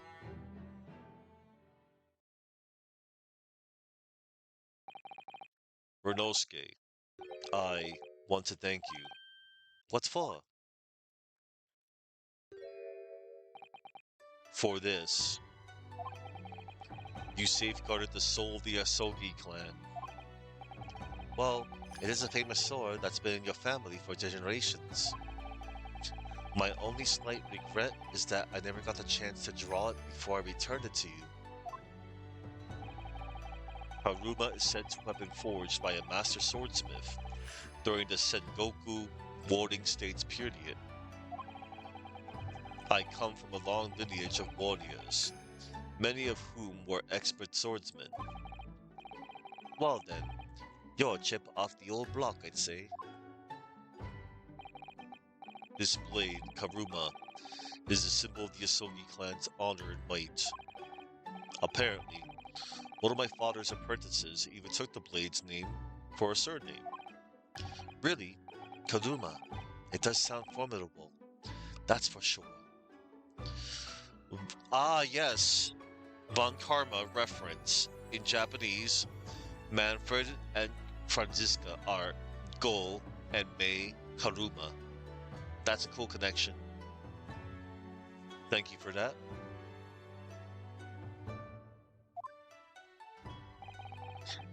"16 years ago, when my father was a visiting student here in London, he had this sword forever at his side, which is why it means so much to me that I have it by my side again now, too.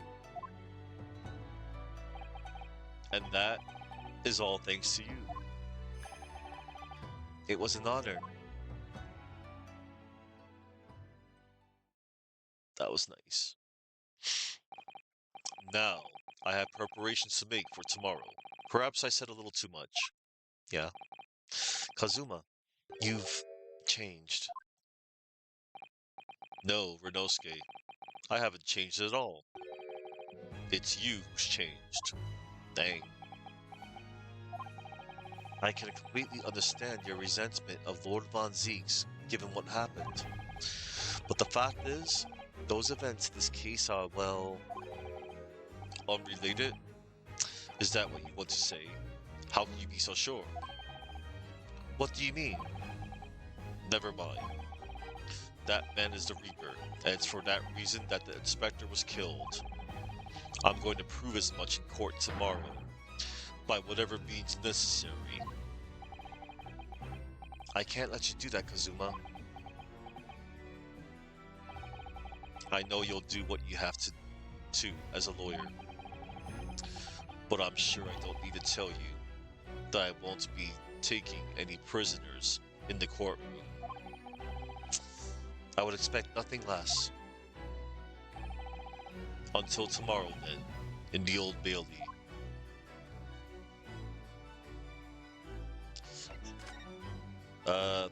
Bye. Let's see. Kazuma-sama, a prosecutor. I never imagined it possible. Me either. A forensic science laboratory in the basement of St. Sinner's Hospital. Dr. Gori has taken Dr. Sife's place as chief scalpel wielder. Oh boy. Oh boy, oh boy, oh boy. Alright. And now, here goes.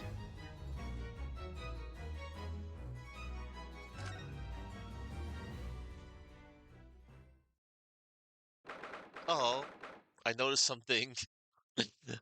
There's plushies everywhere now? Well, over here and over here. This is adorable. Oh, there's a cute little plague doctor mask here too. 2nd November, Forensics Laboratory. This place really is creepy, isn't it? No. It's cute. It's got plushies. Well, being a dead room, it's probably full of the spirits of the dissected. But actually, there's a rather pleasing scent of roses in the air. Well, being a dead room, the coroner probably needs a bold scent like that to mask the odor of death. Iris, do you think we could change the subject? Uh-oh. Shink, shink, shink, shink. What was that? Oh God. Oh hi. Ah, Dr. Gori. Oh my goodness. What? Hi. Put those away. Don't carve me up, please. That noise before. I was sharpening my tools. I'd be dead meat if I didn't keep a perfectly keen edge on them. Right. When following the collagen fibers in the dermis, an expertly sharpened scalpel.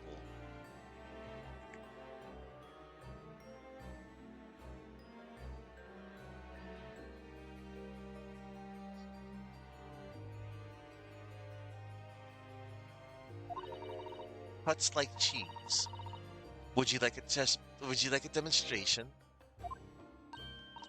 Oh yes, please, I'd love to see. No. Then I think you'll do nicely. Huh? Then no. No, I want to do nicely at all. I mean, maybe some other time. Was that a taunt? Well, we came here to ask questions, so. Oh god. She's just sharpening that scalpel. That's a big scalpel. Jeez.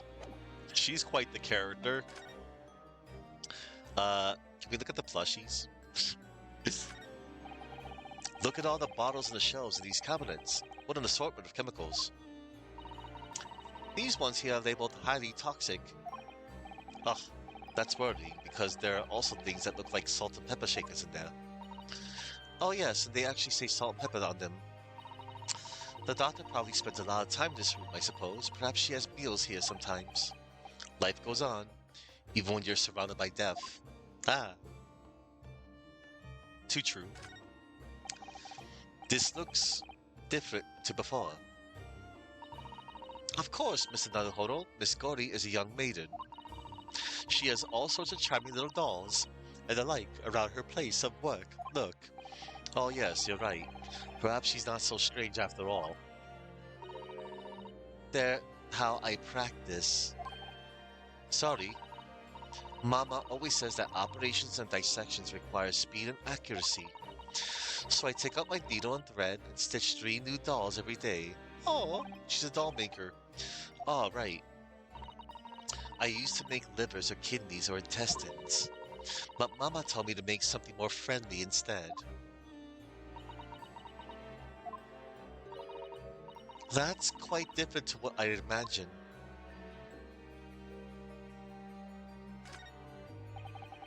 Well, look at this. What a magnificent display case. The cherry wood has been polished to a high sheen, and the intricate carving is a joy to behold. Western cabinet makers really are very skilled, aren't they? It's 10 people. Pardon? It's made from the bones of 10 different people, all mixed together. Some of my best work. I was admiring the case, really, actually. The scary skeleton inside is something I tend to ignore as best as I can. You're strange. I wonder who is the strangest. Oh, that's cool. We got to see her face. The daughter of Dr. Scythe, who's also a coroner, like her mother. She carries out all the autopsy work on corpses. She's got the whole goth thing going too. Pretty appropriate. Okay.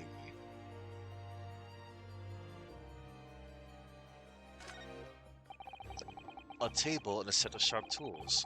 When you consider each in isolation, it all looks quite innocent. So why is it that when you put them side by side, they seem so horribly disturbing? It might be best not to ponder it too deeply. That's Mama's dissection table. It's too high for me, though. It is? If I fell from that height in my sleep, it would really hurt. What? You mean you sleep in here? Autopsy work is very involved.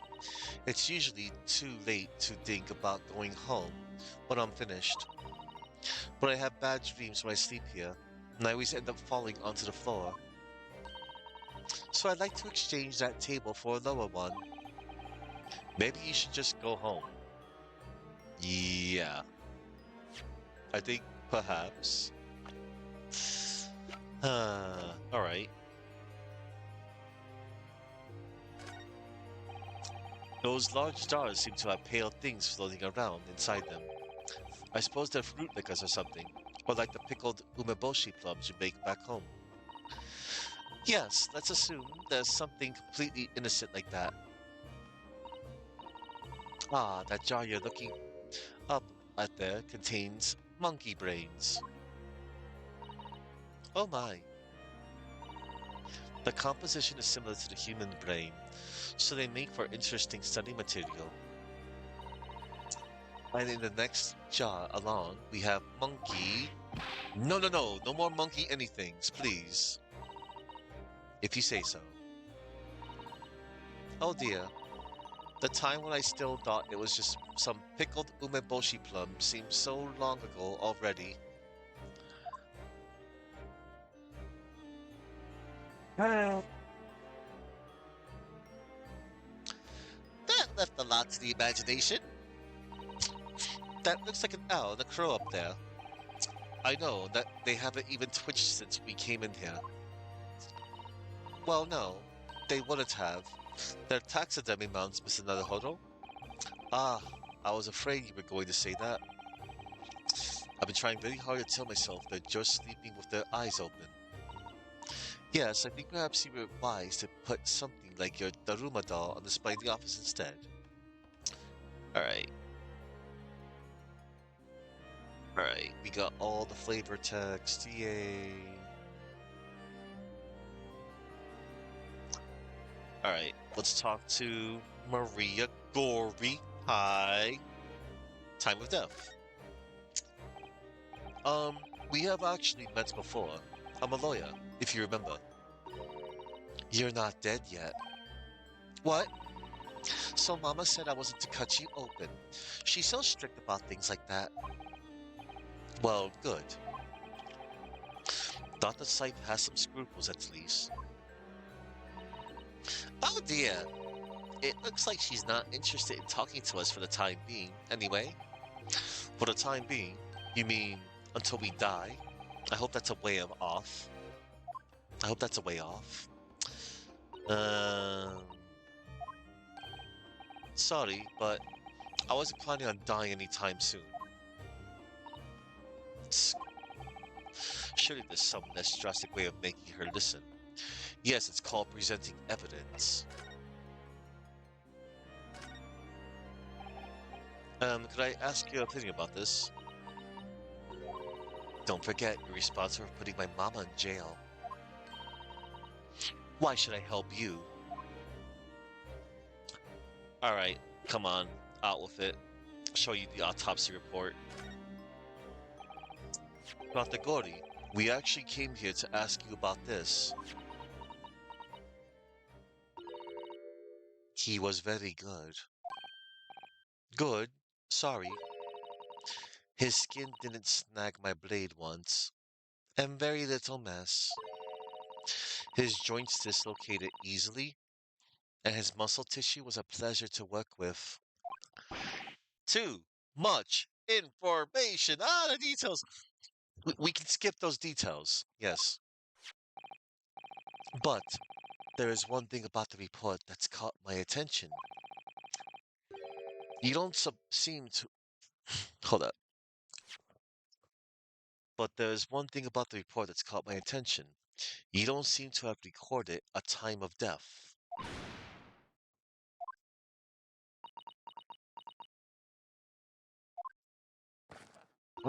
Mask is off. That's not my fault. Oh, that made me jump. Then please, tell us what's happened. Oh my god. Now we could talk to her about the time of death. Oh boy. So, why does this autopsy report include the victim's time of death then? It's really the most crucial detail. I was told not to write it. What? By whom? Neil Strongheart, the Lord Chief Justice. He came here. Lord Chief Justice. Lord Strongheart came. He said that from the witness statements about the gunshot and the other evidence, it was obvious. The man clearly died at 5 p.m. on 1st November, when the gunshot was heard. But that's not the time of death, he wrote on the report. He didn't write anything. Was there some reason he didn't include it?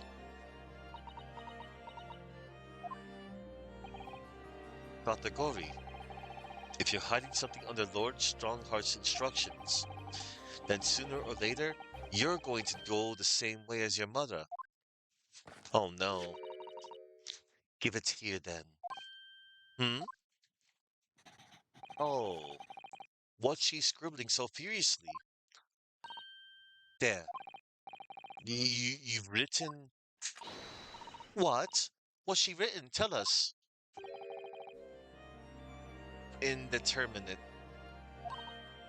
But the details of the autopsy report have been updated in the court record. The autopsy report from the examination of Inspector Gregson's body.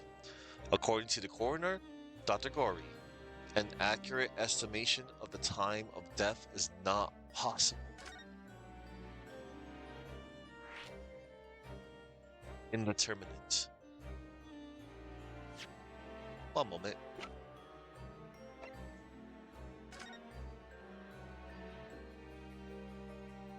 There it is. Time of death. Indeterminate. Evidence suggests measures may have been taken to disguise the time of death. Wow. Indeterminate. What do you mean by that? Why was the time of death indeterminate? When the specimen was brought in, it was still fresh. Ugh. So the time of death could easily have coincided with when the gunshot was heard. But there was one small discrepancy. What discrepancy?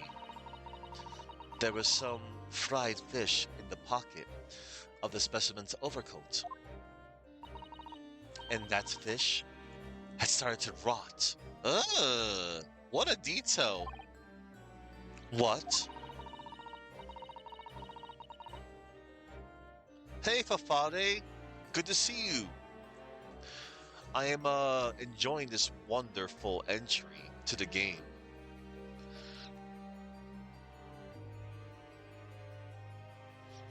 If the victim liked fried fish, he presumably liked to eat it before it went off.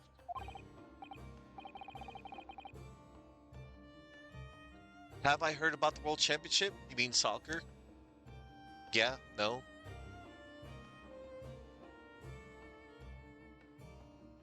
Well, yes. What are you really trying to say? Oh. Oh! That team won. Spain won? That's... Wow. I actually thought Argentina was going to... I don't know.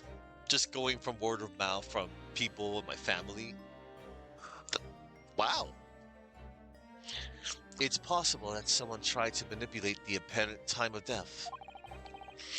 Manipulate the... Is that even possible to do? No.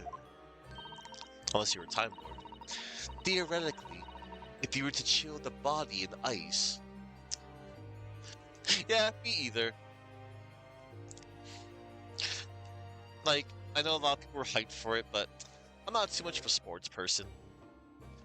Theoretically, if you were to chill the body in ice, you could delay the onset of putrefaction. And if the overcoat wasn't on the body at the time, then only the fish would have started to rot. Ugh.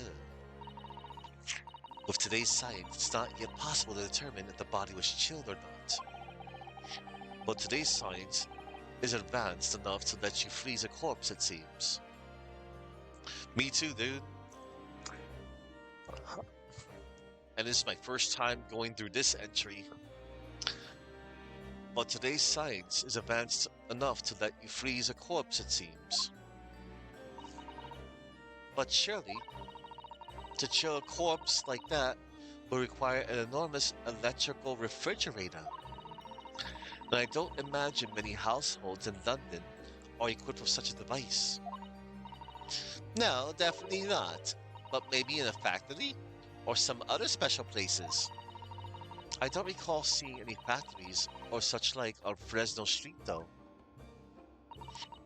I wonder if the inspector's body had been chilled somehow. What might the actual time of death have been?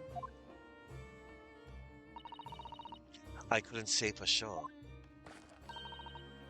But at the most, it might have been a day earlier. No. In other words, it would corroborate your previous deduction, Mr. Naruhodo. That Inspector Gregson was killed the day before his body was discovered, at a different location. Did you inform Lord Strongheart of this possibility? He simply said that there were no electrical refrigerators of that size in the vicinity.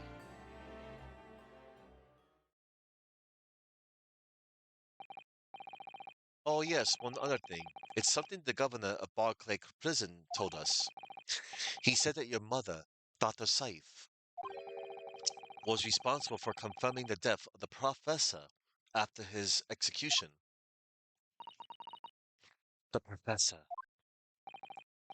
Apparently, you always enjoyed listening to your mother's stories about her work, so we were wondering if you might know something about what happened 10 years ago.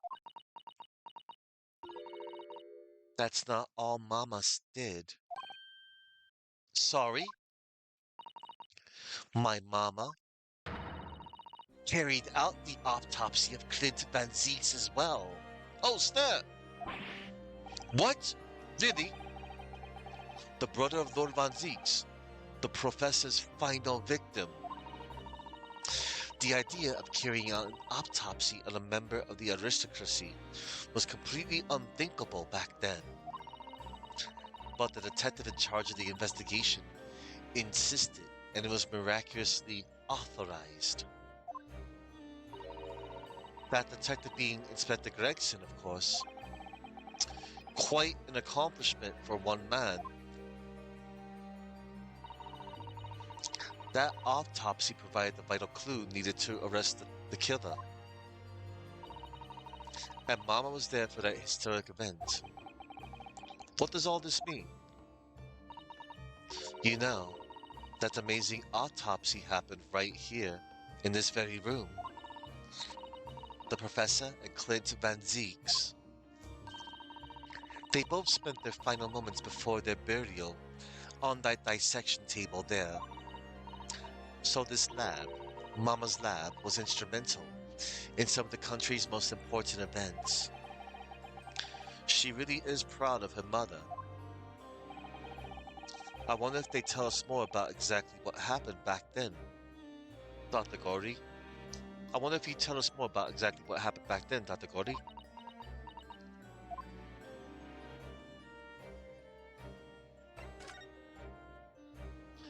Confirmation of death. The professor's execution was Mama's first big case. She had to be in attendance at Barclay's prison's execution chamber and signed a certificate to confirm the convict's death. Mama is the best coroner in the world, you know. I was so proud of her. But the execution didn't exactly take place. No, and worse still, Mama actually helped with the jailbreak. I didn't want to know. Oh dear, You found out recently, you mean? I believed in her, in Mama, but now I wonder if I'm starting down the same path as her.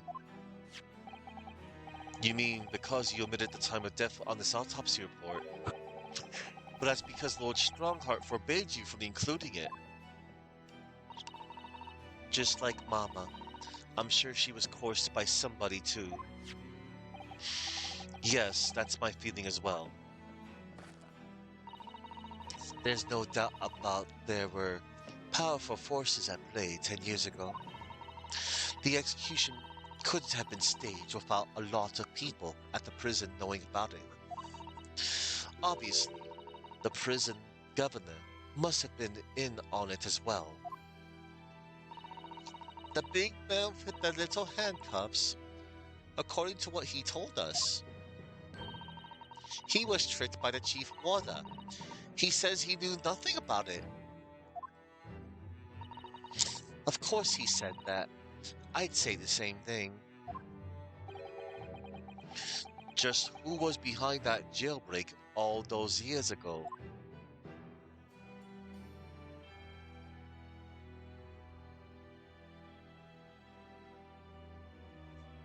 Alright. Clint's autopsy.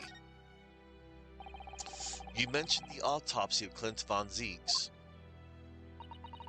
It was at a time when carrying out autopsies of murder victims was very unusual.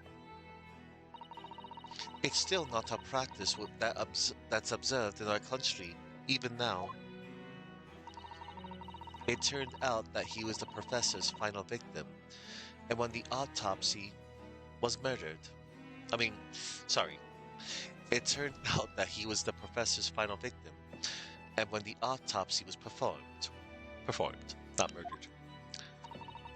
Mama was present, although only as a secondary assistant.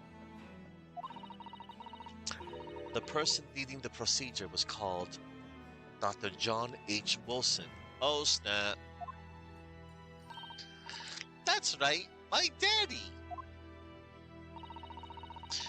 And there was one other person present, the primary assistant. He was a visiting student from the Far East. Wait, a visiting student? It must have been my father, Eugene Mikotoba. I had no idea Professor Mikotoba had been involved in something so important. But the outcome of that historic autopsy was the discovery of a vital piece of evidence that led to the capture of the professor. So that's how they came to identifying Genshin Asogi as the infamous mass murderer. Do you happen to know anything about that piece of evidence? Can you tell us any more? Would you like to see the records for yourself? Would that be alright? What's the point of keeping records if people can't look at them? They're filed under V at the back of those cupboards, with the other records from the last decade. Thank you. Let's see. Von Zieks. That's strange. What, Mr. Naruhodo? They aren't here. There's nothing under Von Zieks. There must be. Perhaps somebody took them away. No one's allowed to take documents related to the professor case out of this room. But you're right, they're gone. Well, when was the last time somebody looked at them? Do you remember? It was... Oh yes, I remember now. It was 2 years ago. A consulting detective came one day saying that he'd like to see the records. No, you don't mean... Herlock Sholmes was his name. Deep down, I knew that was coming. Do you think he stole the records? Oh no, surely not. Iris, that can't be right, can it?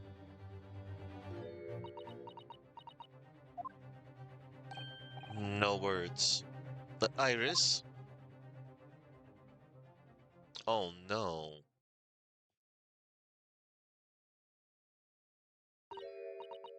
Um, Bruno, I hope you don't mind, but what is it, Iris? I just remembered something very important I have to do. I'm going to have to leave you now. Oh, this is very sudden, Iris. Well, we'll come with you then. Oh no, there's no need. You and Bruno could take your time here. You and Bruno could take your time here. Bye for now then. Good luck. Wait a minute, little girl. Me? I remember now. You've been here before, haven't you? Have you, Iris? Yes, 2 years ago, when that detective came. You were with him, weren't you? You were a living specimen then, too. What? That's the way it usually works, yes. Was I? I really don't remember. Anyway, sorry, but I must dash. Wait, Iris. I'll brew up a pot for you when you get home. What's the matter with her? She's behaving really strangely all of a sudden. I agree. Well, in that case, we won't keep you any longer either. It's been quite a while since I had any visitors. This was really fun. But next time you come, I prefer it if you were ready for dissection. I can't make any promises, sorry. It's a bit strange that the records of Kurt Van Ziek's autopsy have disappeared. But I think we've asked all we came to ask now.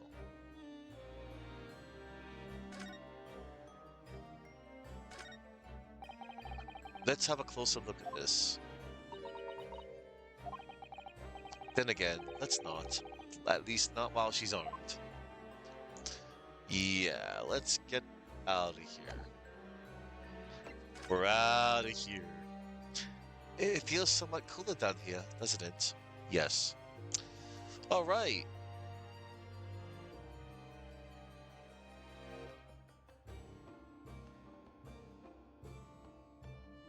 Alright. Let us go to Fresno Street.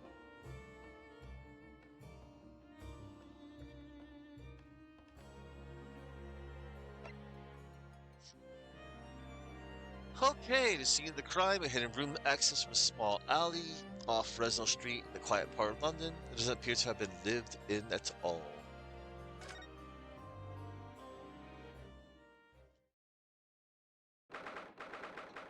November 2nd, room on Fresno Street. Oh boy. The police are still busily investigating here then. But Gina's nowhere to be seen. Where is she? Yes, it has been blissfully quiet, hasn't it? Perhaps she's out investigating on her own, practicing what her boss taught her. Well, I expect she'll be back before too long. Shall we wait? Actually, there's something different about this room since the last time we were here, isn't there? We could always use the time to investigate more thoroughly. Yes, I agree.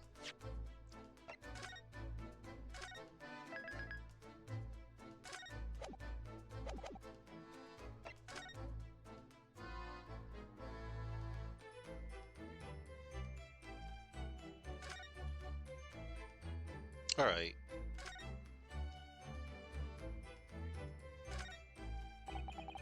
The photograph of Mrs. Vigil. Realizing the identity of this lady was a very great clue to exposing Mr. Gossip's true identity. He obviously loves his wife very dearly, which is why he felt he couldn't tell her the truth. The transformation was incredible, wasn't it? just from that big twisted lip. Yes, he went to extraordinary efforts to play the part of Hugh Boone convincingly, although it didn't really seem like it was much of an effort to me. Now you say it, I have to agree.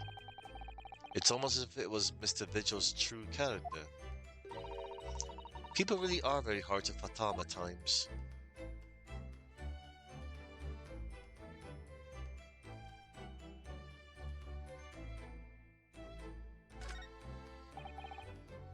There are details of cases stretching back over 10 years in this notice board. Yes, a history... Yes, a history of Lord Von Zeke's defeats in court. I don't think that's an appropriate description. Although, when you consider just everything in the board, it's certainly true. Hang on, everybody.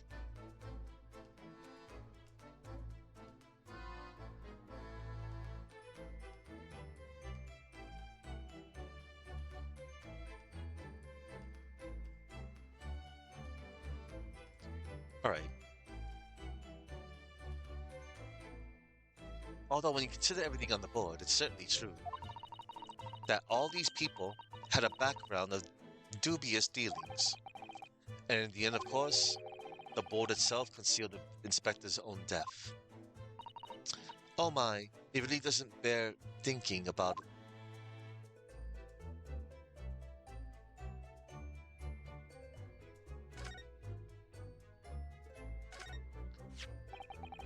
Using a candle as a timer device. Very ingenious, I must say. Yes, the culprit arranged it so that the firecracker would be set off at 5 o'clock and then left. So that a loud bang was heard at precisely the moment Lord Von Zeeks arrived, yes? If only he hadn't picked up that gun from the floor. Something you probably told yourself once upon a time, I imagine. Yes, I've learned that lesson by bitter experience. I would have turned and run a mile for sure. Which may not have done you any favors either.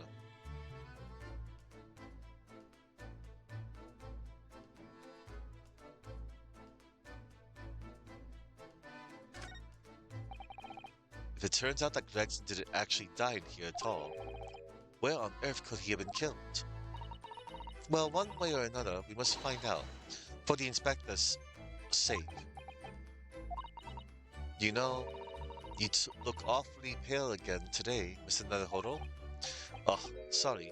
When I start thinking it all through, I conjure up some horrible images in my mind. Your imagination is the culprit here, then. Well, certainly guilty. It catches your eye as soon as you enter the room, doesn't it? It's such a bright color. It certainly makes an impression, yes. They can't possibly commit any crimes, can they? I mean, redheads stand out like a sore thumb. I'm afraid with our jet black Japanese hair, we stand out almost as much here in London. Ha, I suppose that's true. You mustn't think of committing any crimes, Mr. Naruhodo. I wasn't. I never have imagined that this little figurine would turn out to be a watch winding key.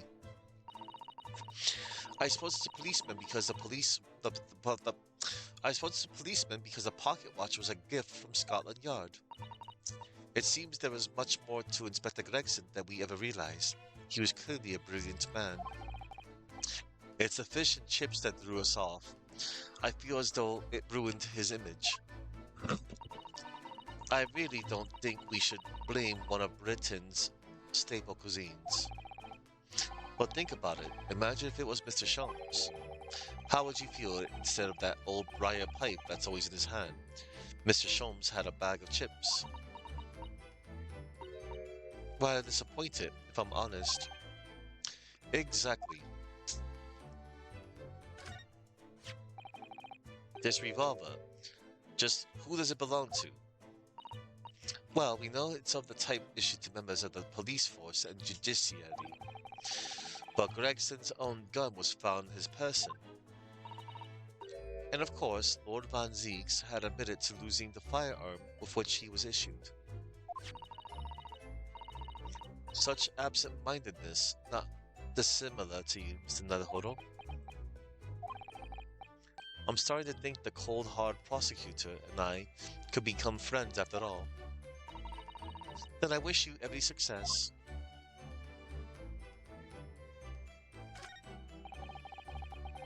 This little trunk wasn't here before, wasn't it? This little trunk wasn't here before, was it? Oh, it appears to be made of metal. It must be very heavy. I wonder to whom it belongs. There are some initials on the outside, look. TG. Let's ask one of the policemen to know how it came to be here. Oi! What do you think you're doing? Uh-oh. Hi, Gina. That's my trunk, that is. Hands off! Gina! Where were you hiding? I don't know. You leave something unattended for a few seconds, and every Tom, Dick, and Alley's got its greedy eyes on it. Just a wild guess, Gina, but... What? Spit it out, Otto. Is it fair to say that you've only owned that trunk since this morning's trial? What? What are you trying to say? Come on, this trunk goes with me everywhere. Always has. Where have you been the last year? Try not to incur your wrath, mainly.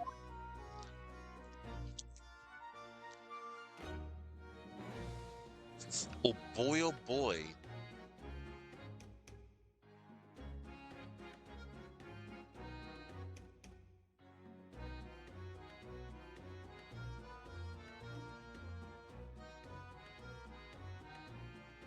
Alright.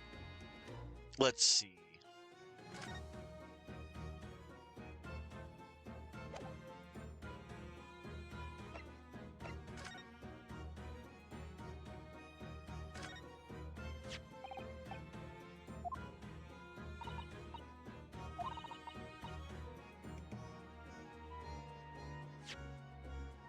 You know that this armband is to show that you're a defense lawyer in Japan. Have I told you that? You're defense lawyers. Whose side are you on? Whose side are you lot on anyway, eh? Trying to help criminals get off the hook. Lord Van Zieks isn't the Reaper. I firmly believe that, which is why I offered to advocate for him. Yeah, but what if you're wrong? What if he really is the Reaper? If it turns out he did it, how are you gonna feel then, eh? I have to believe my client. That's all I can do. I mean, yeah.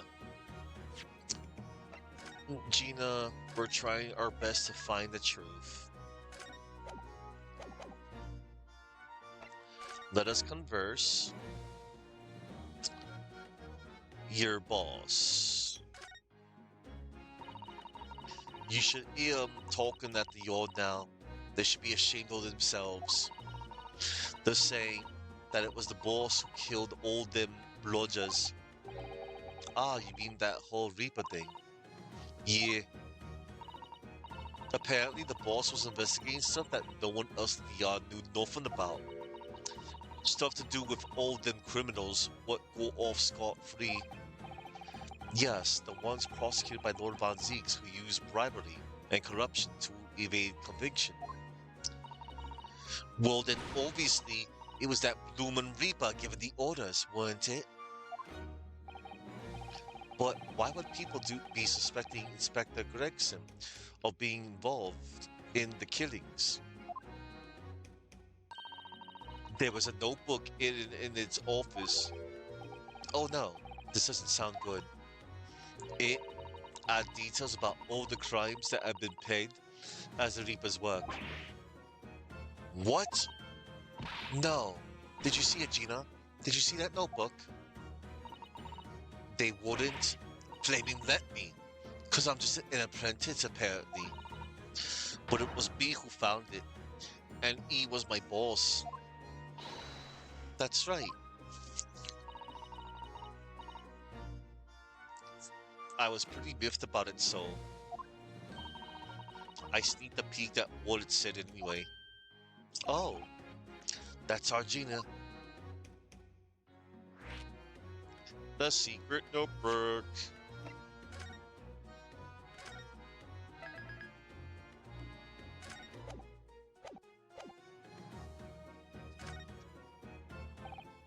So, you managed to see what was written in Gregson's secret notebook anyway, did you? Way I see it, it's my right to read what he wrote. And what has he written, Gina? Dates, times, places, names, and a whole long list of them. All details about the blood are supposed to have been done in by the Reaper. But there could be an explanation for that. Perhaps it was a record of the Inspector's investigations into the Reaper's activities. Exactly. That's what I said. That's the first thing you think, right? As it happened, it was full of names I recognized anyway. While the Reaper's targets were almost exclusively known leaders of London's criminal underworld. Well, yeah, but there was one name right at the end that was a bit odd. At the end of the list, you mean? I'm pretty sure the date against it was 31st October. Halloween! Oh, the day before the Inspector was found dead. So, what was the odd name? Oh, cool, thanks. I got some fries.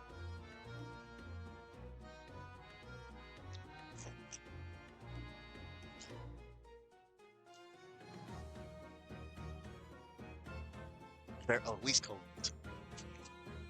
I can always heat them up. Sorry about that, everybody. I don't normally, show myself eating on stream. I just couldn't resist. Mom, he snuck in. Get that cat. It weren't like a name I've never seen before. It was something like, nah, it's not good. I can't remember it. I don't think it was an English name. Put it that way. Oh dear. What a pity. There was something else too. I don't know if it matters, but the same name kept coming up over and over. Tien. It's wars. Don't suppose it means anything but...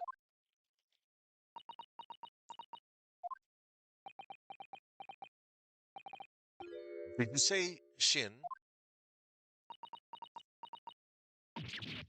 Eh? What? It does mean something? Yep. Lord Van Zieks knew the name too. He mentioned her as well. The woman who actually did the deeds. And now, we found out her name appeared in Gregson's secret notebook. Your investigations. We haven't seen you for a little while, have we, Gina? Well, of course not. I've been busy, ain't I? Investigating all that. Investigating that. The lads at the yard are trying to trace the boss's movements the day before it happened. The day before. That would be the undercover investigation into the Red-Headed League, then. Only the boss didn't go, did he? You found some cove what was pretending to be him, didn't you, Otto? Yes, it was Mr. Vigil, who actually went to the park on Lime Street that day, posing as Gregson. Well, anyways, you ain't the only one turning stuff up. I've got my own ways of getting results. Oh. When me and my partner up here get together, there's nothing we can't track down. Oh, little Toby. He's such a faithful friend. Oh. So have you tracked anything down, then? What do you think, eh? Of course we are. Can't tell you, though. Police business, innit? Ugh. Anyway, the point is, if you lot ever need any help, you know who to turn to, right? Me and the hellhound here. Oh, cute little hellhound. Right, because he looks oh so hellish, honest. Little heckhound. A hellhound. Gina, about your hellhound there. Chief Inspector Toby, you mean? He's the pride of the force, he is. In Japanese, police dog means something quite different and not altogether nice to those involved in crime. But here in Britain, it's a wonderful compliment, it seems, for a canine at least. It should be. After all, in the great exhibition case the other day, it was Toby here who managed to locate Jareba's workshop. Maybe it's time for another demonstration of what this super dog can do, eh? Do we have something the Chief Inspector to catch the scent of? I wonder. We have several pieces of evidence. Take that! Well, Chief Inspector Toby, if you wouldn't mind having a sniff of this. Oh, how cute. He might be a little too keen, don't you think? Oh, the Chief Inspector made short work of Gina there. Woof! Ah, look where he's gone to. Oh my, that trunk clearly still has a very strong scent of Inspector Gregson. In other words, it must have belonged to him.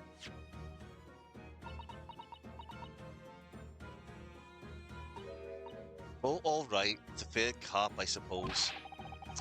And he really got away with it too. You always talk so proudly of Chief Inspector Toby's nose and what it can achieve. Did it not cross your mind that he might identify something that was right next to us? Yeah, that was a bit of a bloomer, weren't it? That's enough now then, Gina. Eh? I think it's time you told us the truth about that trunk. The metal trunk.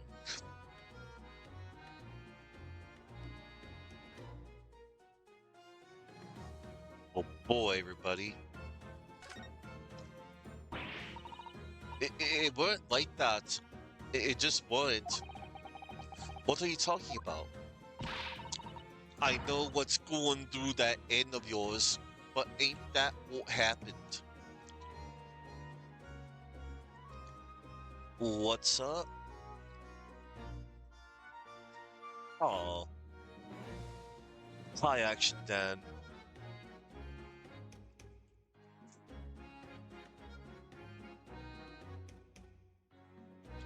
I know what's gotten through that end of yours, but I ain't what happened. Alright then. What did happen? Well, like I said before, we were trying to trace the boss's movements. No, there he is, Action Dan. There's Toby. Chief Inspector Toby. There you go, Action Dan, all for you. So I let Toby here have a whiff of the boss's overcoat. Yay. Yeah. And as soon as I done that, he went off like a shot. Aw. Straight to that sandwich. Oh no. By sandwich, do you mean Beppo? To a sandwich, not to a bag of chips. Mr. Naruhodo, I believe Gina means the witness. Yes, Beppo. He's called Sandwich now, but I know him as Beppo. Oh, I forgot about that. Oh, I forgot about that sandwich. Yeah, he had it hidden between them wooden boards of his, the boss's trunk. You mean when they heard the sound like a gunshot, all piled in here? Exactly. He nabbed it from the scene. Goodness. Damn you, Beppo. Me and the Chief Inspector gave that sandwich a good grilling. And you know what he said? No. I thought it might fetch a good price, and the chap wouldn't be needing it anymore. So, bad Beppo, bad sandwich. But that's all I did, nothing more. Nothing more and nothing less. Would you Adam and Eve, the check of it, stealing the dead boss's stuff to flog? So Miss Business wasn't the only one to meddle with the scene of the crime then. How could they? So anyway, that's how it happened. And it's a pretty decent trunk, so I figured I might as well make use of it. Is there so much wrong with that, eh? Well, maybe you and Mr. Sandwich should try to find the answer to that question together. Freaking Mr. Sandwich. Damn it, Beppo! I think perhaps that trunk should be turned over to the police, don't you? What are you on about? I am the police! Gina, if you wouldn't mind, could we maybe examine it? Yeah, alright then.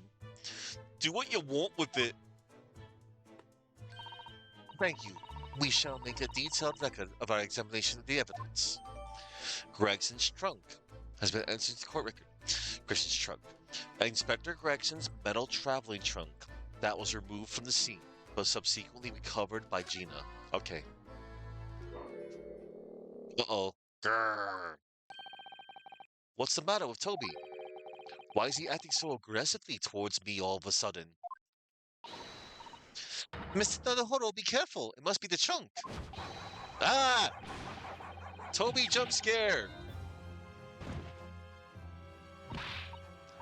Toby! Oi! What are you doing? You're gonna lick his face off! Mr. Naruhodo! Mr. Naruhodo! Gina, quickly! Hail a carriage!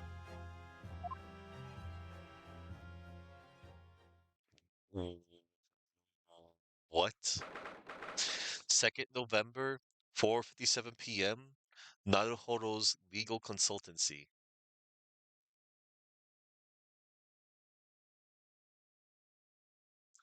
Okay. That was funny.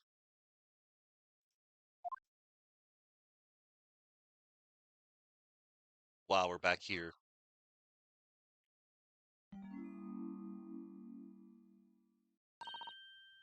Oh, Mr. Naruhodo, are you alright? Miss Susato. Ah, conscious again at last. A blessed relief, my dear fellow. After all, to drop dead after a moderate licking by a small terrier, most unseemly. What is or isn't seemly is irrelevant here, Mr. Sholmes. Yeah, I'll check the trunk soon. I'm so glad there's no lasting damage. How are you feeling? I'm fine, thank you. Did you bring me back here? Ah, what's this on my head? A bandage. Sad we had no ice. So that's a compress of sugar water. Sugar water? What? Don't worry, Mr. Naruhodo. It's a first aid treatment that my father taught me. Oh, thank you. So let us take tea when you're feeling up to it. But of course, no sugar in the patient's cup. Ugh, the bump on my head is dropping sweetly enough, don't worry. Whenever you feel ready then. Yeah.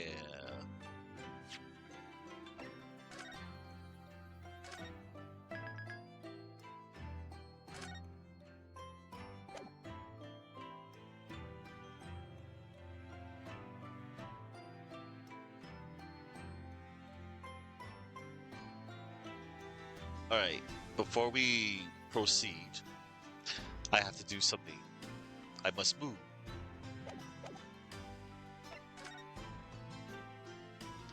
I know it's only an old attic, but I find this place more relaxing than anywhere else. Back to Fresno Street room.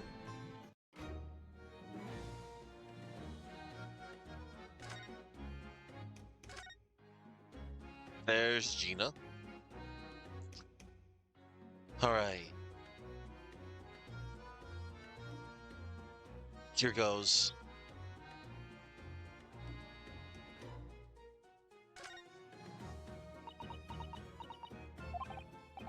Gina, I'm really sorry.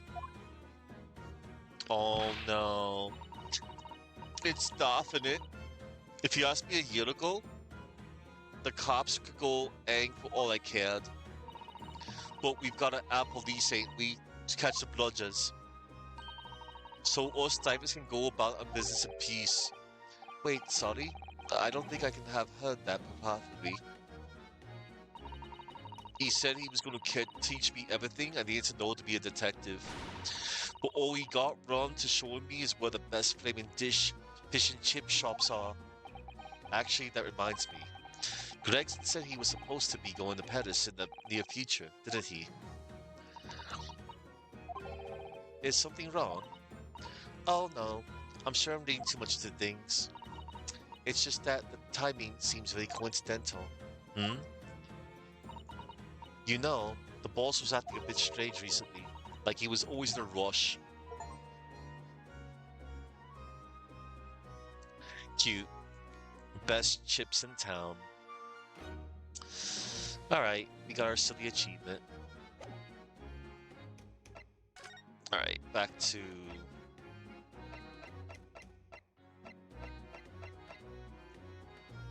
a legal consultancy.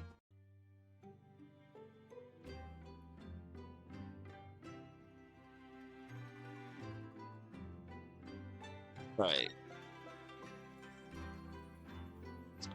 We got all the flavor text.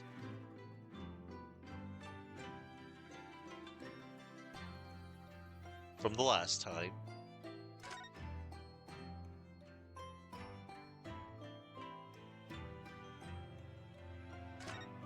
Let's talk to Susato. Converse. What to do? Are you alright, Mr. Naruhodo? It's rather unusual to find ourselves here in the middle of our investigations. It just occurred to me that I might have forgotten something when we left this morning. Please don't worry, as long as you continue to investigate thoroughly. You won't go far wrong. Yo, yes, of course. I must get back to work as soon as possible. Alright.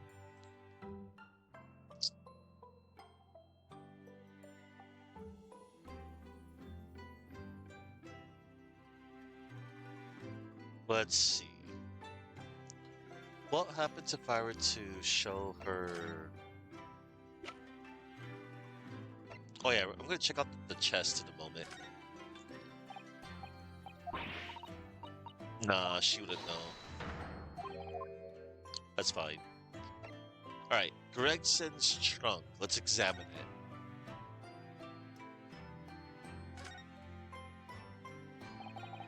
Let's have a look inside. Oh snap, it's opening. Oh my goodness. There's stuff in there. Hang on. Oh, there's a blood stain. Look at that dark stain here, don't you think? Do you think? Yes, I'm afraid so. I think it's blood. Oh, I knew you were going to say that. So that presumably means that this was present at the scene when Inspector Gregson was killed. It's the most logical conclusion, yes. To think Gina's been carrying this around with her. If you didn't know any better, I suppose it does look like a grease stain from all the fish and chips. Oh, look at that. Have you seen this huge gash across the side of the trunk here? It's gone right through the leather and into the metal behind. Gosh, for a metal chest like this to have been so badly damaged. Whatever made the gash must have struck the side of the trunk with considerable force. I wonder how it happened. Good question. Look, there's something inside. Oh, let's see. It appears to be a passport, authorizing him to travel overseas. Was Inspector Gregson about to go on a trip abroad then? Perhaps the date of departure might tell us something. That was, oh, what is it? It was for travel on 31st October, just one day before the incident, Halloween. What? Really? The passport has been entered into the court record. Oh boy, we got a passport. A passport document that was in Inspector Gregson's possession. It was issued for travel to France the day before his body was discovered. Gregson went to France the day before his body was discovered? Oh.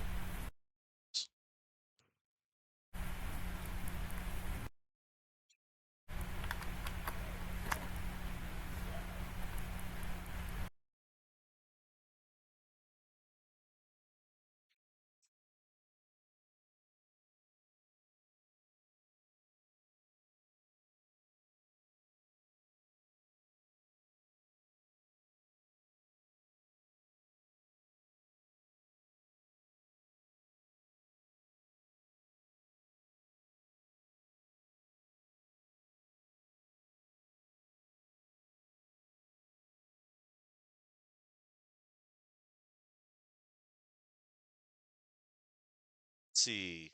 Testing, testing. All right. My apologies, everybody.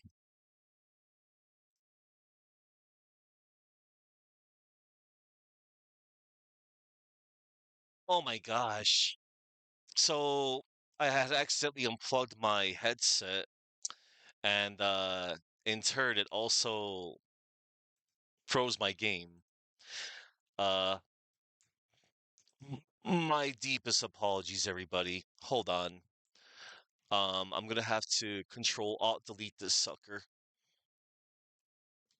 That was such a rare occurrence. Hang on. I'll just reload my game. My deepest of apologies, everybody. I yeah. No worries. Do not worry, everybody. I am not stopping because I am very close. I feel like I'm very close.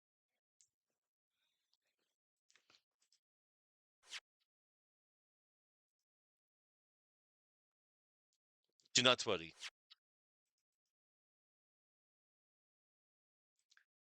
A little blunder, a little botch. Okay. Load game.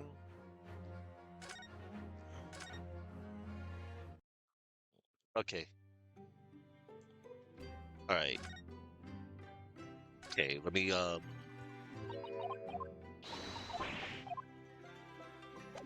right. And then okay.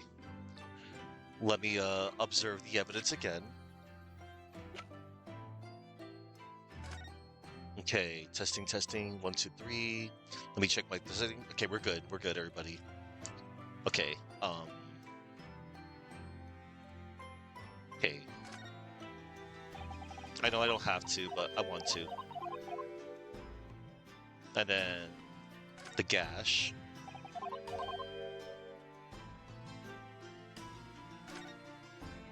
Okay, we're gonna open this sucker up. We're gonna get the passport. Gregson went to France the day before his body was discovered. Yep. All right. See, everybody, we're back. There's nothing else to examine. Okay, it was just a passport. Now we shall examine the passport. Passport, a passport document that was in Inspector Gregson's possession. It was issued for travel to France the day before his day. I mean, excuse me, before his body. Okay, it was issued for travel to France the day before his body was discovered.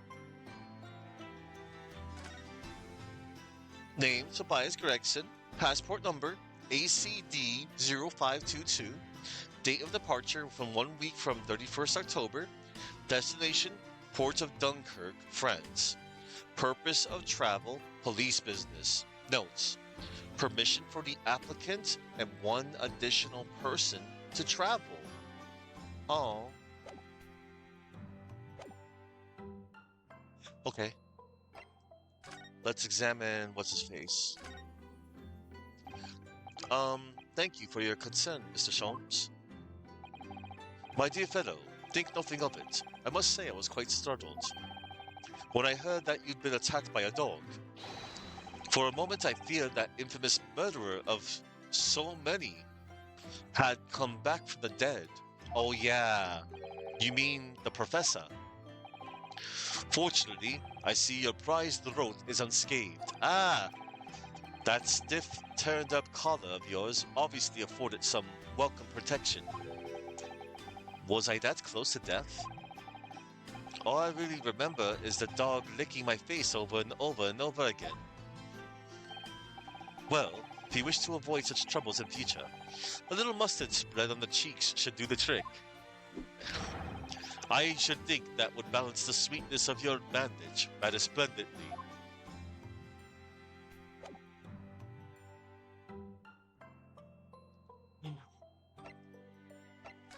Alright. Um. Yeah. Okay. Alright. Um.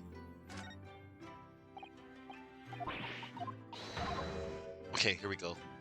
Let us move out now.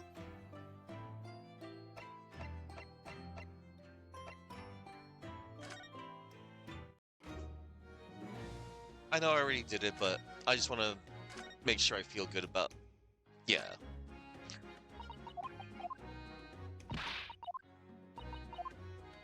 That was nice. He wanted to show. He talked to her about what good locations to find fish and chips. And that's how you get a silly achievement, which I've been collecting. Alright now, let us go to Sholmes' suite. I'm so relieved that you're alright. Have some tea and relax for a little while.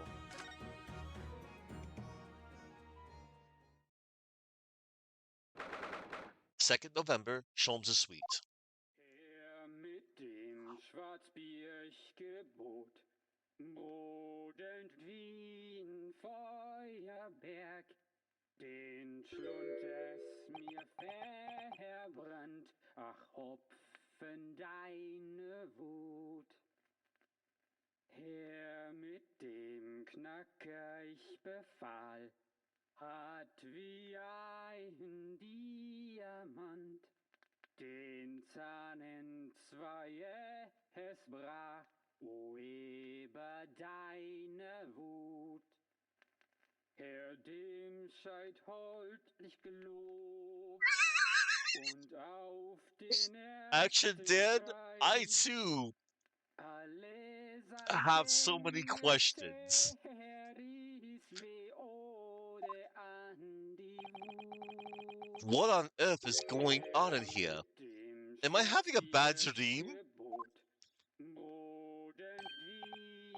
Ah, no. It's an old German folk song. Rather a fine rendition, I think. That's the least of my concerns. Iris? Iris, what's the matter? Iris? Who is that sprawling? I mean, that relaxed gentleman over there.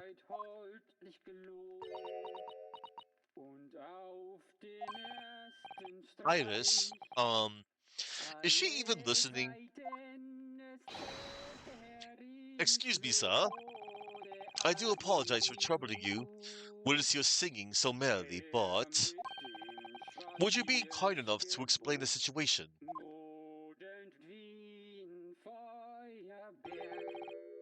Well, that worked. A crooning gentleman and a mute young girl. A rather tantalizing juxtaposition. And one that appears to have incited the gods of deduction within me to find their voices too. Oh no. Ah, Mr. Sholmes, do you mean? The strains of reasoning within me are playing now as a delightful duet. One melody sings of a reunion full of nostalgia, whereas the other is a morsel theme about the great secret you're trying so desperately to conceal, Iris. She's turned as white as a sheet. So as usual, you're instantly seen to the very heart of the matter.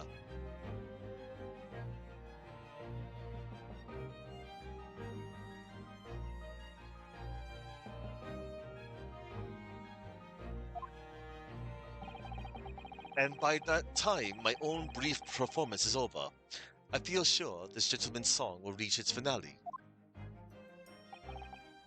So then, to Musicland, where all is sweetness and delicacy and harmony.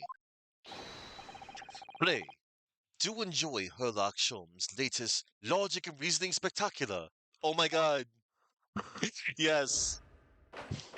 The Great Deduction. The game is afoot. Topic 1. Man's identity. I think I know who it I know who this guy is. Firstly, we consider the gentleman's nationality. Clearly he's a German, with no grasp of the English language. As evidenced by the Germanic song he sings, and his apparent inability to understand when asked to desist. So why is the man here at all, and in such apparently high spirits? The answer, of course, Iris, is clearly known to you. Me too, Action Dan, me too. The answer, of course, Iris, is clearly known to you. Indeed, we need only follow the gaze of those bright young eyes to unravel that particular part of this mystery. The reason for the man's mildly irritating wobbling is revealed by the herbal tea. Oh no. You obviously offered our German guest a cup of your latest herbal blend. The tea's delectable flavor has made the man's spirit soar and resulted in this joyful ditty tumbling incessantly from his lips. I eagerly await sampling the flavor myself, that I may join the fellow in his state of elation.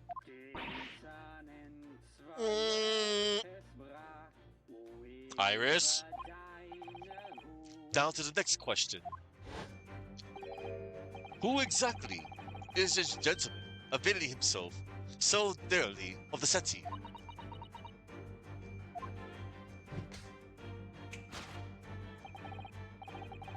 As it happens, a number of years ago now, a certain gentleman of German origin engaged my services in solving a particularly delicate case. He required the retrieval of letters once sent to an acquaintance that might have proved problematic. In order to conceal his noble identity, he also arrived at my office in a mask. The gentleman's name was Wilhelm Gottsrich Sigismund von Ormstein. Wait a minute. The father of that little German, that little Bohemian kid from the third case? No, the fourth case. No, wait, the third case. Yeah. Yeah, the third case. The King of Germany. If my memory serves, the mask worn by this gentleman is identical. Yes, there can be no question. That mask belongs to the King of Germany. What?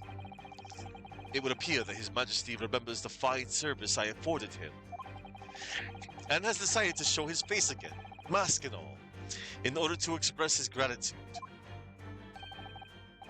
A well-mannered monarch indeed. Wouldn't you agree, my dear fellow?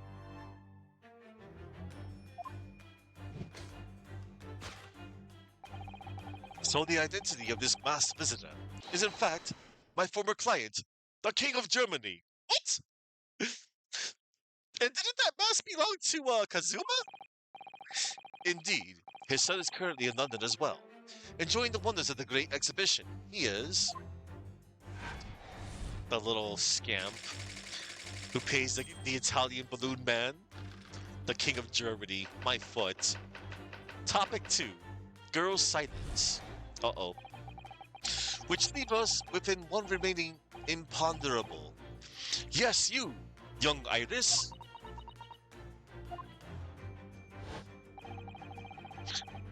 But your apparently inexplicable silence is unable to hide the truth.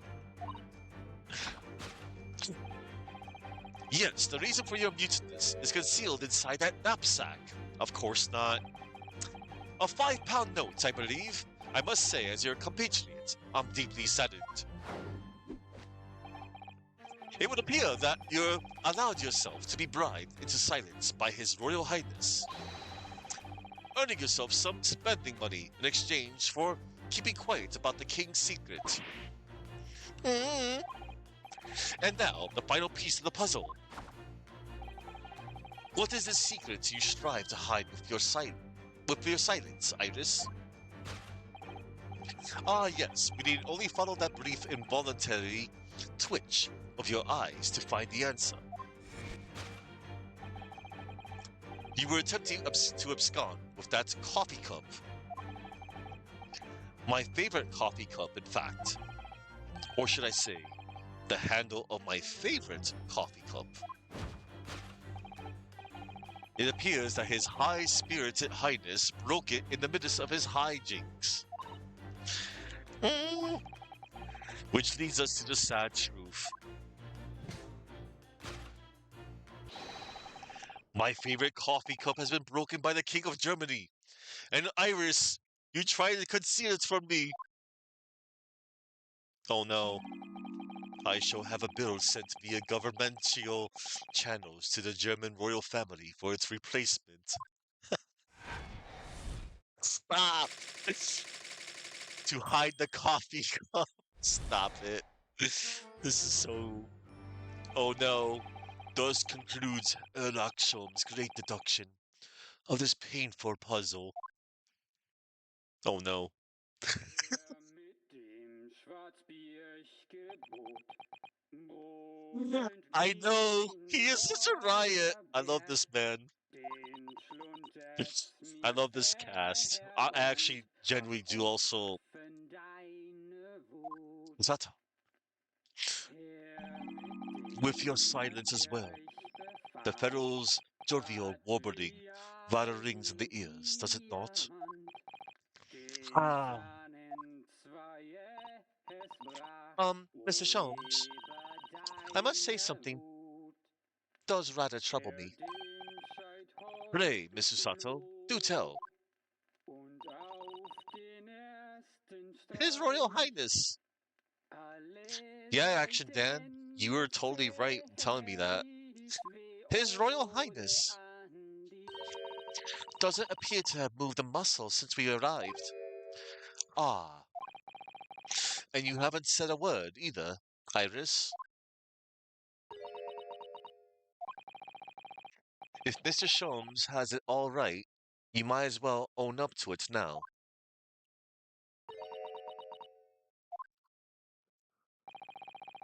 Your reasoning isn't entirely without substance, I must add. And one other thing, Mr. Sholmes. Yet another grievance, Mr. Naruhodo? Surely not. Well, I actually read the story of that case recently, the one you were just describing. And according to that at least, it wasn't the King of Germany, it was the King of Bohemia. Goodness, was it? Yes, that's quite true. Master Gotts, the prince, testified to that in court. In his words, I have come to see the great exhibition all the way from my home in Bohemia. Yep. The little bohemian kid said that. I would ask you to keep that minor error to yourselves. It could easily become quite a scandal. I believe, Mr. Naruhodo, that it's our turn now to make some corrections to a number of minor errors that may have slipped in. Yes, even Mr. Sholmes is willing to admit he might be slightly wide of the mark this time. Although it's clear that Iris is definitely hiding something. We need to find out the truth behind this mysterious scene. We do. But one truth is incontrovertible. My favorite coffee cup is no more. So, shall we embark again on a joint presentation of Herlock Sholmes' Logic and Reasoning Spectacular? Yes, let us. Course correction. Hold it, Mr. Sholmes.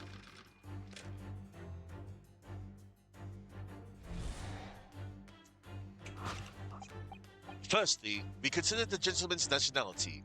Clearly, he's a German, with no grasp of the English language. As evidenced by the Germanic song he sings, and his apparent inability to understand when asked to desist. So why is the man here at all, and in such apparently high spirits? He might be drunk! The answer, of course, Iris, is clearly known to you. Indeed, we need only follow the gaze of those bright young eyes to unravel that particular part of this mystery. The reason for the man's mildly irritating warbling is revealed by the herbal tea. So what... Hold up. Let me save right here, just in case.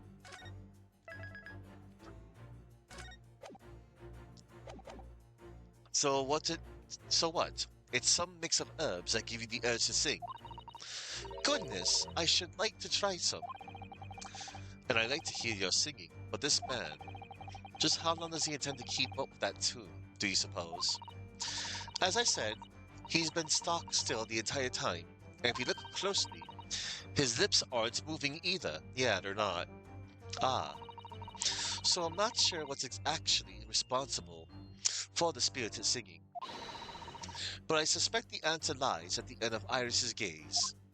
I mean, we're still gonna check everything though. It's coming from the gramophone, of course. But let's check all the delicious flavor text. Well, the cup's empty, that's for sure.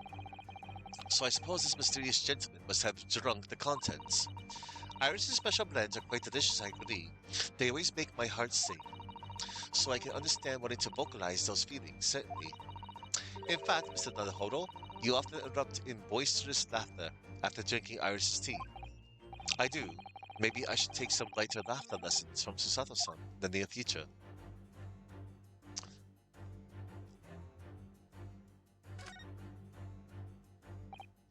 We know this mask. Oh, you're right. So, does that mean... No, surely not. It couldn't be. Could it? No, it's most definitely not him. Oh no, of course it's not. Thank goodness. But then, why is this gentleman now wearing it? I'm afraid, once again, I really have no idea. Oh my god. Everyone's playing super dumb. I love it. Okay, it's the gramophone.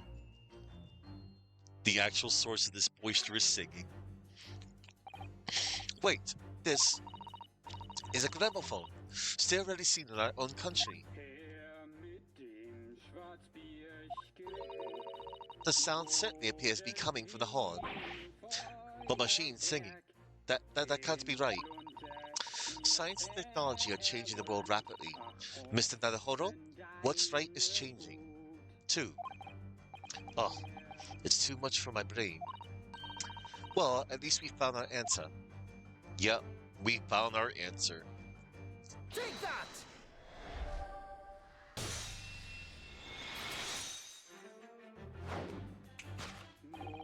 The reason for the man's mildly irritating warbling is revealed by the gramophone. Indeed! For No well-bred gentleman would break into a muscular folk song when making a social call. In other words, this gentleman isn't singing at all. In fact, it would appear that the fellow is unconscious. I mean, the music seems to have stopped now. I ask you, Mr. Naruhodo. Yes. Why would I have purchased a recording of that gibberish? How should I know? Well, never mind. On with the deduction. Who exactly is this gentleman availing himself so thoroughly of the settee? Sati. As it happens, a number of years ago now, a certain gentleman of German origin engaged my services in solving a particularly delicate case. He required the retrieval of letters once sent to an acquaintance that might have proved problematic. In order to conceal his noble identity, he also arrived at my office in a mask.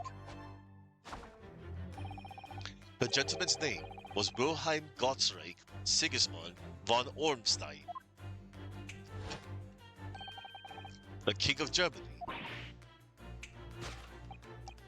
If my memory serves, the mask worn by this gentleman is identical. Yes, there can be no question. That mask belongs to the King of Germany. Although we've already established that it was actually the King of Bohemia, it seems Mr. Sholmes intends to persist with his Germany theory for some reason. Come to think of it, the young prince was wearing a mask as well, wasn't he? He was. Master Gotts, the boy whom you had in tears? Don't remind me, or anyone else. Do you suppose all members of the aristocracy of mainland Europe wear masks?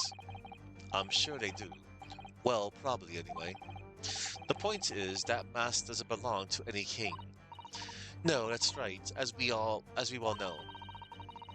Because we can identify the true owner of this mask.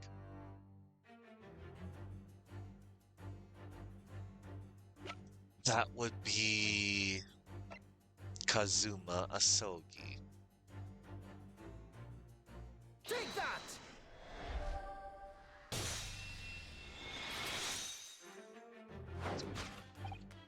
Yes, there can be no question that mask belongs to Kazuma Asogi.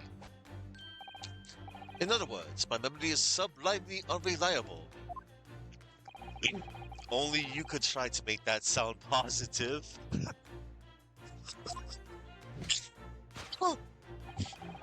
Kazuma's mask has been languishing on this metal chest for several days. It has. Though that doesn't explain why the gentleman is wearing it now. But it is now a simple matter to determine our guest's true identity. After all, the gentleman is unconscious. We need only excuse ourselves in advance, gently lift the mask and peer beneath it. Yujimiko Toba!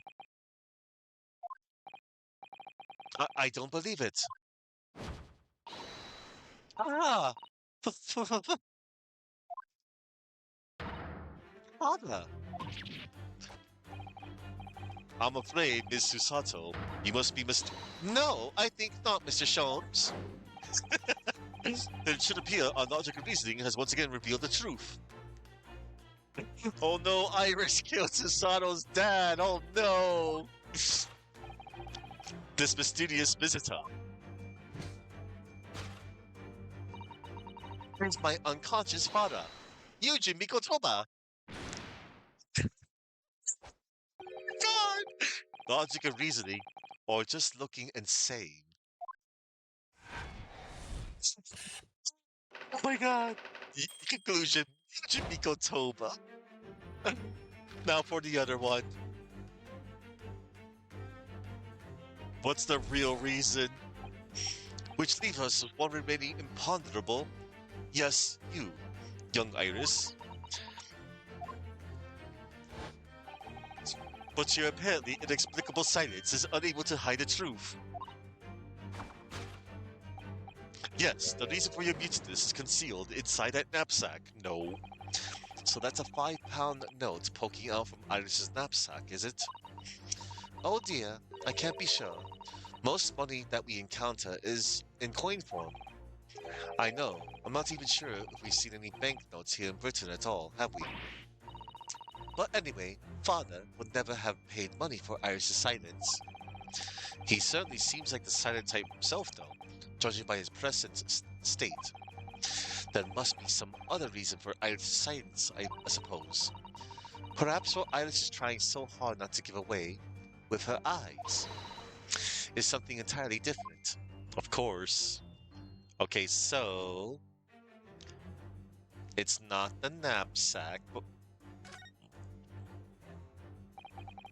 now I think about it, Iris always wears that little bag on her back, doesn't she? Yes, that's right. Though it's easy to forget about it because you can't see it from the front. There are 2 little felt dolls attached to it as well. Are there? I had no idea. I don't remember ever seeing them before. Is it possible that there's always a 5-pound note poking out from her bag that I just haven't noticed before, too? I couldn't say with absolute certainty, but I think it's unlikely.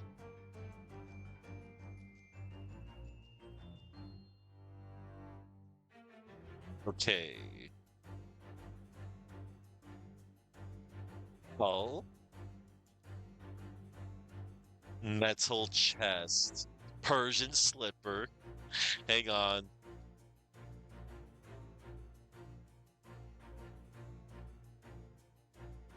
Well, yes. I think it might be the metal chest. Most likely.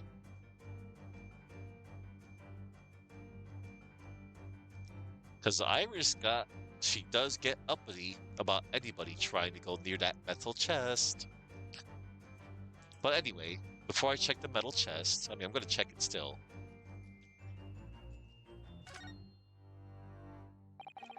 This slipper features in The Adventure of Herlock Sholmes, isn't it?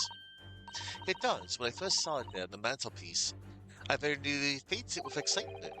Doesn't Iris keep her Elvenses in there? Oh, 11ses in there. Yes, that part was never mentioned in the stories. We could swap it for the Japanese equivalent of a slipper for fun. In other words, for a wooden Geta sandal. But then it wouldn't be possible to hide anything inside, you're right. Which matters because... Because... it wouldn't make any sense, and it would be stupid. Bernosuke. Unless there's gonna be like a hidden compartment in the freaking Geta sandal. Iris, you're going to jail. Yep, she's going straight to freaking jail. Anyway, what is Iris really looking at? It's the metal chest. This metal chest, it contains important documents, doesn't it? Yes, details of all the cases Mr. Sholmes has worked on over the years. Written up by Iris's father, if I'm remembering correctly. Iris insists that the chest is kept locked at all times. She's never once shown me inside. Well, its contents are invaluable to her, I suppose, and entirely irreplaceable. But look at it now. The catch is unlocked for once. Ah, so it is. That's hard to ignore. Very. I've never seen that chest unlocked before, in all the time we've been staying here at Baker Street. Yup. Okay, I'm gonna check that in a moment. Okay, I'm gonna check it now. Oh. Take that!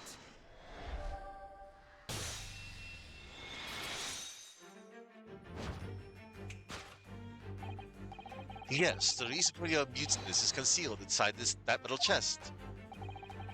An excellent observation, but upon closer inspection, there is something different about the chest's appearance. It's kept locked at all times, yet now the catch is open. Evidently, this has something to do with your refusal to speak, Iris. Hmm. But it's a simple enough matter to incite you to speak, I'm sure. I merely need to open this chest. Uh-oh. Here we go. No! Hell, don't! What? Oh my god! No! Get out! This is so heavy! No! Oh my... He's dead!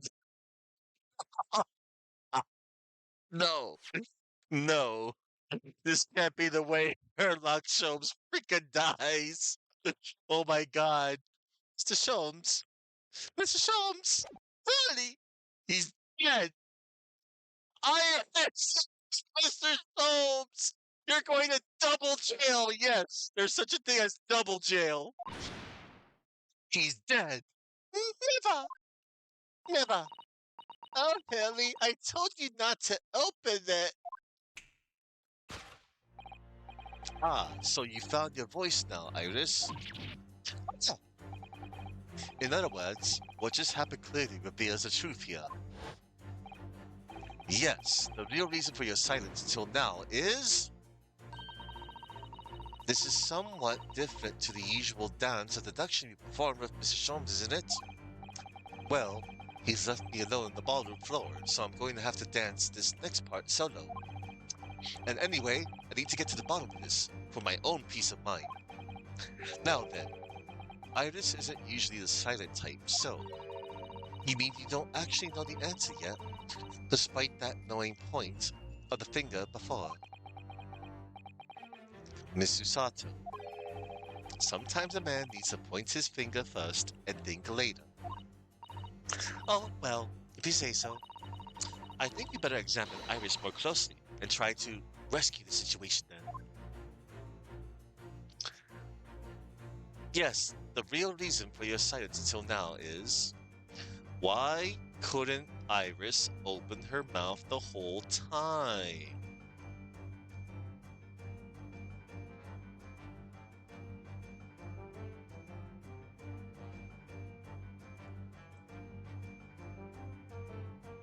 Iris, we see that key. Hang on, I want to see something.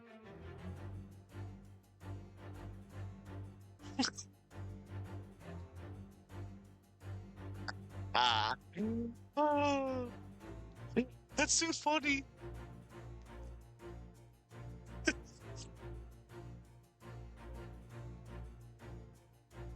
Okay, let's investigate the knapsack. Oh, look at those cute little dolls. For some reason, this knapsack is really standing out as suspicious to me today. Oh, is it? It's quite sizable enough for a sizable secret, that's what I say. Perhaps it is, but we certainly can't open it up to look inside without Iris's permission.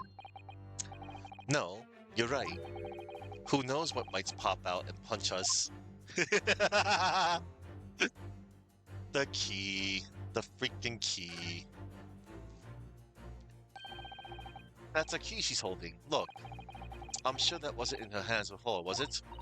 No, you're quite right. It appeared as if by magic. That's strange. A big old iron key. Where did it materialize from? Alright. Naruhodo is all... I saw what happened to your dad and Mr. Soames. I'm not getting murdered today. Yeah. Oh, look, a skirt. I can inspect the skirt. That's cute. Iris always dresses in these frilly clothes, doesn't she? I've always thought this skirt is rather delightful. It's pretty sizable for all those frills, sizable enough for a sizable secret. You seem to be rather fond of that idea, but you certainly can't go investigating further. Does it look like that's what I was thinking? Anyway, it's the freaking key. Take that!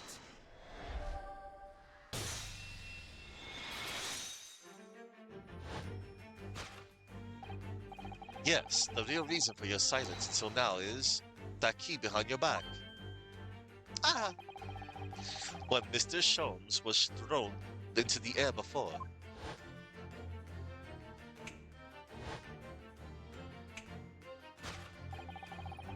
Just before you called out to try to stop him, you slipped something out of your mouth. Ugh.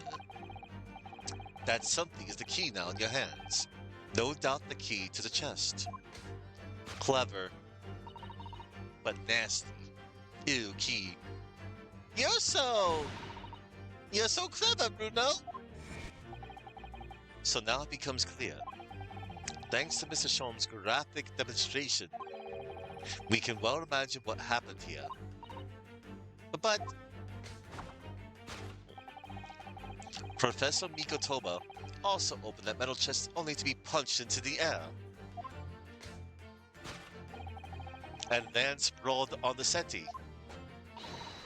But wait, that doesn't explain all the facts. What about the stylish scarf and the cup of tea? And above all, why would he be wearing Kazuma-sama's mask? Ah, well, for those curious details, I can think of only one explanation. Clearly, an unbelievable miracle took place in this room. Isn't that right, Iris? Consider how the room was arranged before this whole painful experience took place.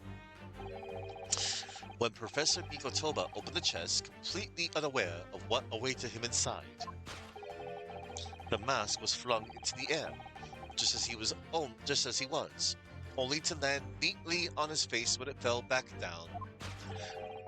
And the teacup's journey through the air ended when it caught on the unconscious professor's finger. You mean to say that the stylish scarf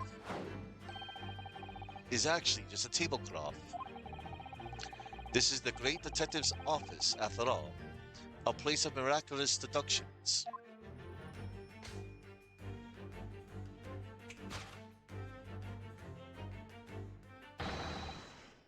Would you expect anything less?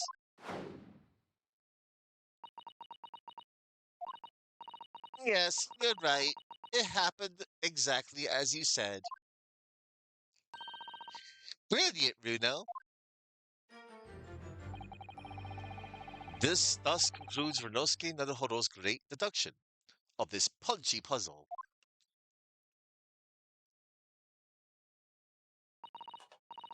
So then, why don't I make a fresh pot of tea for us all? You're still going to double jail, Iris. Yes. Objection! An admirable performance, Mr. Naruhodo. But in the final act of the show there, you rather missed everything of importance. Mr. Sholmes.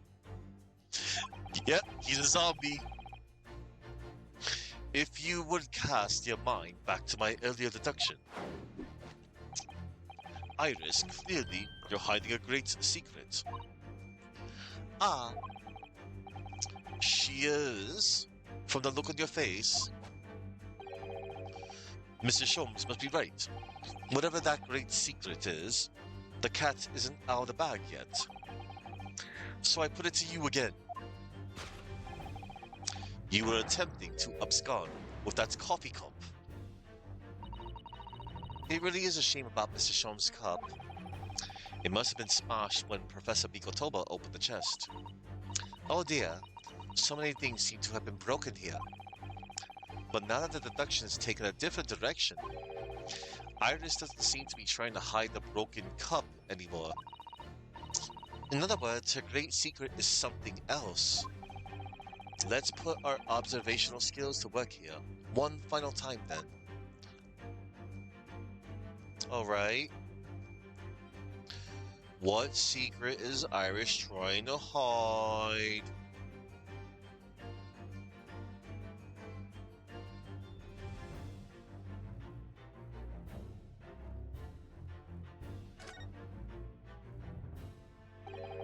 Mr. Sholmes' favorite cup, or what's left of it, just a handle.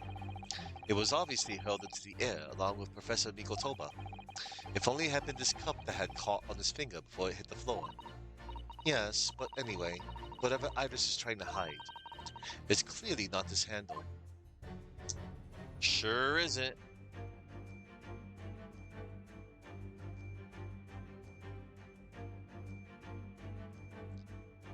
Let's check the knapsack again for funsies. Surely this time at last, the knapsack is going to be the answer. I'm really not sure why you're so intent on showing Iris's bag to be complicit in these events. Because it's a sizable bag. Big enough for a sizable. Big enough to carry things around, Mr. Naruhodo. That's what bags are for. So, the knapsack might never see the limelight, Iway. I really wouldn't like to say. Alright. I knew it wasn't going to be the knapsack.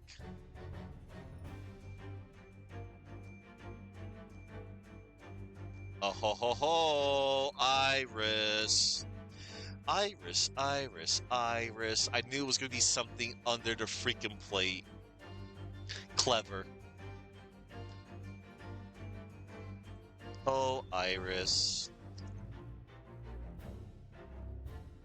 Hang on. Can I find anything else of flavor text, please? No? Alright. Yeah. Yeah, we're just gonna get the case file. That's what it seems like. Man.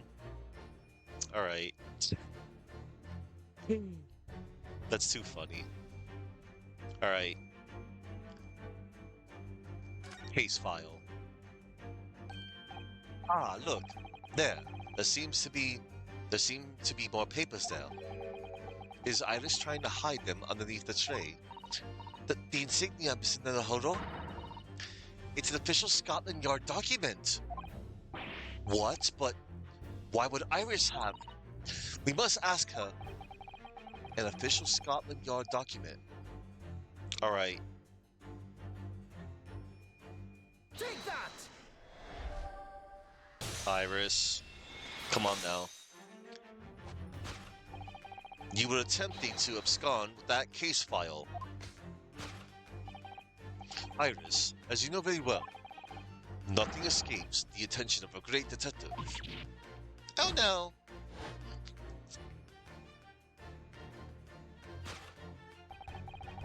We visited Scotland Yard's autopsy laboratory earlier today, and Dr. Gordy informed us that the autopsy report of Clint Van Zieks had gone missing. Oh snap! She swiped it! Clint Van Zieks. Yes. I do seem to recall that some years ago I asked to see the report in question. You were with me, weren't you, Iris?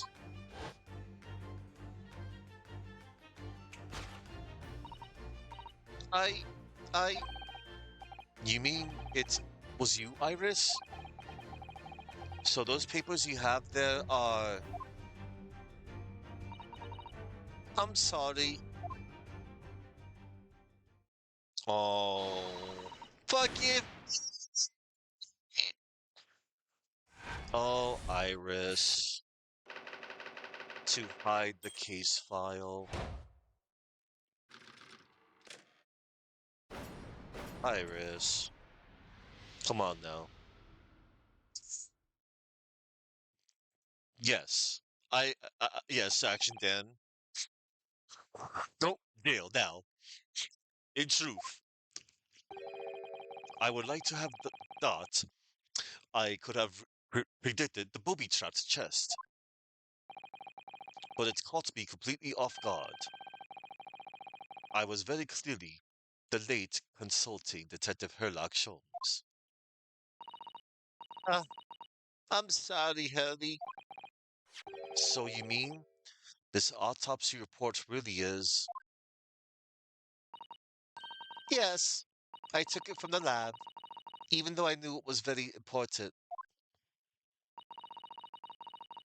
Was there something in it that troubled you, Iris? Not exactly something that troubled me, something I'd been looking for. When I saw this report, when I saw the writing in it, I knew it was Daddy's. The writing? Your father's writing. What do you really mean?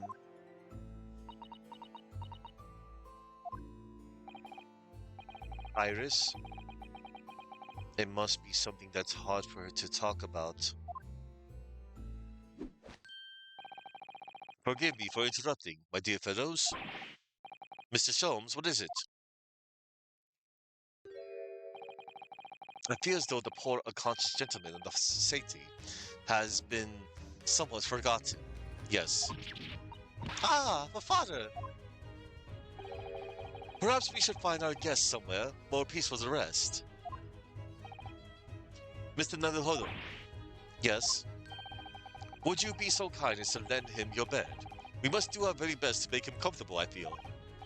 Oh, yes, of course. I hope you carry him up. So will I. No, I can manage alone, thank you. You have tea to enjoy. Oh. We wouldn't want Iris's brood to stew. Because there's no better way to make the professor comfortable than dragging him upstairs like a trunk. I wonder, perhaps that was deliberate. Maybe Mr. Sholmes is making himself scarce to give Iris a chance to talk more freely. We must use this opportunity to talk with Iris and find out what's going on. Oh my god. Hang on. Iris, about this piece of evidence. She's not in the mood to talk at the moment, then. I suppose that's understandable. Nah, okay. I just wanted some flavor text. Your daddy. Would you like to tell us about it, Iris? About your father? I'm sure I told you before, didn't I? That Daddy used to be Hurley's partner. Yes, and that notes about all the cases they solved together are kept inside that metal chest. That's right. Hurley told me, you see. He said that Daddy's somewhere far away now, so we can't meet. That's one way of describing it. Then, when I secretly unlocked the chest and read through the papers inside, I started to build up a picture in my head of what Daddy must be like. Well, that's only natural. You're just like any other girl of your age. I read that Daddy was a professor of medical science, so I studied and took my degree too.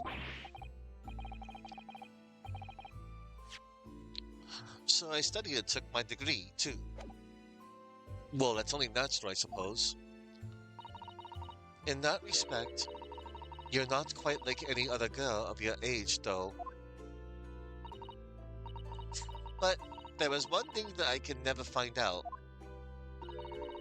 Daddy's name. Ah. His name wasn't anywhere on any of the notes that he made about his work with Hurley. But then one day, that's what happened, is it? When you saw this autopsy report, you finally managed to work it out. Is that right? Yes.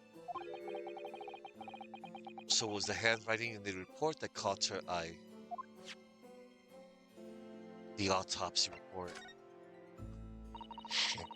When I saw the writing on that report, I could hardly believe it. I know that handwriting. I thought to myself, Because it was the same as the writing you'd seen on your father's case notes.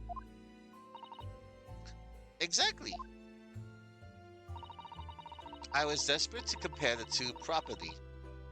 I needed to see them side by side. I asked the doctor in the laboratory, but I was told I couldn't take the report away. And even worse, I was told that was the first and last time you'd be allowed even to look at it there. So you decided to steal it. When I compared the autopsy report with the case notes I had here, there was no doubt the handwriting was exactly the same. It was Daddy's. And the signature of the coroner at the bottom of the autopsy report read Dr. John H. Wilson. So that's how I finally found out. I learned Daddy's name at last. I see. Ever since then, I've called myself Iris Wilson. Oh? And that's also when I had the brilliant idea of writing stories all about Daddy's exciting times of Hurley. I decided there and then that I'd write the adventures of Sherlock Holmes. Oh, Iris, I had no idea the stories had quite such a deep personal significance for you. I could see why the autopsy report was so important to her now, and why she was prepared to break the law to get her hands on it.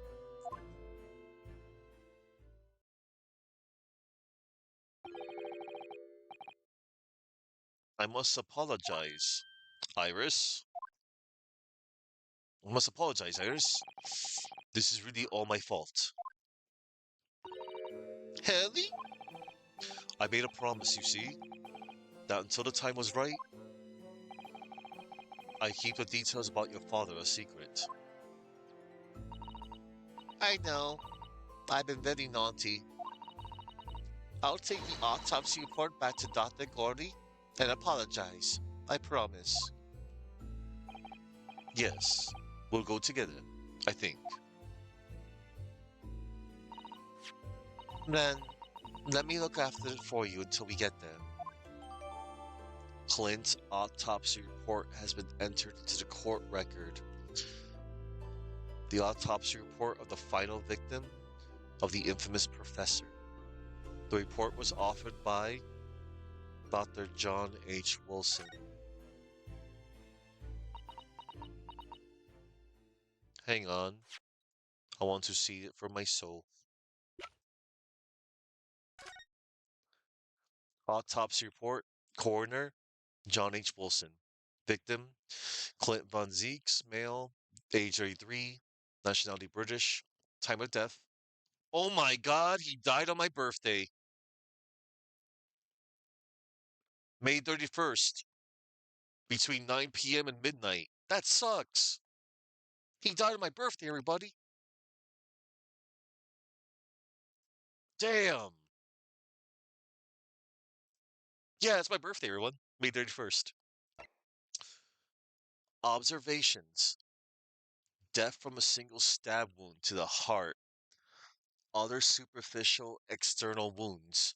Indicative of a duel. A duel? Additional notes.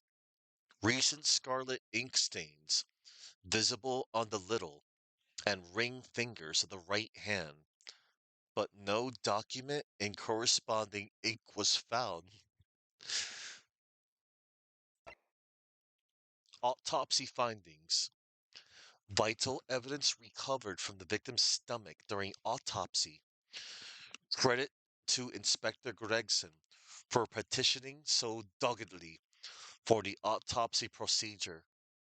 No internal trauma noticed anywhere in the body. Signed, John H. Wilson. Oh my god, dude died on my birthday.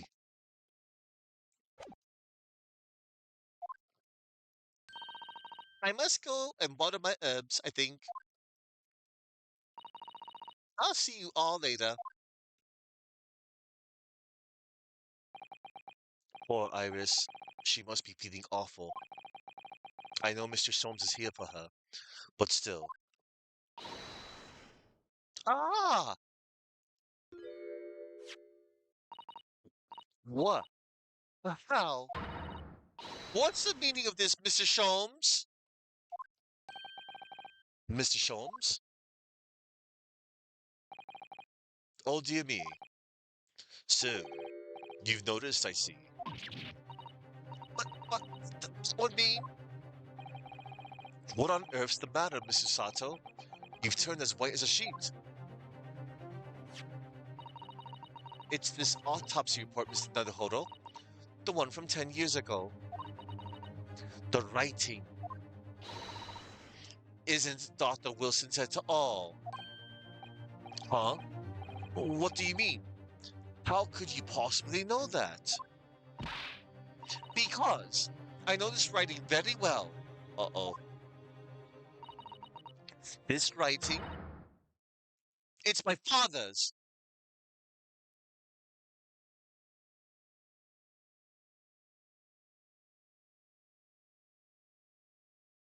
Oh my god. What? Professor Mikotoba's? Indeed, it's true. And now you know. My dear fellows? No, I don't know anything. What on earth does all of this mean, Mr. Sholmes? Because the idea that's slowly forming in my head, in my mind, is just too extraordinary to believe. Please, you have to explain.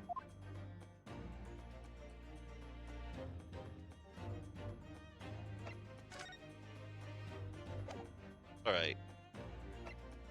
Hold on. Flavor text. Go. Mr. Sholmes, about this. Tell me, Mr. Naruhodo, is this the first time you showed me this particular trinket? Oh, I don't really remember, to be honest. If by saying that it's a collar, oh, yeah, it's the same text. Hang on. Alright. Alright.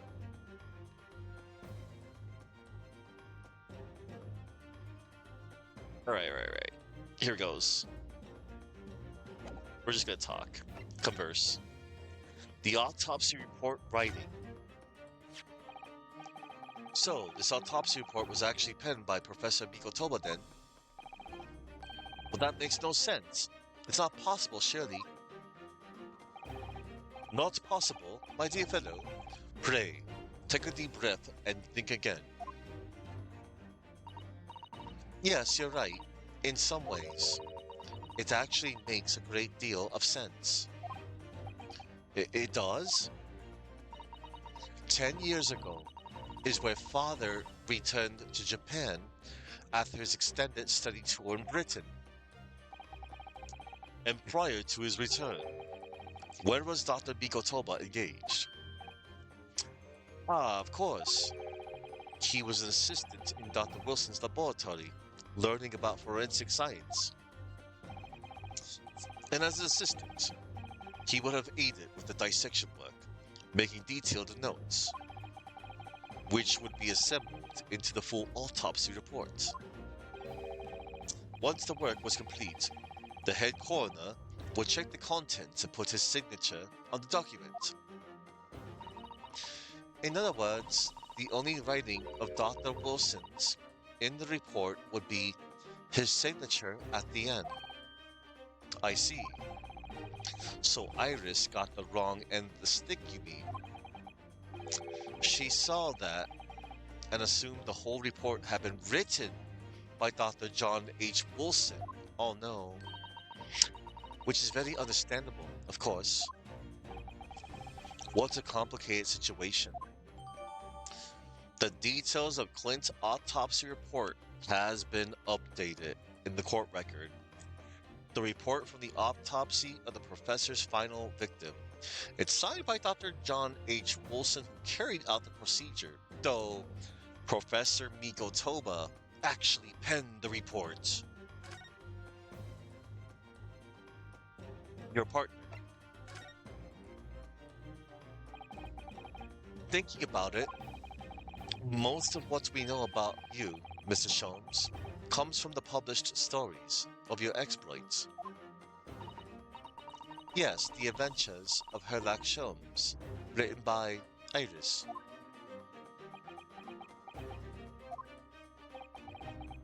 And we really have no way of knowing what's fact and what's fiction. Most troubling for you, my dear fellow, I'm sure. But what about the supposed partner of yours? Do he really exist or not? Ah, you've come straight to the point, I see. And please come straight to the answer. I believe Iris explained it in one of her installments. He was a trusted comrade, and the only person I could truly have called a friend. And did this partner of yours truly make a record of all your cases? Are his notes really stored inside that metal chest? Absolutely, my dear madam. Absolutely. So, what is your partner now? We rarely meet. You see, he lives on the other side of the world.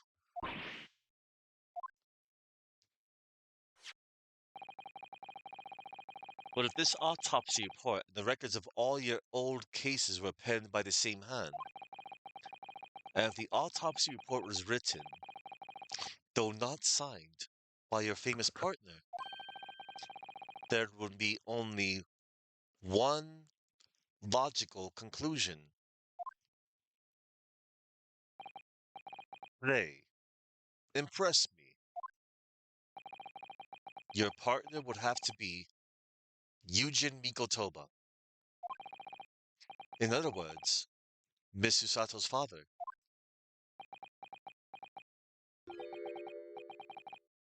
On my word, Mr. Naruhodo. Quite the plot twist. Yes, you are coming along wonderfully. You have hit upon the method at last. You finally grasped the art of deduction. You mean to say, allow me to introduce you to my great friend and partner, Mikotoba. Professor Mikotoba. Sholmes and Mikotoba. Oh snap. Does this mean that you're the real Dr. Wilson? Oh my. No, my dear. I'm still my old self, Yuji Mikotoba, your father. Oh, of course. This is obviously too much for Susato-san to take in. I must say, though, how my old friend has attained worldwide celebrity as a great mystery solver is the greatest mystery of all. I still remember the first time we met. Ah, play, remind me. When was it again, Mikotoba? 16 years ago, Sholmes. Ah, yes, quite. 16 years ago. I just arrived from Japan with Seishiro and Genshin. I was in search of lodgings close to the hospital, some comfortable rooms at a reasonable price. But rents are devilishly high in that particular area. That's right, so I decided I needed someone to share lodgings and the expense. And was fortunate enough to be introduced to Sholmes, who found himself in a similar situation. I was a callow fellow back then, a mere shadow of the great detective you see before you now. I was working at the hospital's chemical laboratory at the time, indulging my curiosities for little gain. And the situation of our cohabitation led to us pursuing cases together, you see. Hard to believe it was a mere 6 years. We had a great many adventures. But in the last year of Mikotoba's stay in Britain, that most infamous of cases presented itself. The case with which you've become rather familiar yourselves. The Professor killings. After the trial, Seishiro and I were summoned back home. Hardly surprising, given the circumstances. So there you have it. And so you know, all the details recorded by my trusty chronicler remain in that metal chest. This is just amazing. Professor Mikotoba really is Mr. Sholmes' famous partner.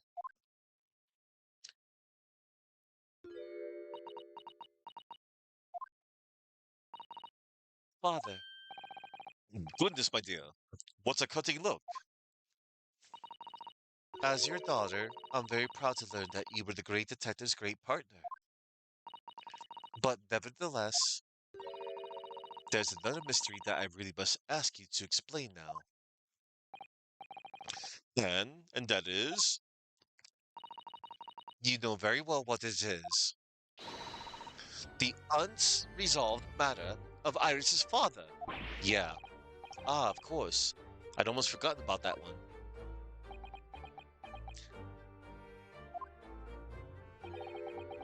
I should have seen this coming, I suppose. Iris's father.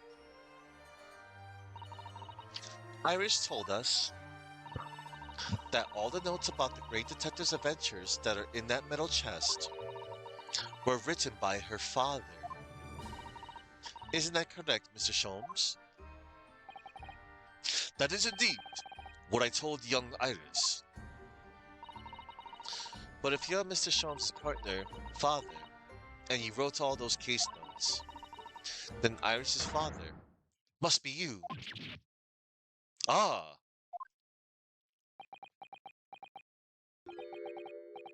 On my word, Miss Susato. You are coming along wonderfully as well. You too have hit upon the method at last.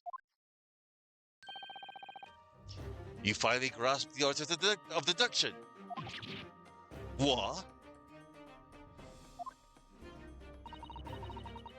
What you've always told me, father, is that my mother died when I was born 16 years ago, and you left me in grandmother's care when it is you embarked on your study tour of Britain. And I've always accepted that. But all this about Iris. Oh, there it is.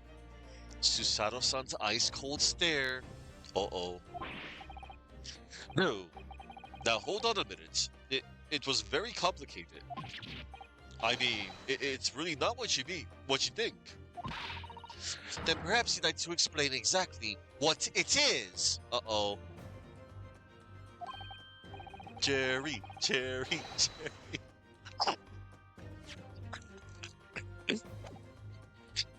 it is. Now the eyes go from ice cold to red hot. Just before she... No, really. You got it wrong. You got the wrong end of the stick. Sholmes, say something, man.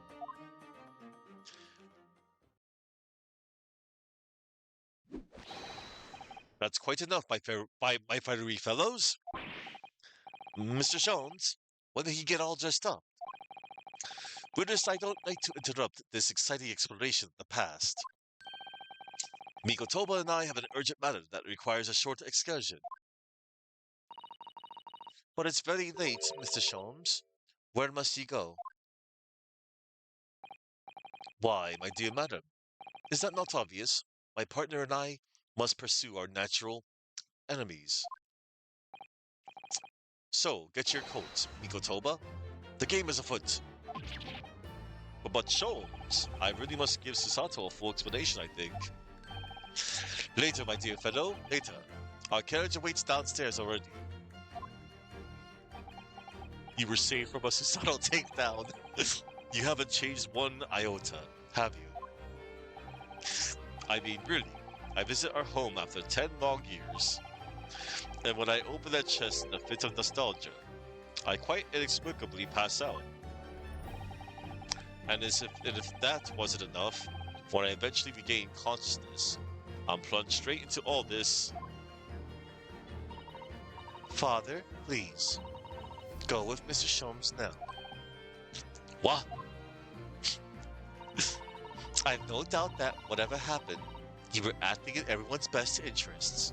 Oh, I trust you completely. Susato.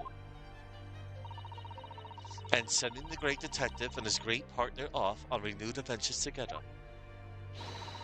is more than I could have hoped for in my wildest dreams. Very well then. We'll speak again later. So, I believe your own work is done for the day. I wish you the best of luck for tomorrow. Yes, Horo, good luck in battle, and in reaching a decision. A decision about whether to go back to Japan, I suppose. So much happened that day that I barely knew what to do with myself. It would only be later that I'd come to realize how amidst the chaos I'd unleashed were all the clues I needed to finally unearth the truth, and that all the turmoil was necessary to give me the resolve to see everything through. The resolve.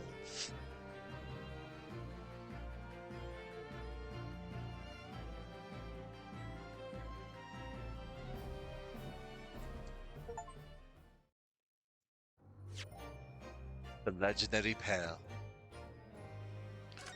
Wow.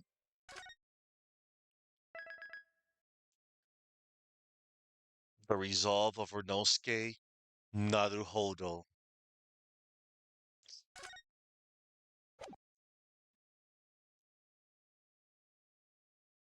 My word, everybody. By Jove. Man. Man, oh man, oh man. What a case. What a reveal. So, yeah. Yep. All right, everybody. So this is the plan. I'm gonna split up the final case in 2 days. I'll do the first half, of course, as always. Well, not as always, but I'll be splitting up the final case in two. So the first half will be tomorrow, Monday, and then I'm gonna finish off the game on Tuesday. Man, I can't believe I waited this freaking long to man. But I'm so glad that you're seeing my first time reaction to all of this. All right. Okay, everybody. Um, I'm gonna find ourselves a raid target. Hmm.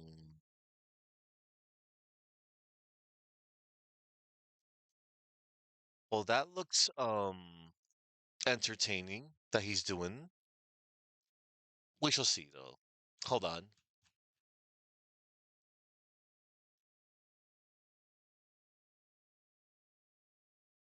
Hmm.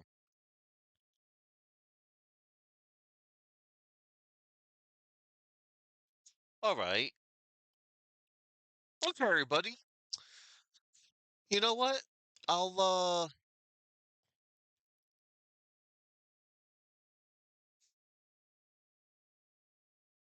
yeah, might as well. I mean, we don't have to, but we can. I could. Okay, everybody. This man from a realm, from a domain, he has taken a week off last week to recover, and it appears that this gentleman has recovered. And that man happens to be Zophar. Zophar 1, the one behind the number 1. Zophar of Zophar's domain, the Zophar. You know that man. All right. Okay, everybody. It's time to head on out. But before I head on out, I have a lot of people to thank today. I would like to thank KD Rio, Master Remastered, Chuckman, Astro Dude, Sir Cambam, Pafare, and the Action Dan. And to anybody else out there that may have been lurking in my channel, thank you kindly for the lurk. You know who you are. So yeah, join me tomorrow as I do half of the final case. All right.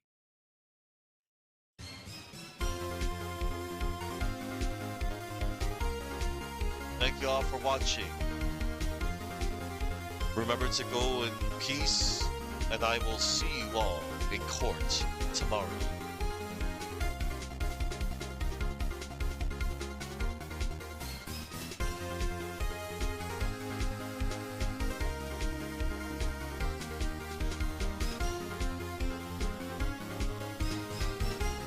Yeah, Zophar's doing guest of video game music. That sounds fun.